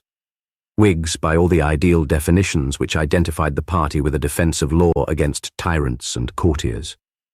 But if anybody deduces from the fact that the Whig aristocrats were Whigs any doubt about whether the Whig aristocrats were aristocrats, there is one practical test and reply. It might be tested in many ways, by the game laws and enclosure laws they passed, or by the strict code of the duel and the definition of honor on which they all insisted. But if it be really questioned whether I am right in calling their whole world an aristocracy, and the very reverse of it a democracy, the true historical test is this, that when republicanism really entered the world, they instantly waged two great wars with it. Or, if the view be preferred, it instantly waged two great wars with them. America and France revealed the real nature of the English Parliament. Ice may sparkle, but a real spark will show it is only ice. So when the red fire of the Revolution touched the frosty splendors of the Whigs, there was instantly a hissing and a strife of the flame to melt the ice, of the water to quench the flame. It has been noted that one of the virtues of the aristocrats was liberty, especially liberty among themselves. It might even be said that one of the virtues of the aristocrats was cynicism. They were not stuffed with our fashionable fiction, with its stiff and wooden figures of a good man named Washington and a bad man named Boney. They at least were aware that Washington's cause was not so obviously white, nor Napoleon's so obviously black as most books in general circulation would indicate. They had a natural admiration for the military genius of Washington and Napoleon. They had the most unmixed contempt for the German royal family. But they were, as a class, not only against both Washington and Napoleon, but against them both for the same reason. And it was that they both stood for democracy. Great injustice is done to the English aristocratic government of the time through a failure to realize this fundamental difference, especially in the case of America. There is a wrong-headed humor about the English which appears especially in this, that while they often, as in the case of Ireland, make themselves out right where they were entirely wrong, they are easily persuaded, as in the case of America, to make themselves out entirely wrong where there is at least a case for their having been more or less right. George III's government laid certain taxes on the colonial community on the eastern seaboard of America. It was certainly not self-evident, in the sense of law and precedent, that the imperial government could not lay taxes on such colonists, nor were the taxes themselves of that practically oppressive sort which rightly raise everywhere the common casuistry of revolution. The Whig oligarchs had their faults, but utter lack of sympathy with liberty, especially local liberty, and with their adventurous kindred beyond the seas, was by no means one of their faults. Chatham, the great chief of the new and very national noblesse, was typical of them in being free from the faintest illiberality and irritation against the colonies as such. He would have made them free, and even favoured colonies, if only he could have kept them as colonies. Burke, who was then the eloquent voice of Whiggism, and was destined later to show how wholly it was a voice of aristocracy, went, of course, even further. Even North compromised, and though George III, being a fool, might himself have refused to compromise, he had already failed to effect the Bolingbroke scheme of the restitution of the royal power. The case for the Americans, the real reason for calling them right in the quarrel, was something much deeper than the quarrel. They were at issue, not with a dead monarchy, but with a living aristocracy. They declared war on something much finer and more formidable than poor old George. Nevertheless, the popular tradition, especially in America, has pictured it primarily as a duel of George III and George Washington, and as we have noticed more than once, such pictures, though figurative, are seldom false. King George's head was not much more useful on the throne than it was on the signboard of a tavern. Nevertheless, the signboard was really a sign, and a sign of the times. It stood for a tavern that sold not English but German beer. It stood for that side of the Whig policy which Chatham showed when he was tolerant to America alone, but intolerant of America when allied with France. That very wooden sign stood, in short, for the same thing as the juncture with Frederick the Great. It stood for that Anglo-German alliance which, at a very much later time in history, was to turn into the world-old Teutonic race. Roughly and frankly speaking, we may say that America forced the quarrel. She wished to be separate, which was to her but another phrase for wishing to be free. She was not thinking of her wrongs as a colony, but already of her rights as a republic. The negative effect of so small a difference could never have changed the world, without the positive effect of a great ideal, one may say, of a great new religion. The real case for the colonists is that they felt they could be something, which they also felt, and justly, that England would not help them to be. England would probably have allowed the colonists all sorts of concessions and constitutional privileges, but England could not allow the colonists equality. I do not mean equality with her, but even with each other. Chatham might have compromised with Washington because Washington was a gentleman. But Chatham could hardly have conceived a country not governed by gentlemen. Burke was apparently ready to grant everything to America, but he would not have been ready to grant what America eventually gained. If he had seen American democracy, he would have been as much appalled by it as he was by French democracy, and would always have been by any democracy. In a word, the Whigs were liberal and even generous aristocrats, but they were aristocrats. That is why their concessions were as vain as their conquests. We talk, with a humiliation too rare with us, about our dubious part in the secession of America. Whether it increase or decrease the humiliation I do not know, but I strongly suspect that we had very little to do with it. I believe we counted for uncommonly little in the case. We did not really drive away the American colonists, nor were they driven. They were led on by a light that went before. That light came from France, like the armies of Lafayette that came to the help of Washington. France was already in travail with the tremendous spiritual revolution which was soon to reshape the world. Her doctrine, disruptive and creative, was widely misunderstood at the time, and is much misunderstood still, despite the splendid clarity of style in which it was stated by Rousseau in the Contrat Social and by Jefferson in the Declaration of Independence. Say the very word equality in many modern countries, and 400 fools will leap to their feet at once to explain that some men can be found, on careful examination, to be taller or handsomer than others. As if Danton had not noticed that he was taller than Robespierre, or as if Washington was not well aware that he was handsomer than Franklin. This is no place to expound a philosophy. It will be enough to say in passing, by way of a parable, that when we say that all pennies are equal, we do not mean that they all look exactly the same. We mean that they are absolutely equal in their one absolute character, in the most important thing about them. It may be put practically by saying that they are coins of a certain value, 12 of which go to a shilling. It may be put symbolically, and even mystically, by saying that they all bear the image of the king. And though the most mystical, it is also the most practical summary of equality, that all men bear the image of the King of Kings. Indeed, it is of course true that this idea had long underlain all Christianity, even in institutions less popular in form than were, for instance, the mob of medieval republics in Italy. A dogma of equal duties implies that of equal rights. I know of no Christian authority that would not admit that it is as wicked to murder a poor man as a rich man, or as bad to burgle an inelegantly furnished house as a tastefully furnished one. But the world had wandered further and further from these truisms, and nobody in the world was further from them than the group of the great English aristocrats. The idea of the equality of men is in substance simply the idea of the importance of man. But it was precisely the notion of the importance of a mere man which seemed startling and indecent to a society whose whole romance and religion now consisted of the importance of a gentleman. It was as if a man had walked naked into Parliament. There is not space here to develop the moral issue in full, but this will suffice to show that the critics concerned about the difference in human types or talents are considerably wasting their time. If they can understand how two coins can count the same though one is bright and the other brown, they might perhaps understand how two men can vote the same though one is bright and the other dull. If, however, they are still satisfied with their solid objection that some men are dull, I can only gravely agree with them that some men are very dull. But a few years after Lafayette had returned from helping to found a republic in America, he was flung over his own frontiers for resisting the foundation of a republic in France. So furious was the onward stride of this new spirit that the Republican of the New World lived to be the reactionary of the old.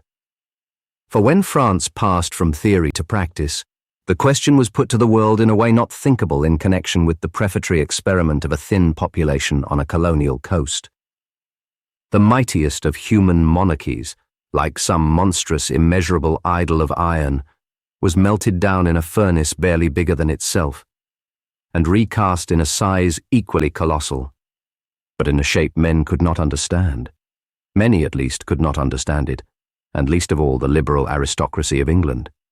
There were, of course, practical reasons for a continuous foreign policy against France, whether royal or republican.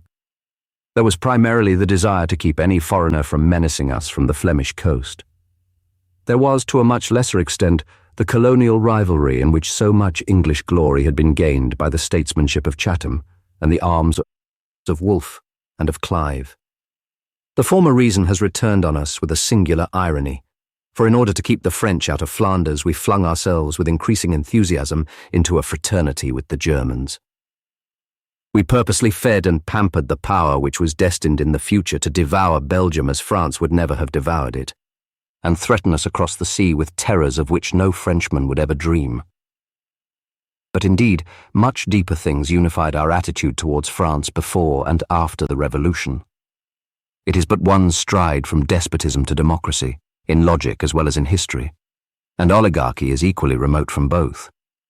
The Bastille fell, and it seemed to an Englishman merely that a despot had turned into a demos.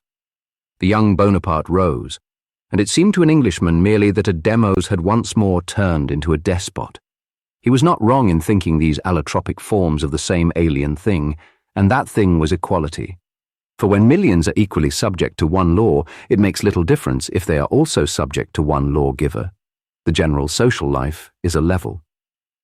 The one thing that the English have never understood about Napoleon, in all their myriad studies of his mysterious personality, is how impersonal he was. I had almost said how unimportant he was. He said himself, "I shall go down to history with my code in my hand," but in practical effects, as distinct from mere name and renown, it would be even truer to say that his code will go down to history with his hand set to it in signature, somewhat illegibly. Thus his testamentary law has broken up big estates and encouraged contented peasants in places where his name is cursed, in places where his name is almost unknown. In his lifetime, of course, it was natural that the annihilating splendor of his military strokes should rivet the eye like flashes of lightning. But his reign fell more silently, and its refreshment remained. It is needless to repeat here that after bursting one world coalition after another by battles that are the masterpieces of the military art, he was finally worn down by two comparatively popular causes, the resistance of Russia and the resistance of Spain. The former was largely, like so much that is Russian, religious, but in the latter appeared most conspicuously that which concerns us here, the valor, vigilance, and high national spirit of England in the 18th century. The long Spanish campaign tried and made triumphant the great Irish soldier, afterwards known as Wellington, who has become all the more symbolic since he was finally confronted with Napoleon in the last defeat of the latter at Waterloo. Wellington, though too logical to be at all English, was in many ways typical of the aristocracy. He had irony and independence of mind. But if we wish to realize how rigidly such men remained limited by their class, how little they really knew what was happening in their time, it is enough to note that Wellington seems to have thought he had dismissed Napoleon by saying he was not really a gentleman. If an acute and experienced Chinaman were to say of Chinese Gordon, "He is not actually a Mandarin," we should think that the Chinese system deserved its reputation for being both rigid and remote. But the very name of Wellington is enough to suggest another, and with it the reminder that this, though true, is inadequate. There was some truth in the idea that the Englishman was never so English as when he was outside England, and never smacked so much of the soil as when he was on the sea. There has run through the national psychology something that has never had a name except the eccentric and indeed extraordinary name of Robinson Crusoe, which is all the more English for being quite undiscoverable in England. It may be doubted if a French or German boy especially wishes that his cornland or vineland were a desert. But many an English boy has wished that his island were a desert island. But we might even say that the Englishman was too insular for an island. He awoke most to life when his island was sundered from the foundations of the world, when it hung like a planet and flew like a bird. And by a contradiction, the real British army was in the navy. The boldest of the islanders were scattered over the moving archipelago of a great fleet. There still lay on it, like an increasing light, the legend of the Armada. It was a great fleet full of the glory of having once been a small one. Long before Wellington ever saw Waterloo, the ships had done their work and shattered the French navy in the Spanish seas, leaving like a light upon the sea the life and death of Nelson, who died with his stars on his bosom and his heart upon his sleeve. There is no word for the memory of Nelson except to call him mythical. The very hour of his death, the very name of his ship, are touched with that epic completeness which critics call the long arm of coincidence and prophets the hand of God. His very faults and failures were heroic, not in a loose but in a classic sense, in that he fell only like the legendary heroes, weakened by a woman, not foiled by any foe among men. And he remains the incarnation of a spirit in the English that is purely poetic, so poetic that it fancies itself 1,000 things and sometimes even fancies itself prosaic. At a recent date, in an age of reason, in a country already calling itself dull and businesslike, and with top hats and factory chimneys already beginning to rise like towers of funereal efficiency, this country clergyman's son moved to the last in a luminous cloud and acted a fairy tale. He shall remain as a lesson to those who do not understand England and a mystery to those who think they do. In outward action, he led his ships to victory and died upon a foreign sea. But symbolically, he established something indescribable and intimate, something that sounds like a native proverb. He was the man who burnt his ships and who forever set the Thames on fire.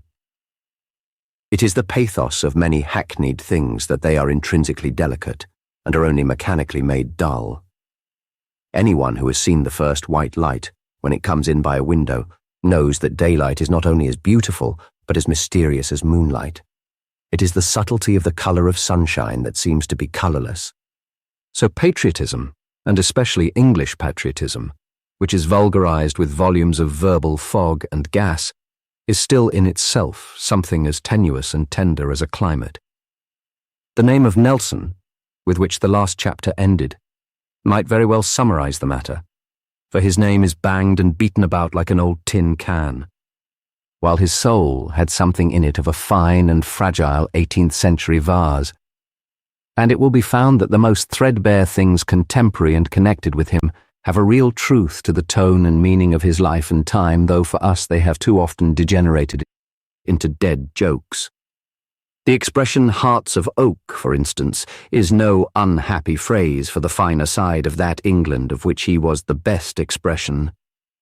Even as a material metaphor, it covers much of what I mean. Oak was by no means only made into bludgeons, nor even only into battleships, and the English gentry did not think it businesslike to pretend to be mere brutes.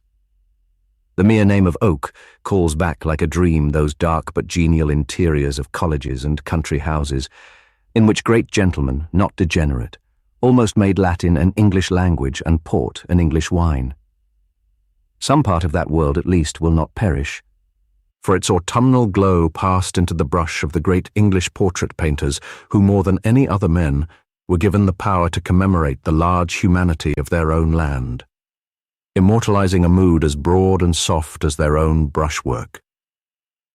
Come naturally, at the right emotional angle, upon a canvas of Gainsborough, who painted ladies like landscapes, as great and as unconscious with repose, and you will note how subtly the artist gives to a dress flowing in the foreground something of the divine quality of distance. Then you will understand another faded phrase and words spoken far away upon the sea. They will rise up quite fresh before you and be borne upon a bar of music, like words you have never heard before, for England, home, and beauty. When I think of these things, I have no temptation to mere grumbling at the great gentry that waged the great war of our fathers. But indeed the difficulty about it was something much deeper than could be dealt with by any grumbling. It was an exclusive class, but not an exclusive life. It was interested in all things, though not for all men. Or rather those things it failed to include, through the limitations of this rationalist interval between medieval and modern mysticism, were at least not of the sort to shock us with superficial inhumanity. The greatest gap in their souls, for those who think it a gap, was their complete and complacent paganism. All their very decencies assumed that the old faith was dead. Those who held it still, like the great Johnson, were considered eccentrics. The French Revolution was a riot that broke up the very formal funeral of Christianity, and was followed by various other complications, including the corpse coming to life. But the skepticism was no mere oligarchic orgy. It was not confined to the Hellfire Club, which might in virtue of its vivid name be regarded as relatively orthodox. It is present in the mildest middle-class atmosphere, as in the middle-class masterpiece about Northanger Abbey, where we actually remember it is an antiquity, without ever remembering it is an abbey. Indeed, there is no clearer case of it than what can only be called the atheism of Jane Austen. Unfortunately, it could truly be said of the English gentleman, as of another gallant and gracious individual, that his honour stood rooted in dishonour. He was indeed somewhat in the position of such an aristocrat in a romance, whose splendour has the dark spot of a secret and a sort of blackmail. There was, to begin with, an uncomfortable paradox in the tale of his pedigree. Many heroes have claimed to be descended from the gods, from beings greater than themselves, but he himself was far more heroic than his ancestors. His glory did not come from the Crusades, but from the Great Pillage. His fathers had not come over with William the Conqueror, but only assisted, in a somewhat shuffling manner, at the coming over of William of Orange. His own exploits were often really romantic, in the cities of the Indian sultans or the War of the Wooden Ships. It was the exploits of the far-off founders of his family that were painfully realistic. In this, the great gentry were more in the position of Napoleonic marshals than of Norman knights, but their position was worse, for the marshals might be descended from peasants and shopkeepers, but the oligarchs were descended from usurers and thieves. That, for good or evil, was the paradox of England. The typical aristocrat was the typical upstart. But the secret was worse. Not only was such a family founded on stealing, but the family was stealing still. It is a grim truth that all through the 18th century, all through the great Whig speeches about liberty, all through the great Tory speeches about patriotism, through the period of Wandewash and Plassey, through the period of Trafalgar and Waterloo, one process was steadily going on in the central Senate of the nation. Parliament was passing bill after bill for the enclosure by the great landlords of such of the common lands as had survived out of the great communal system of the Middle Ages. It is much more than a pun. It is the prime political irony of our history that the commons were destroying the commons. The very word common, as we have before noted, lost its great moral meaning and became a mere topographical term for some remaining scrap of scrub or heath that was not worth stealing. In the 18th century, these last and lingering commons were connected only with stories about highwaymen, which still linger in our literature. The romance of them was a romance of robbers, but not of the real robbers. This was the mysterious sin of the English squires, that they remained human, and yet ruined humanity all around them. Their own ideal, nay, their own reality of life, was really more generous and genial than the stiff savagery of Puritan captains and Prussian nobles. But the land withered under their smile as under an alien frown. Being still at least English, they were still in their way good-natured, but their position was false, and a false position forces the good-natured into brutality. The French Revolution was the challenge that really revealed to the Whigs that they must make up their minds to be really democrats or admit that they were really aristocrats. They decided, as in the case of their philosophic exponent Burke, to be really aristocrats. And the result was the White Terror, the period of anti-Jacobin repression which revealed the real side of their sympathies more than any stricken fields in foreign lands. Cobbett, the last and greatest of the yeomen of the small farming class which the great estates were devouring daily, was thrown into prison merely for protesting against the flogging of English soldiers by German mercenaries. In that savage dispersal of a peaceful meeting which was called the Massacre of Peterloo, English soldiers were indeed employed, though much more in the spirit of German ones. And it is one of the bitter satires that cling to the very continuity of our history, that such suppression of the old yeoman spirit was the work of soldiers who still bore the title of the yeomanry. The name of Cobbett is very important here. Indeed, it is generally ignored because it is important. Cobbett was the one man who saw the tendency of the time as a whole and challenged it as a whole. Consequently, he went without support. It is a mark of our whole modern history that the masses are kept quiet with a fight. They are kept quiet by the fight because it is a sham fight. Thus, most of us know by this time that the party system has been popular only in the same sense that a football match is popular. The division in Cobbett's time was slightly more sincere but almost as superficial. It was a difference of sentiment about externals which divided the old agricultural gentry of the 18th century from the new mercantile gentry of the 19th. Through the first half of the 19th century, there were some real disputes between the squire and the merchant. The merchant became converted to the important economic thesis of free trade, and accused the squire of starving the poor by dear bread to keep up his agrarian privilege. Later, the squire retorted not ineffectively by accusing the merchant of brutalizing the poor by overworking them in his factories to keep up his commercial success. The passing of the Factory Acts was a confession of the cruelty that underlay the new industrial experiments, just as the repeal of the Corn Laws was a confession of the comparative weakness and unpopularity of the squires, who had destroyed the last remnants of any peasantry that might have defended the field against the factory. These relatively real disputes would bring us to the middle of the Victorian era. But long before the beginning of the Victorian era, Cobbett had seen and said that the disputes were only relatively real, or rather, he would have said, in his more robust fashion, that they were not real at all. He would have said that the agricultural pot and the industrial kettle were calling each other black, when they had both been blackened in the same kitchen, and he would have been substantially right, for the great industrial disciple of the kettle, James Watt, who learnt from it the lesson of the steam engine, was typical of the age in this, that he found the old trade guilds too fallen, unfashionable and out of touch with the times to help his discovery, so that he had recourse to the rich minority which had warred on and weakened those guilds since the Reformation. There was no prosperous peasant's pot, such as Henry of Navarre invoked to enter into alliance with the kettle. In other words, there was in the strict sense of the word no commonwealth, because wealth, though more and more wealthy, was less and less common.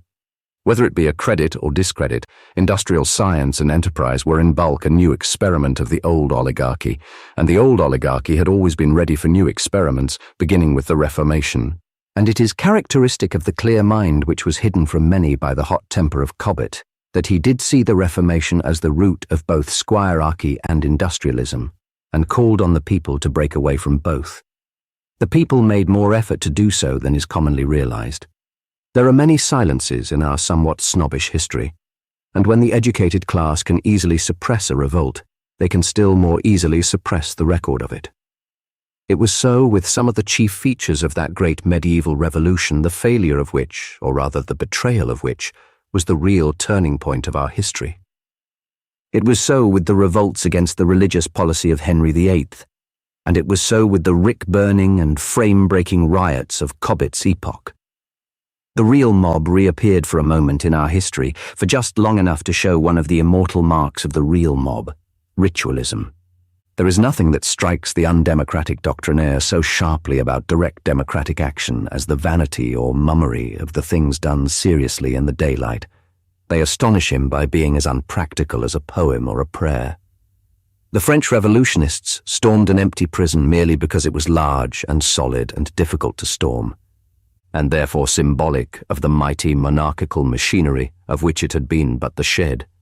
The English rioters laboriously broke in pieces a parish grindstone merely because it was large and solid and difficult to break, and therefore symbolic of the mighty oligarchical machinery which perpetually ground the faces of the poor.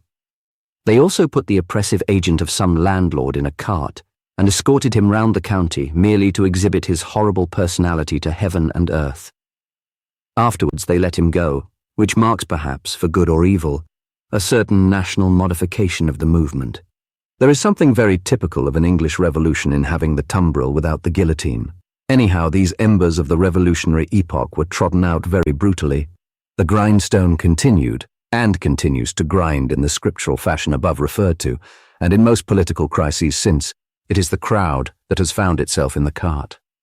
But of course both the riot and repression in England were but shadows of the awful revolt and vengeance which crowned the parallel process in Ireland. Here the terrorism which was but a temporary and desperate tool of the aristocrats in England, not being, to do them justice, at all consonant to their temperament, which had neither the cruelty and morbidity nor the logic and fixity of terrorism, became in a more spiritual atmosphere a flaming sword of religious and racial insanity. Pitt, the son of Chatham, was quite unfit to fill his father's place, unfit indeed, I cannot but think, to fill the place commonly given him in history. But if he was wholly worthy of his immortality, his Irish expedients, even if considered as immediately defensible, have not been worthy of their immortality. He was sincerely convinced of the national need to raise coalition after coalition against Napoleon, by pouring the commercial wealth, then rather peculiar to England, upon her poorer allies, and he did this with indubitable talent and pertinacity. He was at the same time faced with a hostile Irish rebellion and a partly or potentially hostile Irish Parliament. He broke the latter by the most indecent bribery, and the former by the most indecent brutality. But he may well have thought himself entitled to the tyrant's plea. But not only were his expedients those of panic or at any rate of peril, but, what is less clearly realized, it is the only real defense of them that they were those of panic and peril. He was ready to emancipate Catholics as such, for religious bigotry was not the vice of the oligarchy. But he was not ready to emancipate Irishmen as such.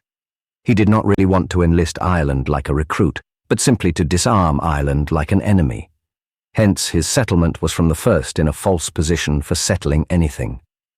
The union may have been a necessity, but the union was not a union. It was not intended to be one, and nobody has ever treated it as one. We have not only never succeeded in making Ireland English, as Burgundy has been made French, but we have never tried. Burgundy could boast of Cornell, though Cornell was a Norman, but we should smile if Ireland boasted of Shakespeare. Our vanity has involved us in a mere contradiction. We have tried to combine identification with superiority. It is simply weak-minded to sneer at an Irishman if he figures as an Englishman and rail at him if he figures as an Irishman. So the Union has never even applied English laws to Ireland, but only coercions and concessions, both specially designed for Ireland. From Pitt's time to our own, this tottering alternation has continued, from the time when the great O'Connell, with his monster meetings, forced our government to listen to Catholic emancipation, to the time when the great Parnell, with his obstruction, forced it to listen to Home Rule. Our staggering equilibrium has been maintained by blows from without. In the later 19th century, the better sort of special treatment began on the whole to increase. Gladstone, an idealistic though inconsistent liberal, rather belatedly realized that the freedom he loved in Greece and Italy had its rights nearer home, and may be said to have found a second youth in the gateway of the grave, in the eloquence and emphasis of his conversion. And a statesman wearing the opposite label, for what that is worth, had the spiritual insight to see that Ireland, if resolved to be a nation, was even more resolved to be a peasantry. George Wyndham, generous, imaginative, a man among politicians, insisted that the agrarian agony of evictions, shootings, and rack-rentings should end with the individual Irish getting, as Parnell had put it, a grip on their farms.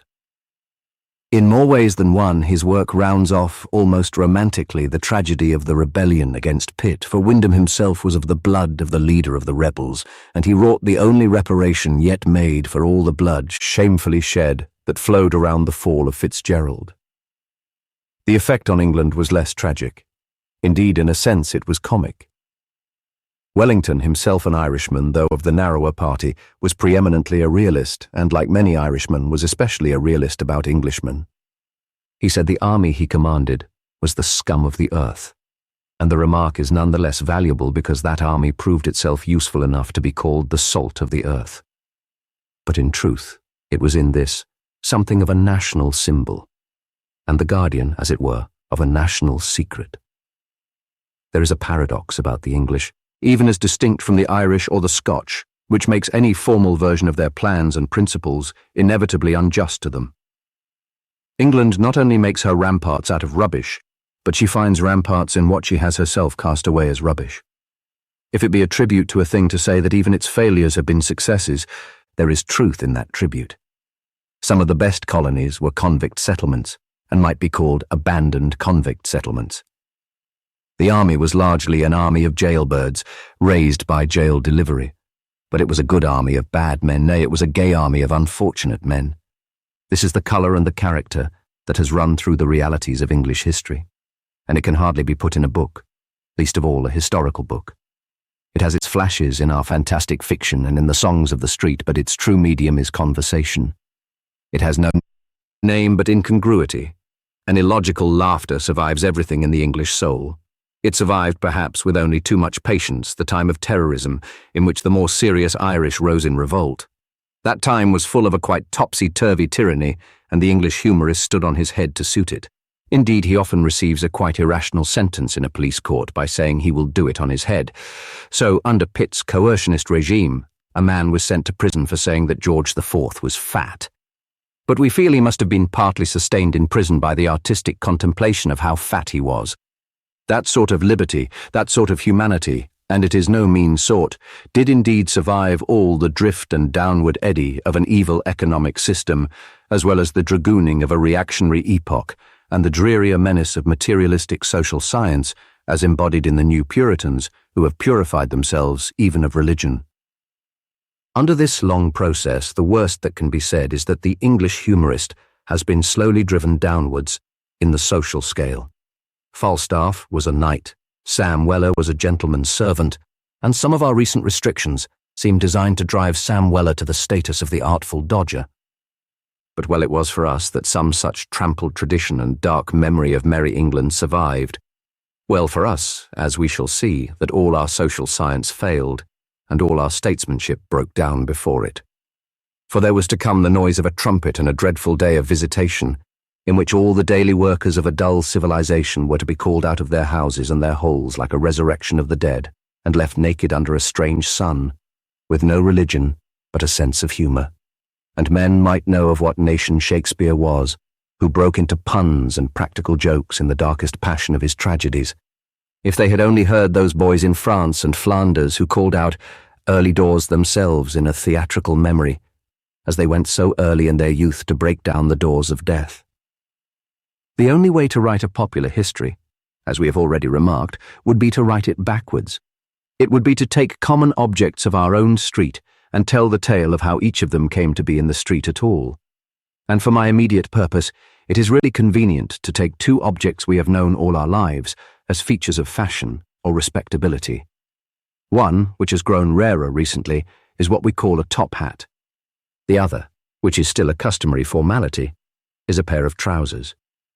The history of these humorous objects really does give a clue to what has happened in England for the last 100 years. It is not necessary to be an aesthete in order to regard both objects as the reverse of beautiful, as tested by what may be called the rational side of beauty.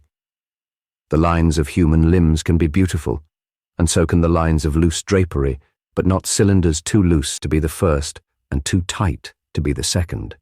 Nor is a subtle sense of harmony needed to see that while there are hundreds of differently proportioned hats, a hat that actually grows larger towards the top is somewhat top-heavy. But what is largely forgotten is this, that these two fantastic objects, which now strike the eye as unconscious freaks, were originally conscious freaks. Our ancestors, to do them justice, did not think them casual or commonplace. They thought them, if not ridiculous, at least rococo. The top hat was the topmost point of a riot of Regency dandyism, and bucks wore trousers while businessmen were still wearing knee breeches. It will not be fanciful to see a certain oriental touch in trousers, which the later Romans also regarded as effeminately oriental. It was an oriental touch found in many florid things of the time, in Byron's poems or Brighton Pavilion. Now, the interesting point is that for a whole serious century, these instantaneous fantasies have remained like fossils. In the carnival of the Regency, a few fools got into fancy dress, and we have all remained in fancy dress. At least, we have remained in the dress, though we have lost the fancy. I say this is typical of the most important thing that happened in the Victorian time, for the most important thing was that nothing happened. The very fuss that was made about minor modifications brings into relief the rigidity with which the main lines of social life were left as they were at the French Revolution. We talk of the French Revolution as something that changed the world, but its most important relation to England is that it did not change England. A student of our history is concerned rather with the effect it did not have than the effect it did. If it be a splendid fate to have survived the flood, the English oligarchy had that added splendor. But even for the countries in which the revolution was a convulsion, it was the last convulsion, until that which shakes the world today. It gave their character to all the commonwealths, which all talked about progress and were occupied in marking time. Frenchmen, under all superficial reactions, remained republican in spirit, as they had been when they first wore top hats. Englishmen, under all superficial reforms, remained oligarchical in spirit, as they had been when they first wore trousers. Only one power might be said to be growing, and that in a plodding and prosaic fashion, the power in the northeast whose name was Prussia. And the English were more and more learning that this growth need cause them no alarm, since the North Germans were their cousins in blood and their brothers in spirit. The first thing to note, then, about the 19th century is that Europe remained herself as compared with the Europe of the Great War, and that England especially remained herself as compared even with the rest of Europe. Granted this, we may give their proper importance to the cautious internal changes in this country, the small conscious and the large unconscious changes. Most of the conscious ones were much upon the model of an early one, the Great Reform Bill of 1832, and can be considered in the light of it. First, from the standpoint of most real reformers, the chief thing about the Reform Bill was that it did not reform. It had a huge tide of popular enthusiasm behind it, which wholly disappeared when the people found themselves in front of it. It enfranchised large masses of the middle classes, it disfranchised very definite bodies of the working classes, and it so struck the balance between the conservative and the dangerous elements in the Commonwealth that the governing class was rather stronger than before. The date, however, is important, not at all because it was the beginning of democracy, but because it was the beginning of the best way ever discovered of evading and postponing democracy. Here enters the homeopathic treatment of revolution, since so often successful. Well into the next generation, Disraeli, the brilliant Jewish adventurer who was the symbol of the English aristocracy being no longer genuine, extended the franchise to the artisans, partly indeed as a party move against his great rival Gladstone, but more as the method by which the old popular pressure was first tired out and then toned down. The politicians said the working class was now strong enough to be allowed votes. It would be true to say it was now weak enough to be allowed votes. So in more recent times, payment of members, which would once have been regarded and resisted as an inrush of popular forces, was passed quietly and without resistance, and regarded merely as an extension of parliamentary privileges. The truth is that the old parliamentary oligarchy abandoned their first line of trenches because they had by that time constructed a second line of defense.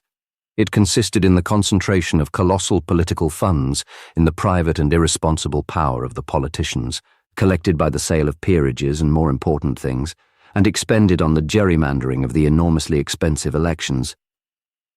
In the presence of this inner obstacle, a vote became about as valuable as a railway ticket when there is a permanent block on the line.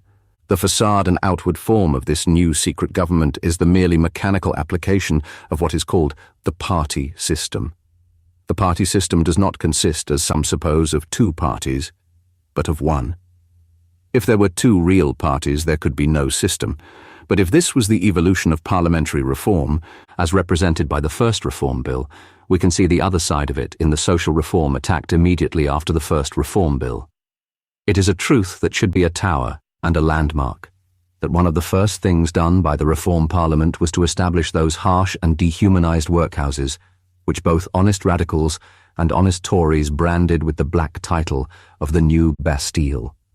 This bitter name lingers in our literature, and can be found by the curious in the works of Carlyle and Hood, but it is doubtless interesting rather as a note of contemporary indignation than as a correct comparison. It is easy to imagine the logicians and legal orators of the parliamentary school of progress finding many points of differentiation and even of contrast. The Bastille was one central institution. The workhouses have been many and have everywhere transformed local life with whatever they have to give of social sympathy and inspiration. Men of high rank and great wealth were frequently sent to the Bastille, but no such mistake has ever been made by the more business administration of the workhouse.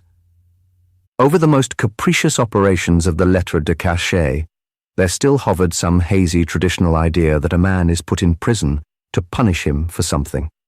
It was the discovery of a later social science that men who cannot be punished can still be imprisoned. But the deepest and most decisive difference lies in the better fortune of the new Bastille. For no mob has ever dared to storm it, and it never fell. The new Poor Law was indeed not wholly new in the sense that it was the culmination and clear enunciation of a principle foreshadowed in the earlier Poor Law of Elizabeth, which was one of the many anti-popular effects of the Great Pillage. When the monasteries were swept away and the medieval system of hospitality destroyed, tramps and beggars became a problem, the solution of which has always tended towards slavery, even when the question of slavery has been cleared of the irrelevant question of cruelty. It is obvious that a desperate man might find Mr. Bumble and the Board of Guardians less cruel than cold weather and the bare ground, even if he were allowed to sleep on the ground, which, by a veritable nightmare of nonsense and injustice, he is not. He is actually punished for sleeping under a bush on the specific and stated ground that he cannot afford a bed. It is obvious, however, that he may find his best physical good by going into the workhouse, as he often found it in pagan times by selling himself into slavery. The point is that the solution remains servile, even when Mr. Bumble and the Board of Guardians ceased to be in a common sense cruel. The pagan might have the luck to sell himself to a kind master. The principle of the new Poor Law, which has so far proved permanent in our society, is that the man lost all his civic rights and lost them solely through poverty. There is a touch of irony, though hardly of mere hypocrisy, in the fact that the Parliament which effected this reform had just been abolishing black slavery by buying out the slave owners in the British colonies. The slave owners were bought out at a price big enough to be called blackmail, But it would be misunderstanding the national mentality to deny the sincerity of the sentiment. Wilberforce represented in this the real wave of Wesleyan religion which had made a humane reaction against Calvinism and was in no mean sense philanthropic. But there is something romantic in the English mind which can always see what is remote. It is the strongest example of what men lose by being long-sighted. It is fair to say that they gain many things also, the poems that are like adventures and the adventures that are like poems. It is a national savour and therefore in itself neither good nor evil, and it depends on the application whether we find a scriptural text for it in the wish to take the wings of the morning and abide in the uttermost parts of the sea, or merely in the saying that the eyes of a fool are in the ends of the earth. Anyhow, the unconscious 19th century movement, so slow that it seems stationary, was altogether in this direction, of which workhouse philanthropy is the type. Nevertheless, it had one national institution to combat and overcome. One institution all the more intensely national because it was not official and, in a sense, not even political. The modern trade union was the inspiration and creation of the English. It is still largely known throughout Europe by its English name. It was the English expression of the European effort to resist the tendency of capitalism to reach its natural culmination in slavery. In this, it has an almost weird psychological interest, for it is a return to the past by men ignorant of the past, like the subconscious action of some man who has lost his memory. We say that history repeats itself, and it is even more interesting when it unconsciously repeats itself. No man on earth is kept so ignorant of the Middle Ages as the British workman, except perhaps the British businessman who employs him. Yet all who know even a little of the Middle Ages can see that the modern trade union is a groping for the ancient guild. It is true that those who look to the trade union, and even those clear-sighted enough to call it the guild, are often without the faintest tinge of medieval mysticism or even of medieval morality. But this fact is itself the most striking and even staggering tribute to medieval morality. It has all the clinching logic of coincidence. If large numbers of the most hard-headed atheists had evolved out of their own inner consciousness, the notion that a number of bachelors or spinsters ought to live together in celibate groups for the good of the poor or the observation of certain hours and offices, it would be a very strong point in favour of the monasteries. It would be all the stronger if the atheists had never heard of monasteries.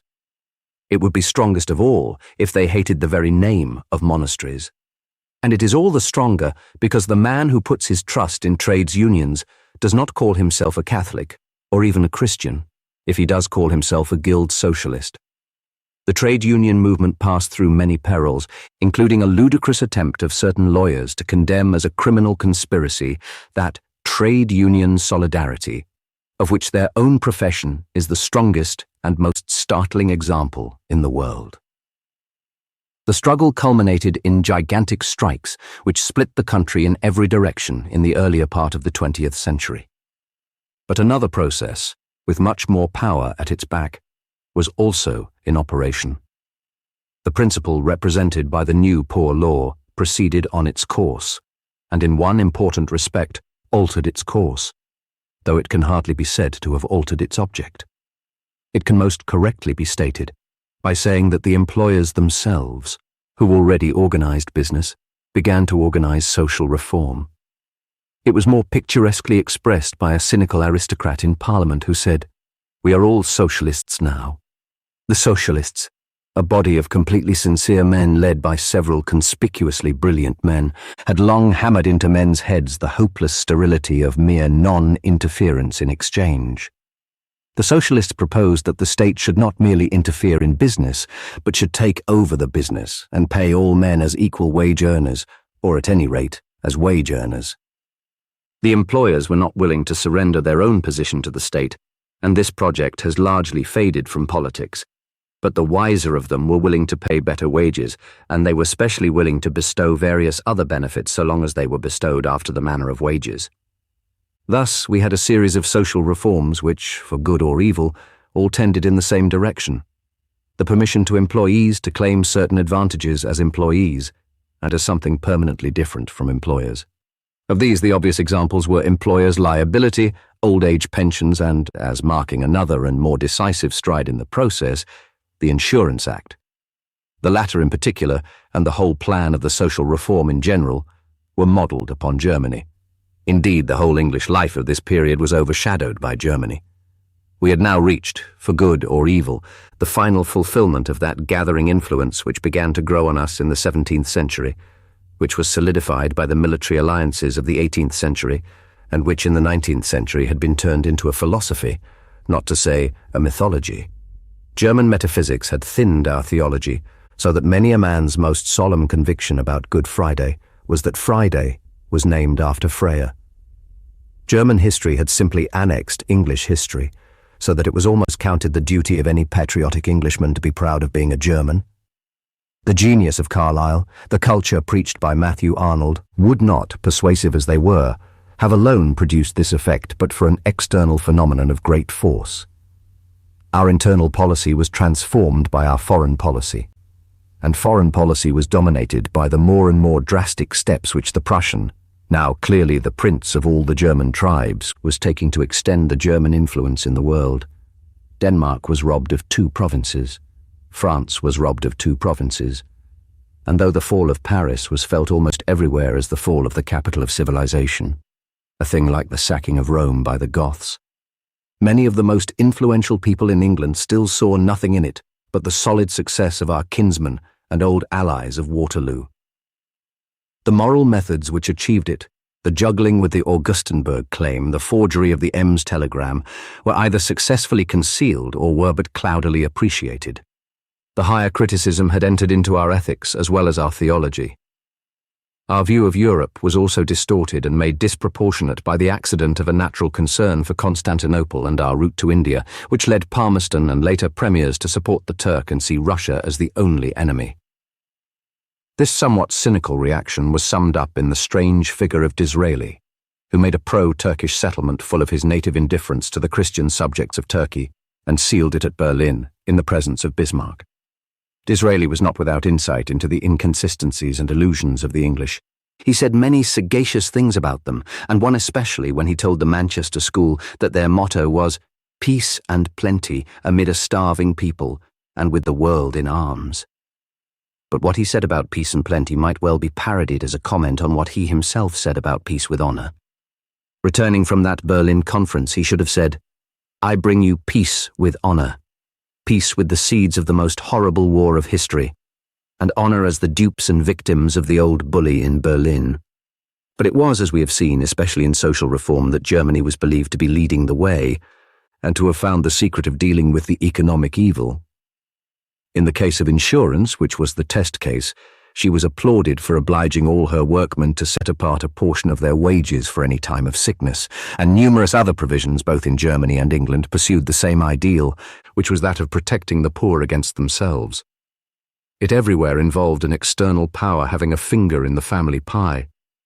But little attention was paid to any friction thus caused, for all prejudices against the process were supposed to be the growth of ignorance. And that ignorance was already being attacked by what was called education, an enterprise also inspired largely by the example and partly by the commercial competition of Germany.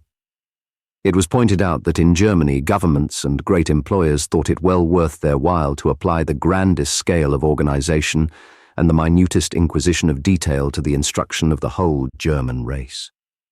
The government was the stronger for training its scholars as it trained its soldiers. The big businesses were the stronger for manufacturing mind as they manufactured material. English education was made compulsory. It was made free. Many good, earnest, and enthusiastic men labored to create a ladder of standards and examinations which would connect the cleverest of the poor with the culture of the English universities and the current teaching in history or philosophy. But it cannot be said that the connection was very complete, or the achievement so thorough as the German achievement. For whatever reason, the poor Englishman remained in many things much as his fathers had been, and seemed to think the higher criticism too high for him even to criticize.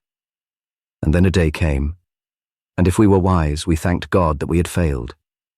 Education, if it had ever really been in question, would doubtless have been a noble gift, education in the sense of the central tradition of history, with its freedom, its family honor, its chivalry, which is the flower of Christendom. But what would our populace, in our epoch, have actually learned if they had learned all that our schools and universities had to teach? That England was but a little branch on a large Teutonic tree, that an unfathomable spiritual sympathy, all encircling like the sea, had always made us the natural allies of the great folk by the flowing Rhine, that all light came from Luther and Lutheran Germany, whose science was still purging Christianity of its Greek and Roman accretions, that Germany was a forest fated to grow, that France was a dung heap fated to decay, a dung heap with a crowing cock on it. What would the ladder of education have led to, except a platform on which a posturing professor proved that a cousin German was the same as a German cousin? What would the gutter snipe have learnt as a graduate, except to embrace a Saxon because he was the other half of an Anglo-Saxon? The day came, and the ignorant fellow found he had other things to learn. And he was quicker than his educated countrymen, for he had nothing to unlearn. He in whose honour all had been said and sung stirred, and stepped across the border of Belgium. Then were spread out before men's eyes all the beauties of his culture and all the benefits of his organisation. Then we beheld under a lifting daybreak what light we had followed, and after what image we had laboured to refashion ourselves. Nor in any story of mankind has the irony of God chosen the foolish thing so catastrophically to confound the wise. For the common crowd of poor and ignorant Englishmen, because they only knew that they were Englishmen, burst through the filthy cobwebs of 400 years and stood where their fathers stood when they knew that they were Christian men. The English poor, broken in every revolt, bullied by every fashion, long despoiled of property, and now being despoiled of liberty, entered history with a noise of trumpets, and turned themselves in 2 years into one of the iron armies of the world. And when the critic of politics and literature, feeling that this war is after all heroic, looks around him to find the hero, he can point to nothing but a mob. In so small a book on so large a matter, finished hastily enough amid the necessities of an enormous national crisis, it would be absurd to pretend to have achieved proportion. But I will confess to some attempt to correct a disproportion. We talk of historical perspective, but I rather fancy there is too much perspective in history. For perspective makes a giant a pygmy, and a pygmy a giant. The past is a giant foreshortened with his feet towards us, and sometimes the feet are of clay. We see too much merely the sunset of the Middle Ages, even when we admire its colours, and the study of a man like Napoleon is too often that of the last phase. So there is a spirit that thinks it reasonable to deal in detail with old Sarum, and would think it ridiculous to deal in detail with the use of Sarum, or which erects in Kensington Gardens a golden monument to Albert larger than anybody has ever erected to Alfred. English history is misread especially, I think, because the crisis is missed. It is usually put about the period of the Stuarts, and many of the memorials of our past seem to suffer from the same visitation as the memorial of Mr. Dick. But though the story of the Stuarts was a tragedy, I think it was also an epilogue. I make the guess, for it can be no more, that the change really came with the fall of Richard II, following on his failure to use medieval despotism in the interests of medieval democracy. England, like the other nations of Christendom, had been created not so much by the death of the ancient civilization as by its escape from death, or by its refusal to die. Medieval civilization had arisen out of the resistance to the barbarians, to the naked barbarism from the north, and the more subtle barbarism from the east. It increased in liberties and local government under kings who controlled the wider things of war and taxation. And in the peasant war of the 14th century in England, the king and the populace came for a moment into conscious alliance. They both found that a third thing was already too strong for them. That third thing was the aristocracy, and it captured and called itself the Parliament. The House of Commons, as its name implies, had primarily consisted of plain men summoned by the king like jurymen, but it soon became a very special jury. It became, for good or evil, a great organ of government, surviving the church, the monarchy, and the mob. It did many great and not a few good things. It created what we call the British Empire. It created something which was really far more valuable, a new and natural sort of aristocracy, more humane and even humanitarian than most of the aristocracies of the world. It had sufficient sense of the instincts of the people, at least until lately, to respect the liberty, and especially the laughter that had become almost the religion of the race. But in doing all this, it deliberately did two other things, which it thought a natural part of its policy. It took the side of the Protestants, and then, partly as a consequence, it took the side of the Germans. Until very lately, most intelligent Englishmen were quite honestly convinced that in both it was taking the side of progress against decay. The question which many of them are now inevitably asking themselves, and would ask whether I asked it or no, is whether it did not rather take the side of barbarism against civilization. At least, if there be anything valid in my own vision of these things, we have returned to an origin, and we are back in the war with the barbarians. It falls as naturally for me that the Englishman and the Frenchman should be on the same side as that Alfred and Abbo should be on the same side in that black century when the barbarians wasted Wessex and besieged Paris. But there are now, perhaps less certain tests of the spiritual as distinct from the material victory of civilization. Ideas are more mixed, are complicated by fine shades or covered by fine names. And whether the retreating savage leaves behind him the soul of savagery, like a sickness in the air, I myself should judge primarily by one political and moral test. The soul of savagery is slavery.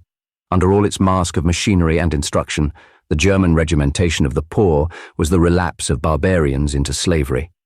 I can see no escape from it for ourselves in the ruts of our present reforms, but only by doing what the medievals did after the other barbarian defeat, beginning by guilds and small independent groups, gradually to restore the personal property of the poor and the personal freedom of the family. If the English really attempt that, the English have at least shown in the war, to anyone who doubted it, that they have not lost the courage and capacity of their fathers, and can carry it through, if they will. If they do not do so, if they continue to move only with the dead momentum of the social discipline which we learnt from Germany, there is nothing before us but what Mr. Belloc, the discoverer of this great sociological drift, has called the servile state. And there are moods in which a man, considering that conclusion of our story, is half inclined to wish that the wave of Teutonic barbarism had washed out us and our armies together, and that the world should never know anything more of the last of the English, except that they died for liberty. The end. Thank you for listening. Have a wonderful day.